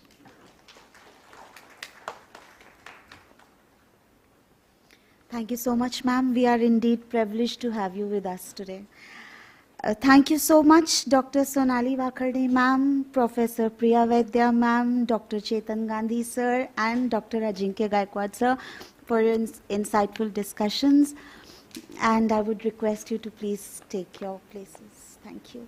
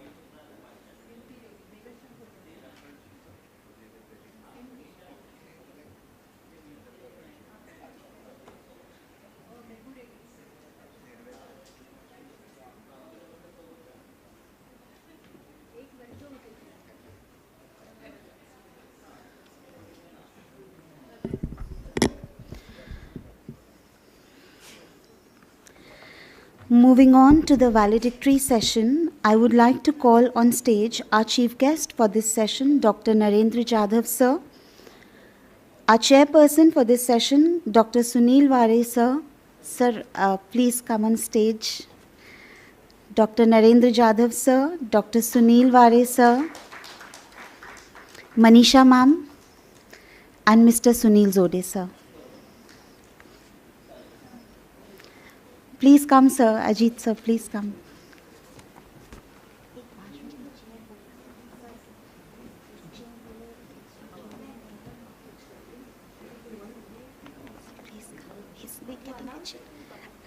Ajit Ranade, sir, please, we would like to have you on stage.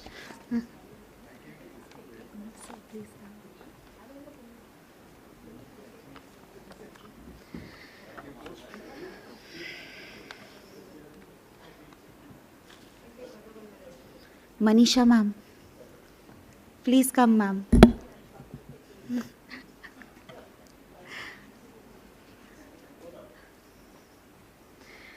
The chairperson for this session is Dr. Sunil Ware, sir. Before we begin, I would like to request Mr. Sunil Zode, sir, to kindly felicitate Dr. Narendra Jadhav, sir.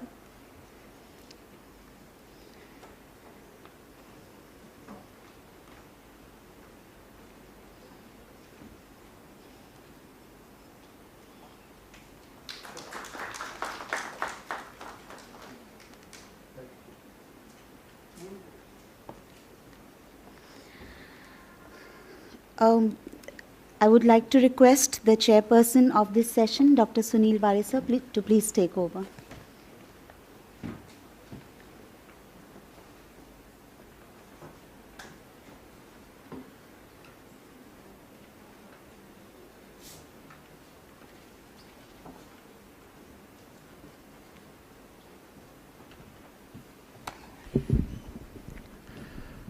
Thank you very much, madam. Dr.Babasaheb Ambedkar Research and Training Institute, Bharati, Pune, was thinking for last 1 year around that the problem of the rupee, its origin and solutions, the thesis which was submitted by Dr. Babasaheb Ambedkar in London School of Economics for Doctor of Science, it was just in November 23, it was centenary month or centenary year, and we wanted to celebrate it across wherever we want to have. And this is the third function which we are able to organize. And in that, the National Stock Exchange, Indian Chamber of Commerce and Industries, Dr. Babasaheb Ambedkar Research and Training Institute, and Mumbai University is there. So historical organizations are coming together, and we are in the last session of this, validatory session of this national conference.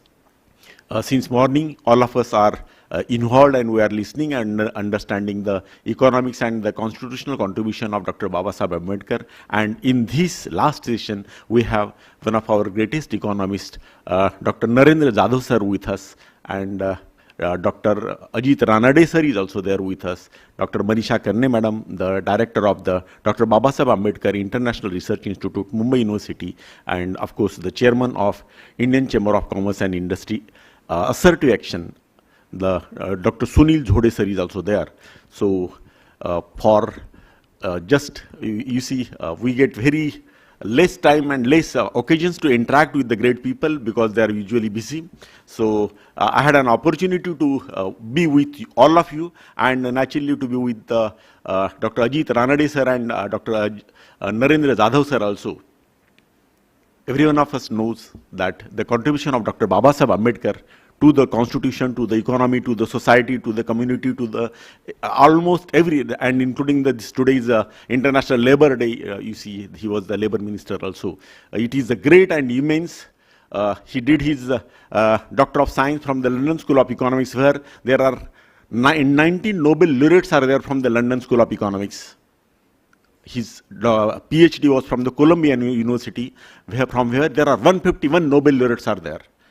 And the contribution and the writings and the study of the Dr. Babasaheb Ambedkar is so great that I was thinking that he could have been the many Nobel laureates, maybe many Nobel prizes if he could have tried or if he could have thought. Just now, sir, Dr. Narendra Jadhav sir was telling, he was just discussing that you see about the marginal land holdings in India. He had written the thesis in I think sir post graduation के लिए Dr. Babasaheb Ambedkar जी ने लिखा था, and in that thesis he had written the concept of diverting the additional labor of the agriculture to the industry.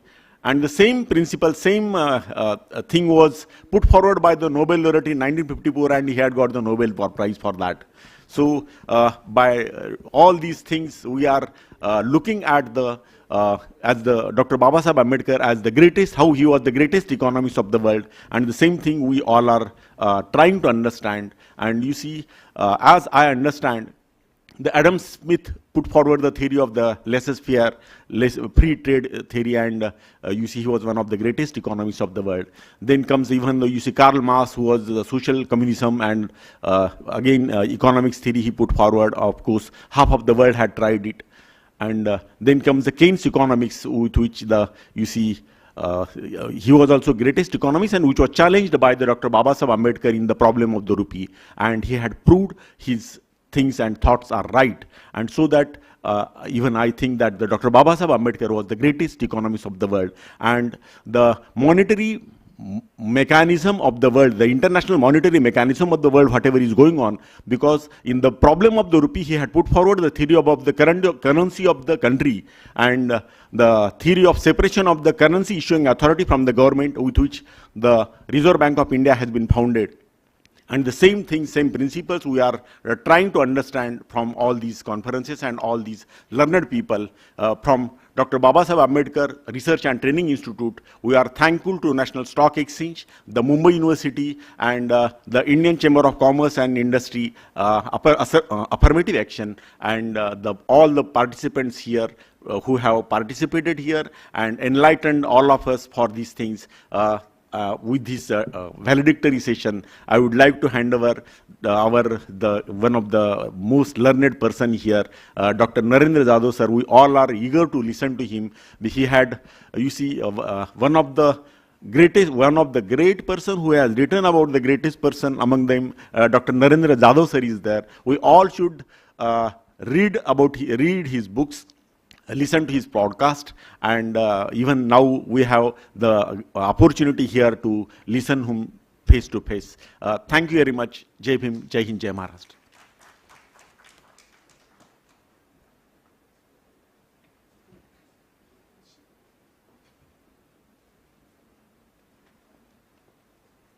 Sir, please come.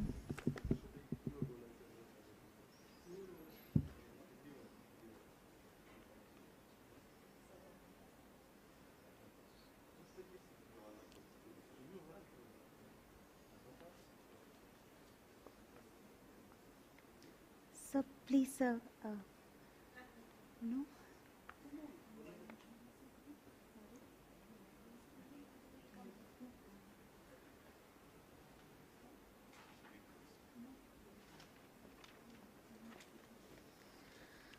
Dr. Narendra Jadhav, sir, a distinguished economist, educator, and author, holds a PhD in economics from Indiana University.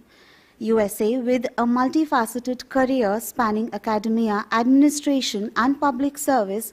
Sir has served as a Member of Parliament at the Rajya Sabha and Vice Chancellor of Savitribai Phule, Pune University. Currently, Sir is an independent director on the boards of 5 corporates, including Tata Group of Companies. Sir is renowned for his extensive writings, having authored and edited 47 books and over 200 research papers and articles, recipient of numerous national and international awards, including the Sahitya Academy Award. He is recognized for his significant contributions to economics, education, literature, and social work. I would like to request you, sir, to please come. Thank you.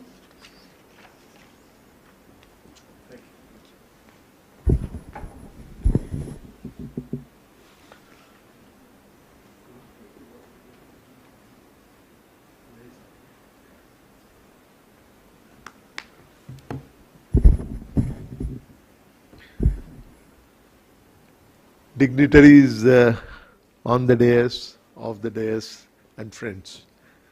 It's indeed a great pleasure as well as an honor to be here to give the valedictory address in the National Conference on Dr. Babasaheb Ambedkar's contribution to India's constitution and Indian economy. Manisha ji has told me, organizers in general have told me that I have about 30 minutes, so I'm going to speak in rapid fire. Manisha ji has insisted that I speak on Dr. Ambedkar as an economist. Now that is a subject on which I have been speaking for a very long time. I have given more than maybe 2,000 speeches on that. But I would like to tell you how it started. You know, when I was in RBI, and I spent 31 years of my life in RBI, for 20 years I used to be the speech writer for all the governors. From Dr. Manmohan Singh onwards up to Dr. Reddy, I was the speech writer for many governors. Of course, that doesn't mean anything because I used to prepare the draft, and I learned a lot by writing those speeches. So it's not the other way around. Now, one day, the year was 1990, and I had written a speech, first draft, for Dr. Rangarajan, one of our deputy governors, who later became governor. After a discussion, while I was leaving, I was at the door, and I mentioned to him that, this is the kind of argument that was made by Dr. Babasaheb Ambedkar way back in 1927. So he looked at me with surprise. He said, "Why would Dr. Ambedkar say this?" I said, "Why not?" He said, "Dr. Ambedkar was a legal luminary. What did he know about economics?" And my heart sank. I said that if one of the finest economists of the country is not even aware of the fact that Dr. Babasaheb Ambedkar was an economist, it is a great shame. And I have to do something about it. And it happened to be the birth anniversary year of 100 years, birth centenary year of Dr. Ambedkar. So I quickly wrote my first 2 books. I've written 47 books as been mentioned, but my first 2 books were on this subject. Dr. Babasaheb Ambedkar, Economic Thoughts and Philosophy, was the English version, and then there was the Marathi version, Ambedkaranche Arthik Vichar and Tatvajnan. And those 2 books were written, and that made a beginning. And after that, I went everywhere giving speeches, from slums in Mumbai to Constitution Hall in Delhi. Everywhere I've been speaking on this subject. But Manisha ji has brought me back again to speak on that. So I will do that. But before I proceed, I must tell you that some of you might, hopefully some of you might be aware that I've been running a podcast series on Dr. Babasaheb Ambedkar. And if you are not aware of that, please see that. I have a YouTube channel of my own, and the title of that YouTube channel is, the idea of that YouTube channel is Dr. Narendra Jadhav World. Dr. Narendra Jadhav World.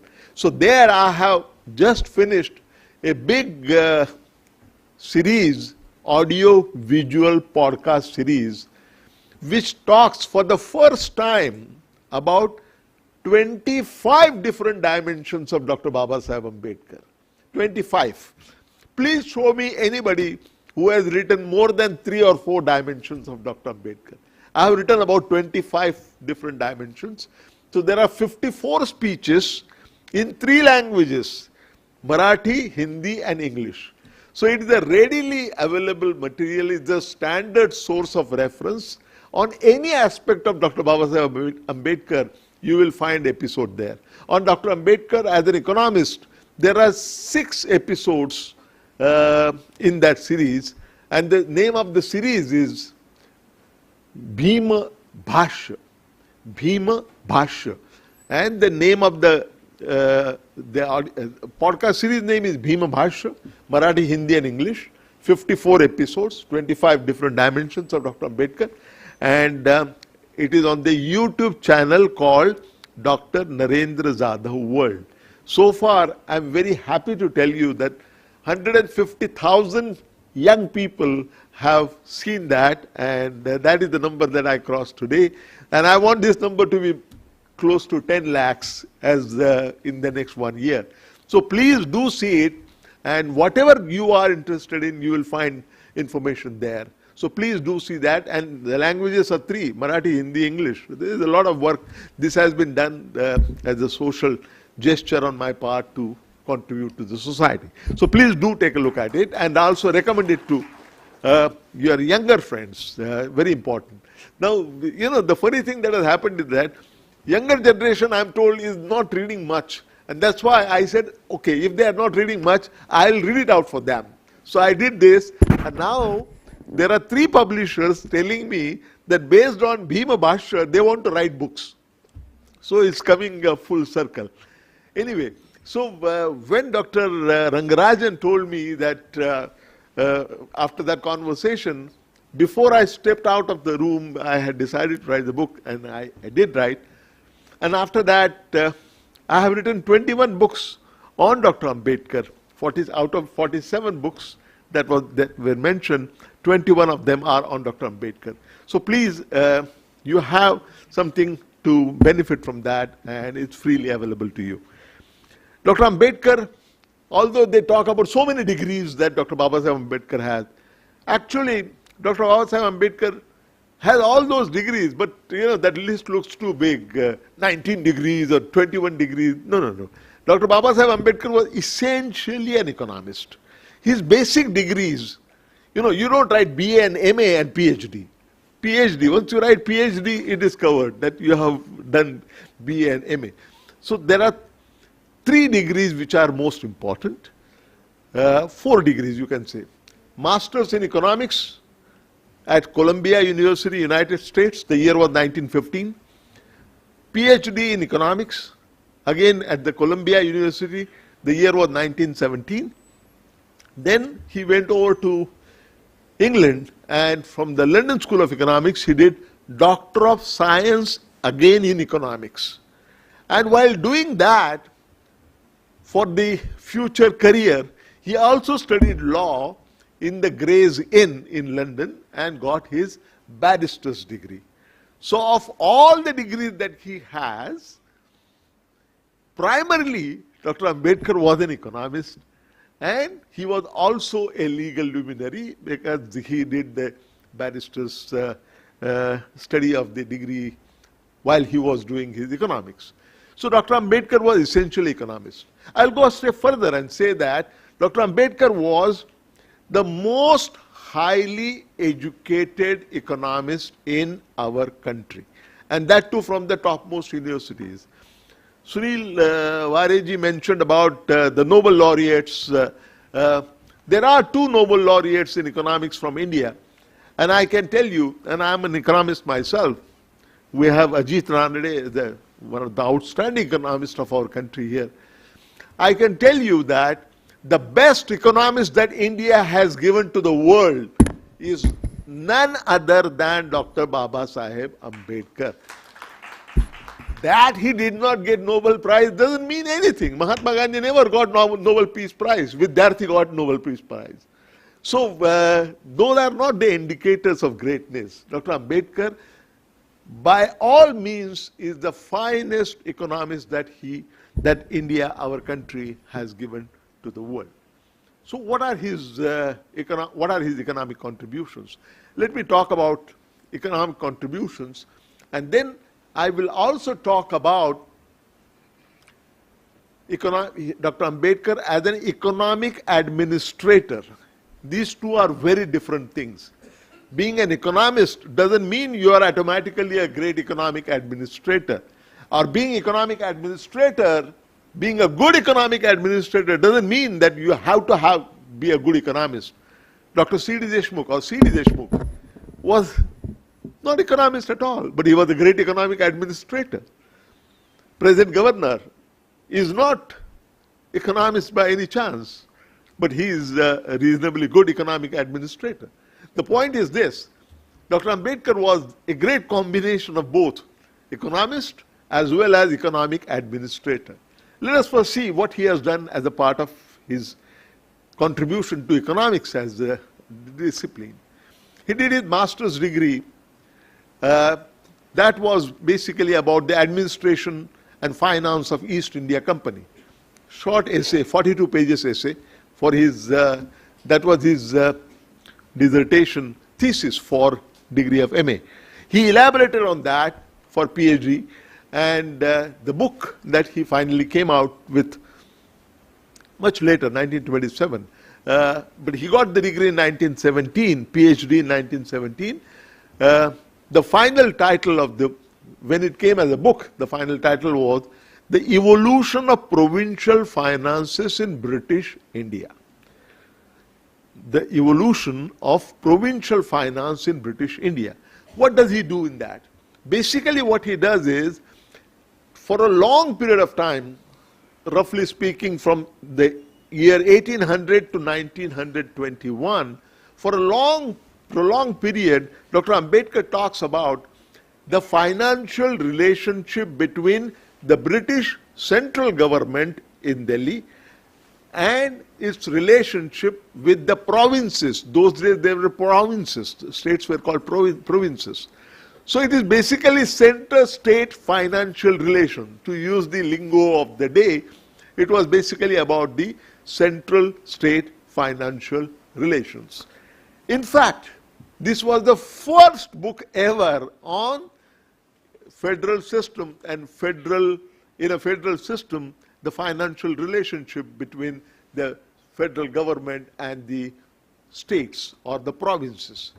So Dr. Ambedkar wrote a detailed book, and he talks about this long period historical perspective, and then he talked about what should be the principles. Now, what is the relevance of that book today? Is it only historically important book because Dr. Ambedkar wrote it? No. Dr. Ambedkar, as a legal luminary, also wrote the Indian Constitution. In Indian Constitution, he made a provision of finance commissions. And so far, 15 finance commissions have given their reports. 16 finance commission has recently been appointed. So what is the job of finance commission? Finance commission basically makes recommendations about the money that central government gets as a tax and non-tax revenue, how to distribute that money, how much money should the central government keep, and how much money they should distribute to the states, and what should be the principles governing the distribution of money to the states and to the local government. So this is what the Finance Commission does. The original source, it all began with Dr. Babasaheb Ambedkar's book. Finance Commission was also his creation. Everybody knows about Finance Commission, but people do not know about the original work that was the basis, Mula Srot, as they say, of all these reports comes from Dr. Babasaheb Ambedkar's PhD dissertation. So that was his great contribution in the sub-discipline of fiscal economics. Then he moved on. When he did his Doctor of Science, and Professor Ajit Ranade did speak about that in the morning, I was told. He himself mentioned that. So his fiscal contribution was his PhD dissertation. His contribution to monetary economics came in the form of his dissertation for the degree of Doctor of Science, which he wrote for London School of Economics. And the title, everybody knows, Problem of Rupee, Its Origin, Its Solution. Problem of Rupee, Its Origin and Its Solution. Now this was a book that is a very comprehensive, and I can tell you, it is the most difficult book that Dr. Ambedkar has written. Highly technical book. I do not know any professor of economics who will come to me and say that I have read and understood everything in that book. Not even economics professor. So what I'm trying to say is that it's an extraordinarily complicated book and a very important book. Dr. Ambedkar wrote that book where basically, to give you make a long story short, Dr. Ambedkar takes a review. Those days the style was to have a historical review and then talk about the underlying principles. So he takes a long period review about how the Indian rupee has evolved over a long period of time. Having done that, then he talks about the very important topical issue of the day, that time. That was, what should be the ideal currency system for a developing country like India? And there was a big debate going on about the gold standard and gold exchange standard.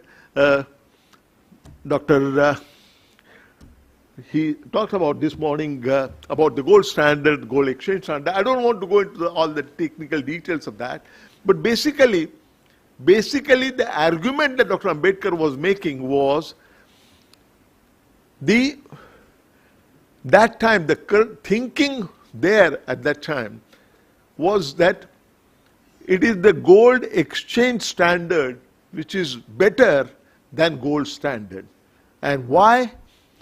John Maynard Keynes, who was the greatest economist, greatest macroeconomist of that century, or that 50-year period, we can easily say, he came out, he had come to India and he wrote a treatise on money in 1909, and there he had taken this position that for a developing country like India, it should be the gold exchange standard, because gold exchange standard is flexible. His argument was that gold standard is very rigid, because the total amount of liquidity that would be available in the country would be simply equal to the amount of gold that is available with the government. And that cannot change very rapidly with a policy. That can't change. So that is a very rigid system, and therefore that's not good for a developing country like India. On the other hand, gold exchange standard, you can, on the basis of certain amount of gold that you have, can issue paper currency, and so there is no undue restriction on generation of liquidity. And therefore this is flexible, and flexibility that is embedded in the gold exchange standard is something that is highly desirable for a developing country like India. This was the argument made, and when Keynes made that argument, you can imagine every Tom, Dick and Harry, every small and big economist towed that line. Not one. One person who opposed him was Dr. Ambedkar, young firebrand Dr. Ambedkar, who had just written with his big book on monetary economics. He said, no. He said, between the two systems, gold exchange, he said, I agree with Keynes that gold exchange standard is a flexible standard and that is a desirable thing for developing countries. However, he added that gold exchange standard, the flexibility that is involved in the gold exchange standard, is a double-edged weapon. Dudhari astra hai. Double-edged weapon in the sense that it is good because it does not put undue restrictions on the generators of liquidity, Government of India. It does not create any restrictions on them. So that is good part of it. But the bad part is, if the government is irresponsible, if the government happens to be irresponsible, then they will generate as much liquidity as they want for whatever purposes. And if that happens, there would be too much liquidity chasing too few goods, and the result is going to be inflation. And inflation is the most iniquitous form of taxation which hurts the poor the most.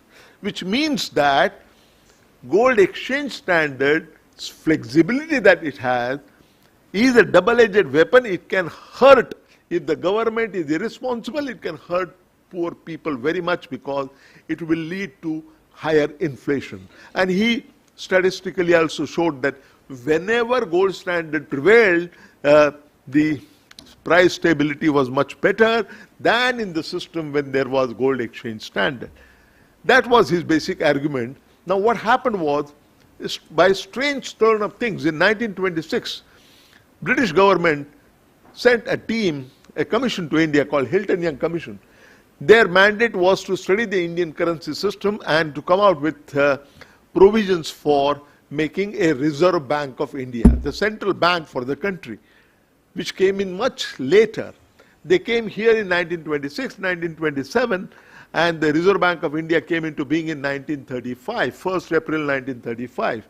They have recently celebrated 90 years of RBI, and Honorable Prime Minister came to Mumbai for that. Now, the point is this. This commission, they testified, lots of people gave testimonies before them. All the experts, known experts, have given their testimonies to the Hilton Young Commission. One of the testimony was, and a very important one, was by Dr. Ambedkar. And Dr. Ambedkar's testimony was not even accepted by them. He has submitted that, and even that testimony was not available in the mainstream. You know, this gentleman who wrote the first editor of government publications, कौन होते आपले नागपुर से? Moon, Vasanta Moon. Vasanta Moon one day came to me in RBI and said that I have seen a cross-reference of something that Dr. Ambedkar, some testimony that Ambedkar gave to a commission that came from USA about, from England, about monetary economics. So he said, please help me find it. So I put people on the job, and he himself stayed there for 2 days in the in RBI, and they located that testimony, which has been reprinted in the 5th volume of the government series of books, which is a great job done. So that has been put there. That is a very important testimony. But at the time when the testimony was given, that was not accepted by the British. Many years later, RBI came into being 8 years after that, completely different principles. Now what happens is, 2 years back, and that subject came up when I was talking to Sunil Zode here right now. He was talking about going to RBI governor for something.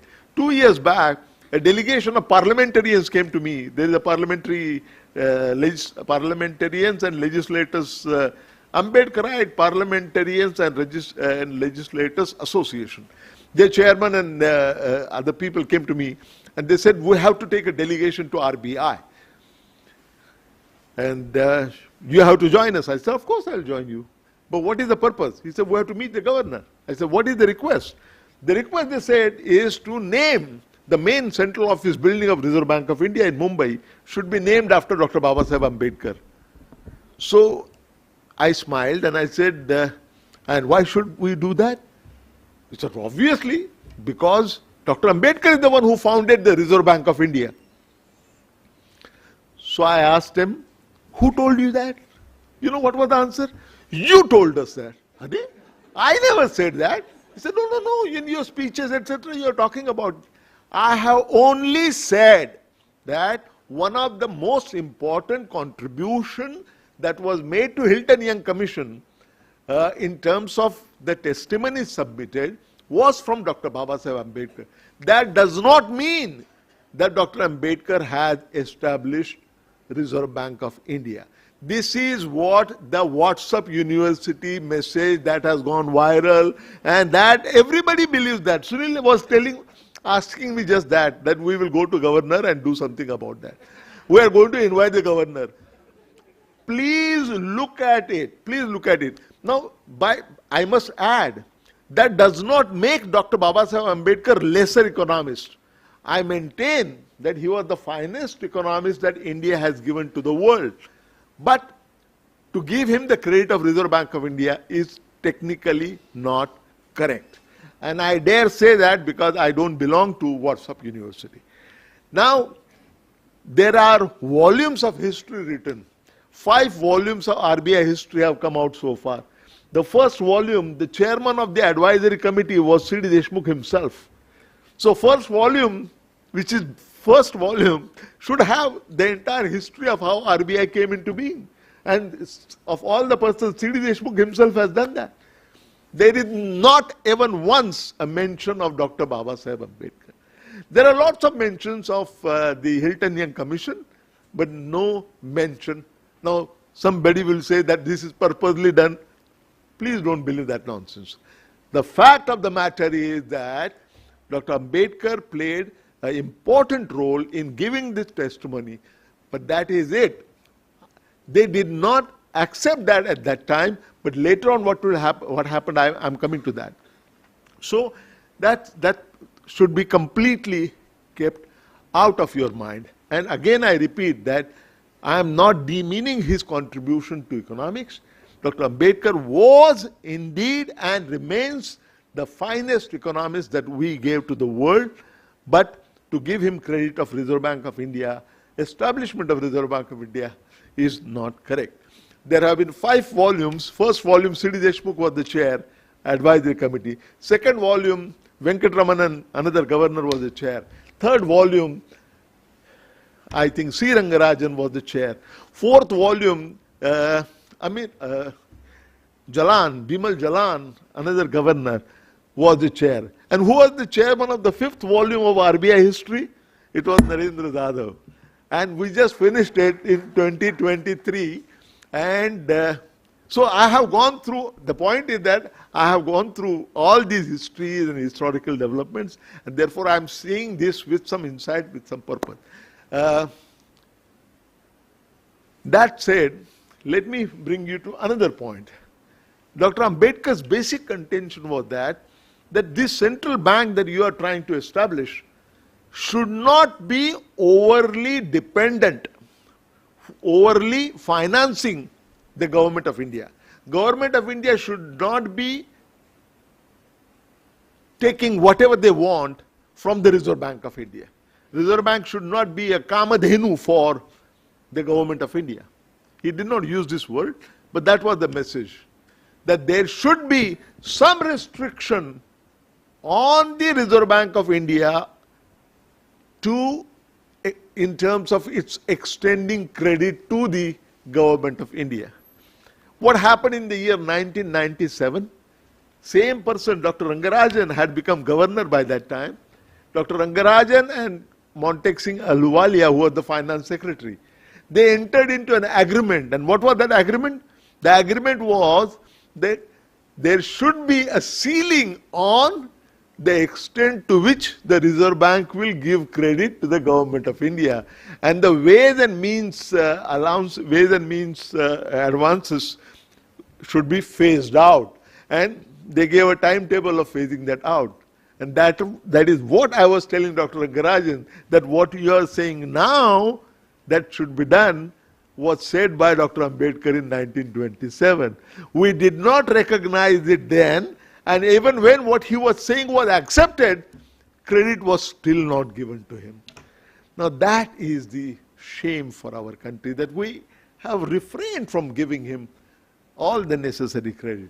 But that is again a broader picture. Now let's move on. Dr. Ambedkar wrote a very, very interesting short piece on agricultural small holdings in India. The problem of small holding in India, a research paper. He wrote in 1918 when he was studying for his PhD, just finished his PhD, published in 1918. So he must be working on PhD at that time. And in that, he talks about, can you imagine, he talks about the problem which is very familiar, division and fragmentation of the land holdings. But he comes out with this theory, and he argues that the best way to improve agriculture, best way to bring about industrialization in our country is to transfer excess labor from agriculture to industry. Now services sector, that has been added later. Now this is what he was saying, and he has very passionately argued how there is overcrowding in agriculture, and how that overcrowding has to be reduced and shifted to the cities or to industry so that industry and agriculture both can prosper. This is what he said 1918 when he was 27, 28 years old. Many years later in 1954, Sir Arthur Lewis, who was the first black student to get PhD, I think in London as well as in Princeton. He was teaching at Princeton later. He came out with a theory about the dual growth model based on transfer of surplus labor from agriculture to industry, and in that way developing both agriculture as well as the industry. And he got Nobel Prize for that. He wrote this paper in 1954, Unlimited Supplies of Labor. That is the title of the paper. And his theory is a two-sector model that he developed, made him get him the Nobel Prize. Dr. Ambedkar was never even mentioned, never given that credit. Again, globally that has happened, which is again very unfortunate. So Dr. Ambedkar wrote, and as we were discussing just now here, Dr. Ajit and myself, that Dr. Ambedkar never wrote anything after that on economics. He was drawn into mass whirlwind of the mass movements and politics and so many other things. So he did not write anything on economics later. But economist in him was always alive. In all his speeches, you will find that economist in him can be seen. Even when he wrote the Constitution, if you compare India's Constitution with the other federal constitutions in the world, you will find that very large number of provisions on economic provisions are there in this Constitution. Why? Because the principal architect of this Constitution was Dr. Babasaheb Ambedkar, was an economist. So he did not give away economics. Economics was a part of his life. It is that formally he did not write any books on economics. Now, he was, as I was mentioning, I'm turning to the final aspect, Dr. Ambedkar as an economic administrator. Let me say this again, being an economist does not mean automatically that you are a good administrator, economic administrator, and being a good economic administrator also does not necessitate your being a formally trained good economist. It's like a professor of Marathi and a writer in Marathi. Many writers like Anna Bhausate never went to school. You know, he was a great writer. He was not a professor of Marathi language. And many professors can't write anything in economic, on literature in Marathi. So these things are not connected. These are different things. Dr. Ambedkar's unique thing about Dr. Ambedkar was that he was not only a great economist, he was also a great economic administrator. Something very interesting happened in 1942. In 1942, when Gandhiji in Mumbai gave slogan, Quit India movement started 8th August 1942. And that same night, all the Congress leaders were taken to jail. But then Quit India movement really spread out the whole country, all over. And Congress leaders were in jail. At that time, British came out with a counter strategy to deal with that. What they did was, they formed a cabinet ministers, council of ministers. They didn't call it council of ministers, they called it Viceroy's Executive Council. They had 12 members. They did something surprising. Half of them were taken as Indians. So out of 12, 6 were British or European, and the remaining 6 were from India. And one of them chosen was Dr. Ambedkar. So Dr. Ambedkar was taken in the British cabinet, and there was a lot of criticism of Dr. Ambedkar for that. That when there is a freedom struggle going on, when Chale Jao, Quit India movement is going on, here is this man who joins the British government, the foreign government ruling our country. Just see what he achieved. You know, that's where people don't understand. This is a strategy. Look at the contribution that he made as a minister in the British cabinet at that time. Looking at the parochial, narrow point of view, you'll feel that he is doing something which is against the country. No, just see what he has done. He was given the portfolio, he was called labor member.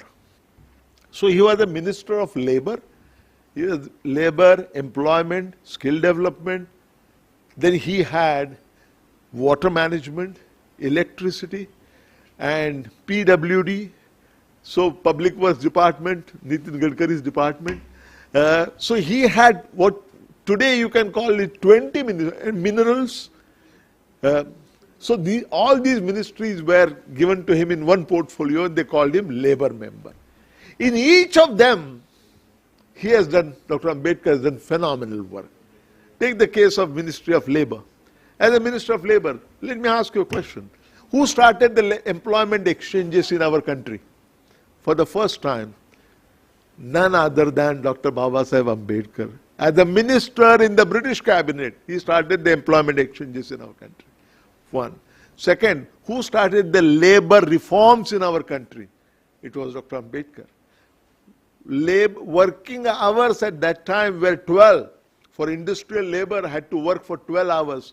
Who reduced it from 12 hours to 8 hours, which is existing today? It was Dr. Babasaheb Ambedkar. Who started the reform, the process of labor reform in terms of the tripartite arrangement between government, employer, and the employee? This triangular relationship. Who laid the platform of that? It was Dr. Babasaheb Ambedkar. Who started the first skill development center in our country? You know, there is so much talk about Skill India and all that. Who started the first skill development center in our country? You'll be surprised. In the private sector, it was not Dr. Ambedkar. In private sector, it was Ravindranath Tagore. Along with Shanti Niketan, he came up with Sri Niketan, which was the first skill development center in the country. And then, in 1943, as the minister, first official public sector skill development center was established by Dr. Babasaheb Ambedkar. Turning to other fields, so many other contributions. Water Commission was founded by Dr. Ambedkar. Electricity Commission was founded by Dr. Ambedkar.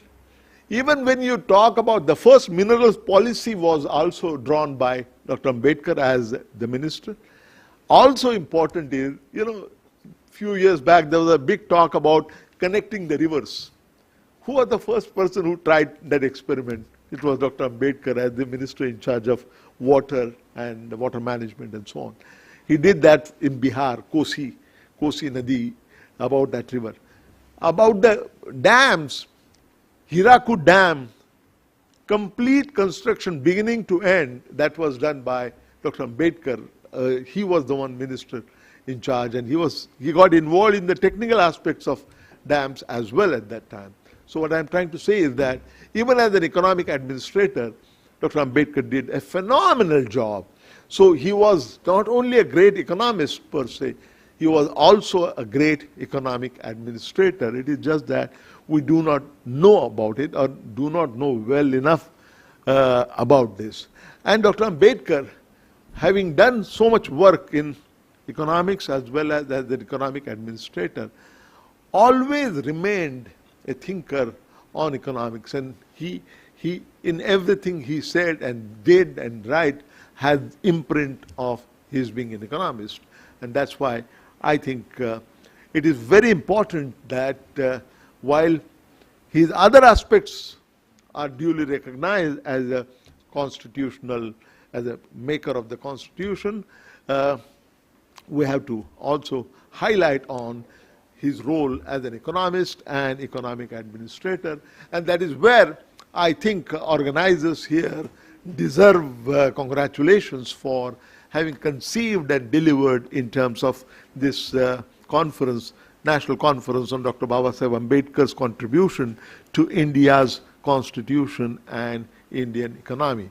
And it has been a great pleasure of mine to have come here to deliver the valedictory session. I thank the organizers and I thank all of you for your patient hearing. Thank you very much.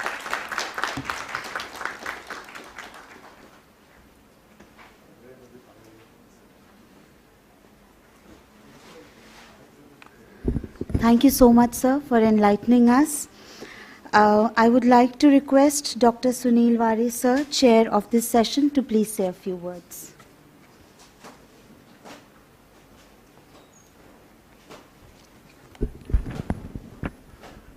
Once we all listen about the economic thought of Dr. Babasaheb Ambedkar from Dr. Narendra Jadhav sir, I think we all are students of Dr. Narendra Jadhav sir, Miss UC. But still, organizing this conference, participation from all of you and the persons, our colleagues who are online from Ambedkarite International Mission to our colleagues from Bharti, Mumbai University and Indian Chamber of Commerce, and you see many of our other friends are also there, and this national conference is coming to an end, and it has given us lots of inputs, lots of understanding about the economic thought of the Dr. Babasaheb Ambedkar. And you see the you see our movement, or we all, the followers of Dr. Babasaheb Ambedkar, is the movement of study, movement of understanding, and it is a process to go ahead with it. And this one aspect of Dr. Babasaheb Ambedkar as economist, and another word which we have understood now, that economic administrator, these two things are different, and this the difference between two things is very important, which we have understood from the Dr. Narendra Jadhav sir. Thank you very much to Dr. Narendra Jadhav sir for enlightening us and giving lots of understanding about the economic thoughts of the Dr. Babasaheb Ambedkar. Thanks to Dr. Ajit Ranade sir, thanks to Sunil Dhode sir, and thanks to Dr. Manisha Karne madam also, and thanks to all of you for to be here. Thank you very much. Jai Bhim.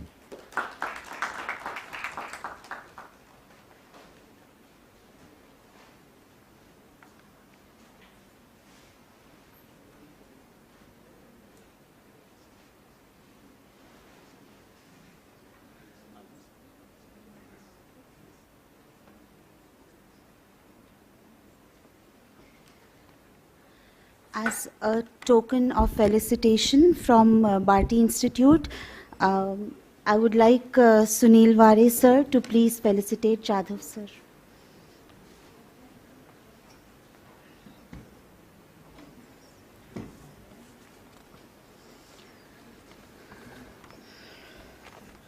दूसरे has come तो बिना नाम का जो shield है दे देना.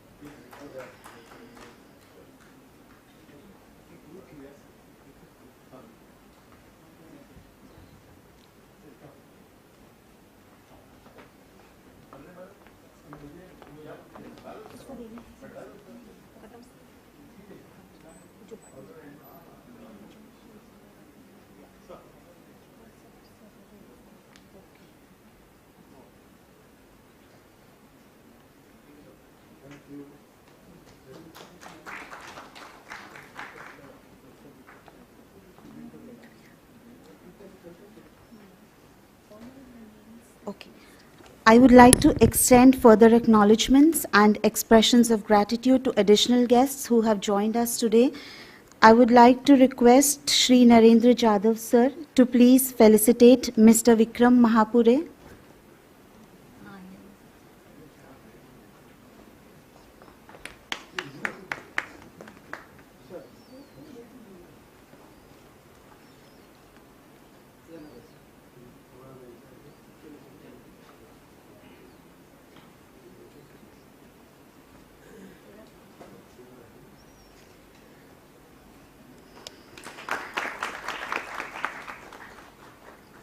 Mr. Arun Dolas.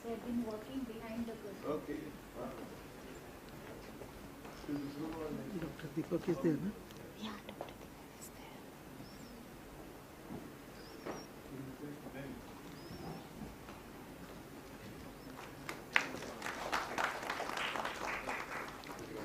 Mr. Sanjay Ramraje. Okay. Mr. Vyas Nagpal sir. Dr. Deepak Raut sir.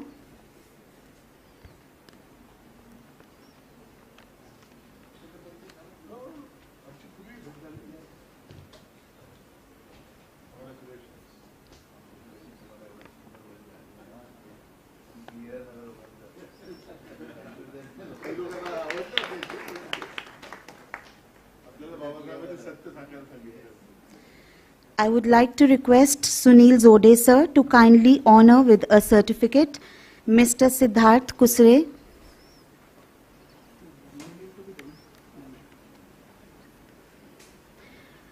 Request you to honor sir with a memento and certificate.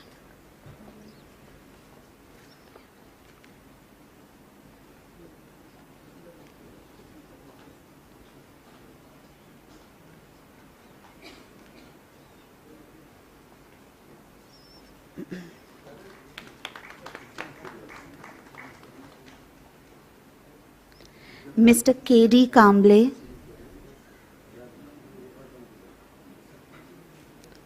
Mr. K.D. Kamble, sir. Okay. Mr. Ramdas Nitnavare, sir.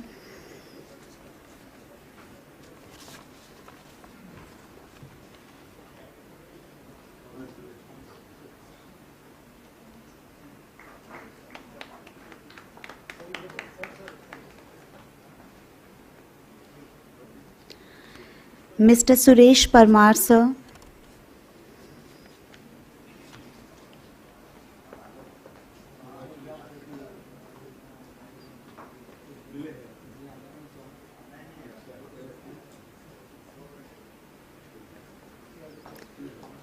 Mr. Jeetu Rose, sir.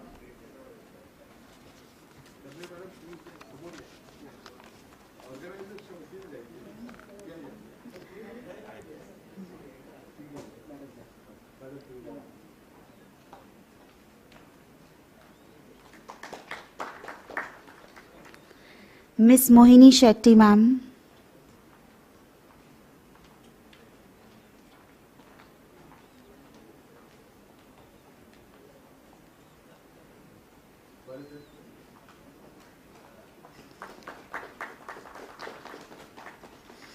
Miss Kasturi Keer, ma'am.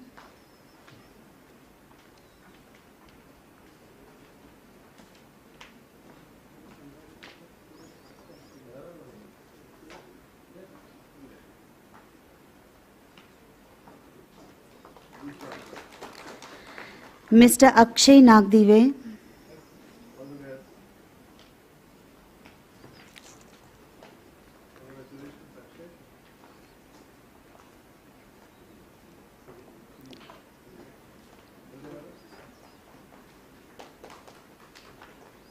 Miss Bhashwati Mahanta.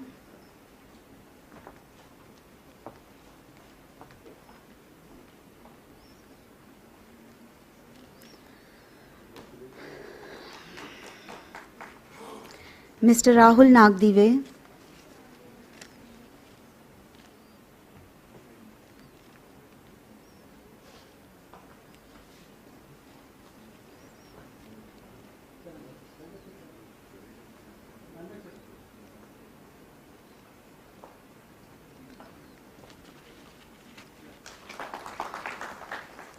Ms. Shallaki Khandare,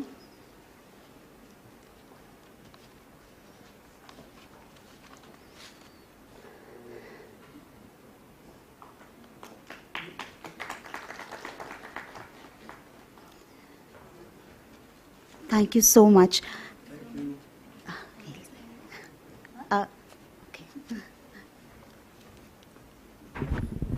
Right from 9:30 to now it's just 5:30. Rashi Bagga, ma'am, who is hosting. Big round of applause for her. And I would like Narendra Jadhav sir to felicitate ma'am with the memento.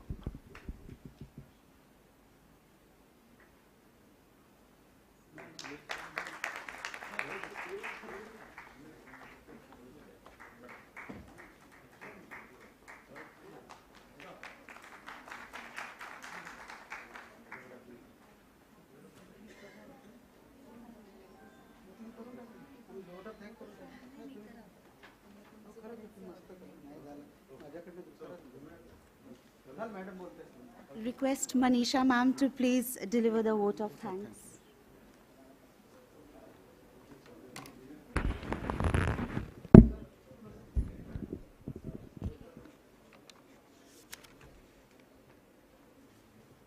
A very dynamic personality with several dimensions have been discussed since morning.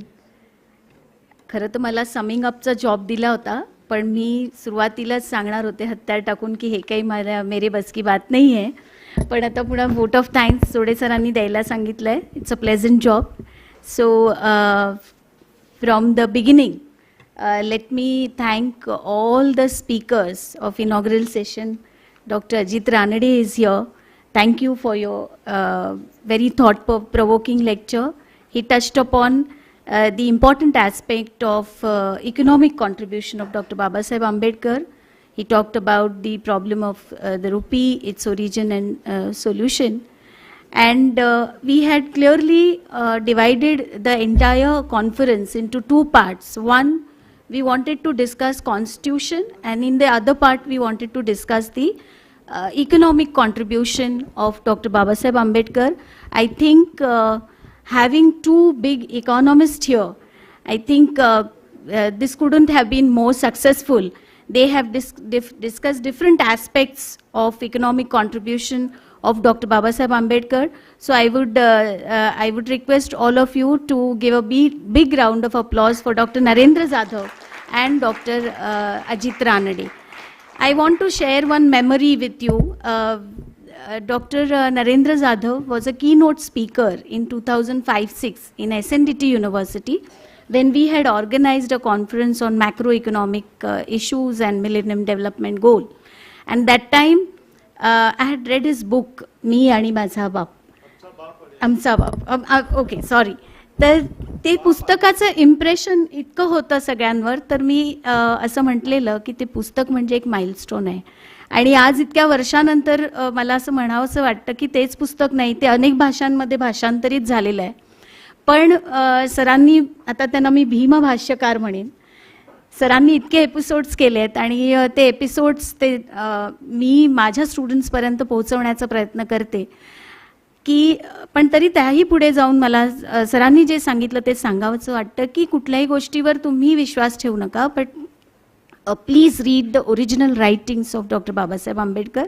आणि म्हणून आपण problem of the rupee आणि ॲनालिशन of cast ही दोन्ही पुस्तकं पार्टिसिपंट्सना द्यायचा प्रयत्न केला आहे. These are the basic readings with which you can start reading the original works of doctor Babasaheb Ambedkar. तर मी जेव्हा असं म्हटलं की ते पुस्तक माइलस्टोन आहे, तेव्हा काही जणांनी तिथे थोड्याशा भुवया उंचावलेल्या मला वाटलं. पण you have to come from that kind of background to understand why one is saying that. तर ते मला वाटतं महत्त्वाचं आहे आणि सरांनी इतकं कॉन्ट्रीब्यूट केलं आहे त्या एरियामध्ये. Thank you so much sir for accepting our invitation.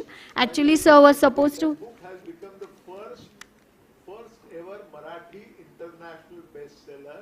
It has sold 800,000 copies, so it's a record. And 14 different languages other than Marathi.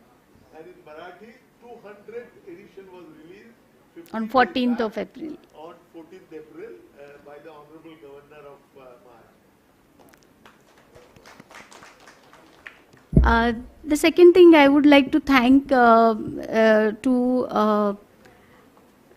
Ashish Chauhan sir for almost within an hour or so accepting this proposal to hold this conference here and making all the arrangements. We didn't have to see anything. Of course, Mr. Sodia has done a lot. He is the one who initiated this, but otherwise the support has been immense, and we could have this conference just because of that kind of support. So when we told him in the morning, sir, we are here because of you, he said we all are here because of Babasaheb. So thank you, Dr. Ashish Chauhan. He is not here, but my heartfelt thanks to him also. I would like to thank Sunil Ware sir for all his support which he gave in form of helping us organize this conference. My heartfelt thanks to Honorable Vice Chancellor sir and our Registrar Professor Gaikwad, who also gave a lot of support prior to this also when we held different programs under Dr. Babasaheb Ambedkar International Research Center. I would like to thank all the chairpersons, I'm not taking the names, and all the resource persons who presented on diverse aspects, from water rights to social justice, labor, then Bara Balutedar and how it destructed the village economy. Sorry if I'm forgetting anything, on leadership qualities of Dr. Babasaheb Ambedkar, on welfare, philosophy of welfare, and so on. So I thank all the resource persons, I thank all the chairpersons for making this conference so rich and thought-provoking. I think I just note down one point that I was not going to sum up, but I thought that this conference should encourage us to take this thought ahead or take these ideas ahead, and we should have more studies, research and analysis on the socio-economic and education development of disadvantaged group. But more than that, what is the importance of constitutional institutions? Okay, for example, state is also very important, and what role state can play when a state is acting on behalf of or has the responsibility of welfare of diverse groups and diverse disadvantaged groups. So that is something, that area we must take it up for research. So going ahead from here, I think that is something I would like to emphasize in my future activities as the in charge of the center. To all the participants who came here and summing up for this intellectual crowd here doesn't make any sense. So a big thank you to all of you. From morning till evening, you have been here listening to different speakers.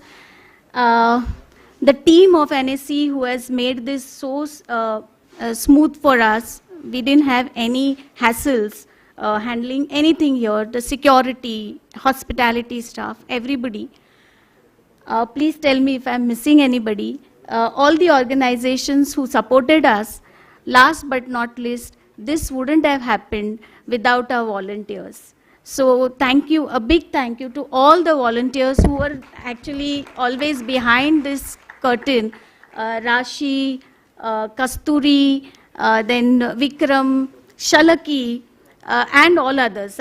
If I'm not taking their names, does not mean their contribution is any less. So a big thank you to everybody. Thanks a lot.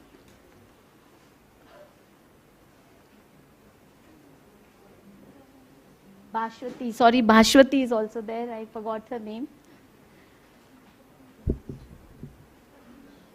Yeah,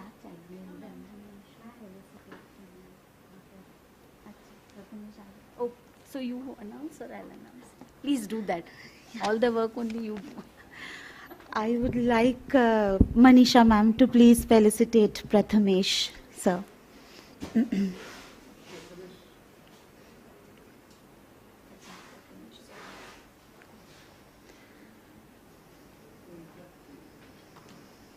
Prathamesh has been the points person, has been very helpful. He's been here since morning. Yeah.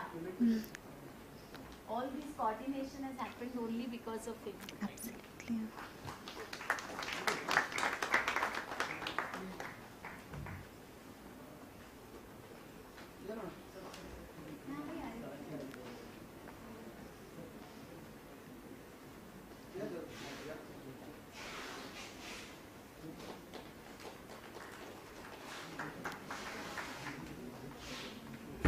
One more person whom I have to thank is Samadhan Parkar. Thank you so much for all the hard work that you have been doing and making us pose for different photographs so that this becomes a memorable event for us later also. Thank you so much.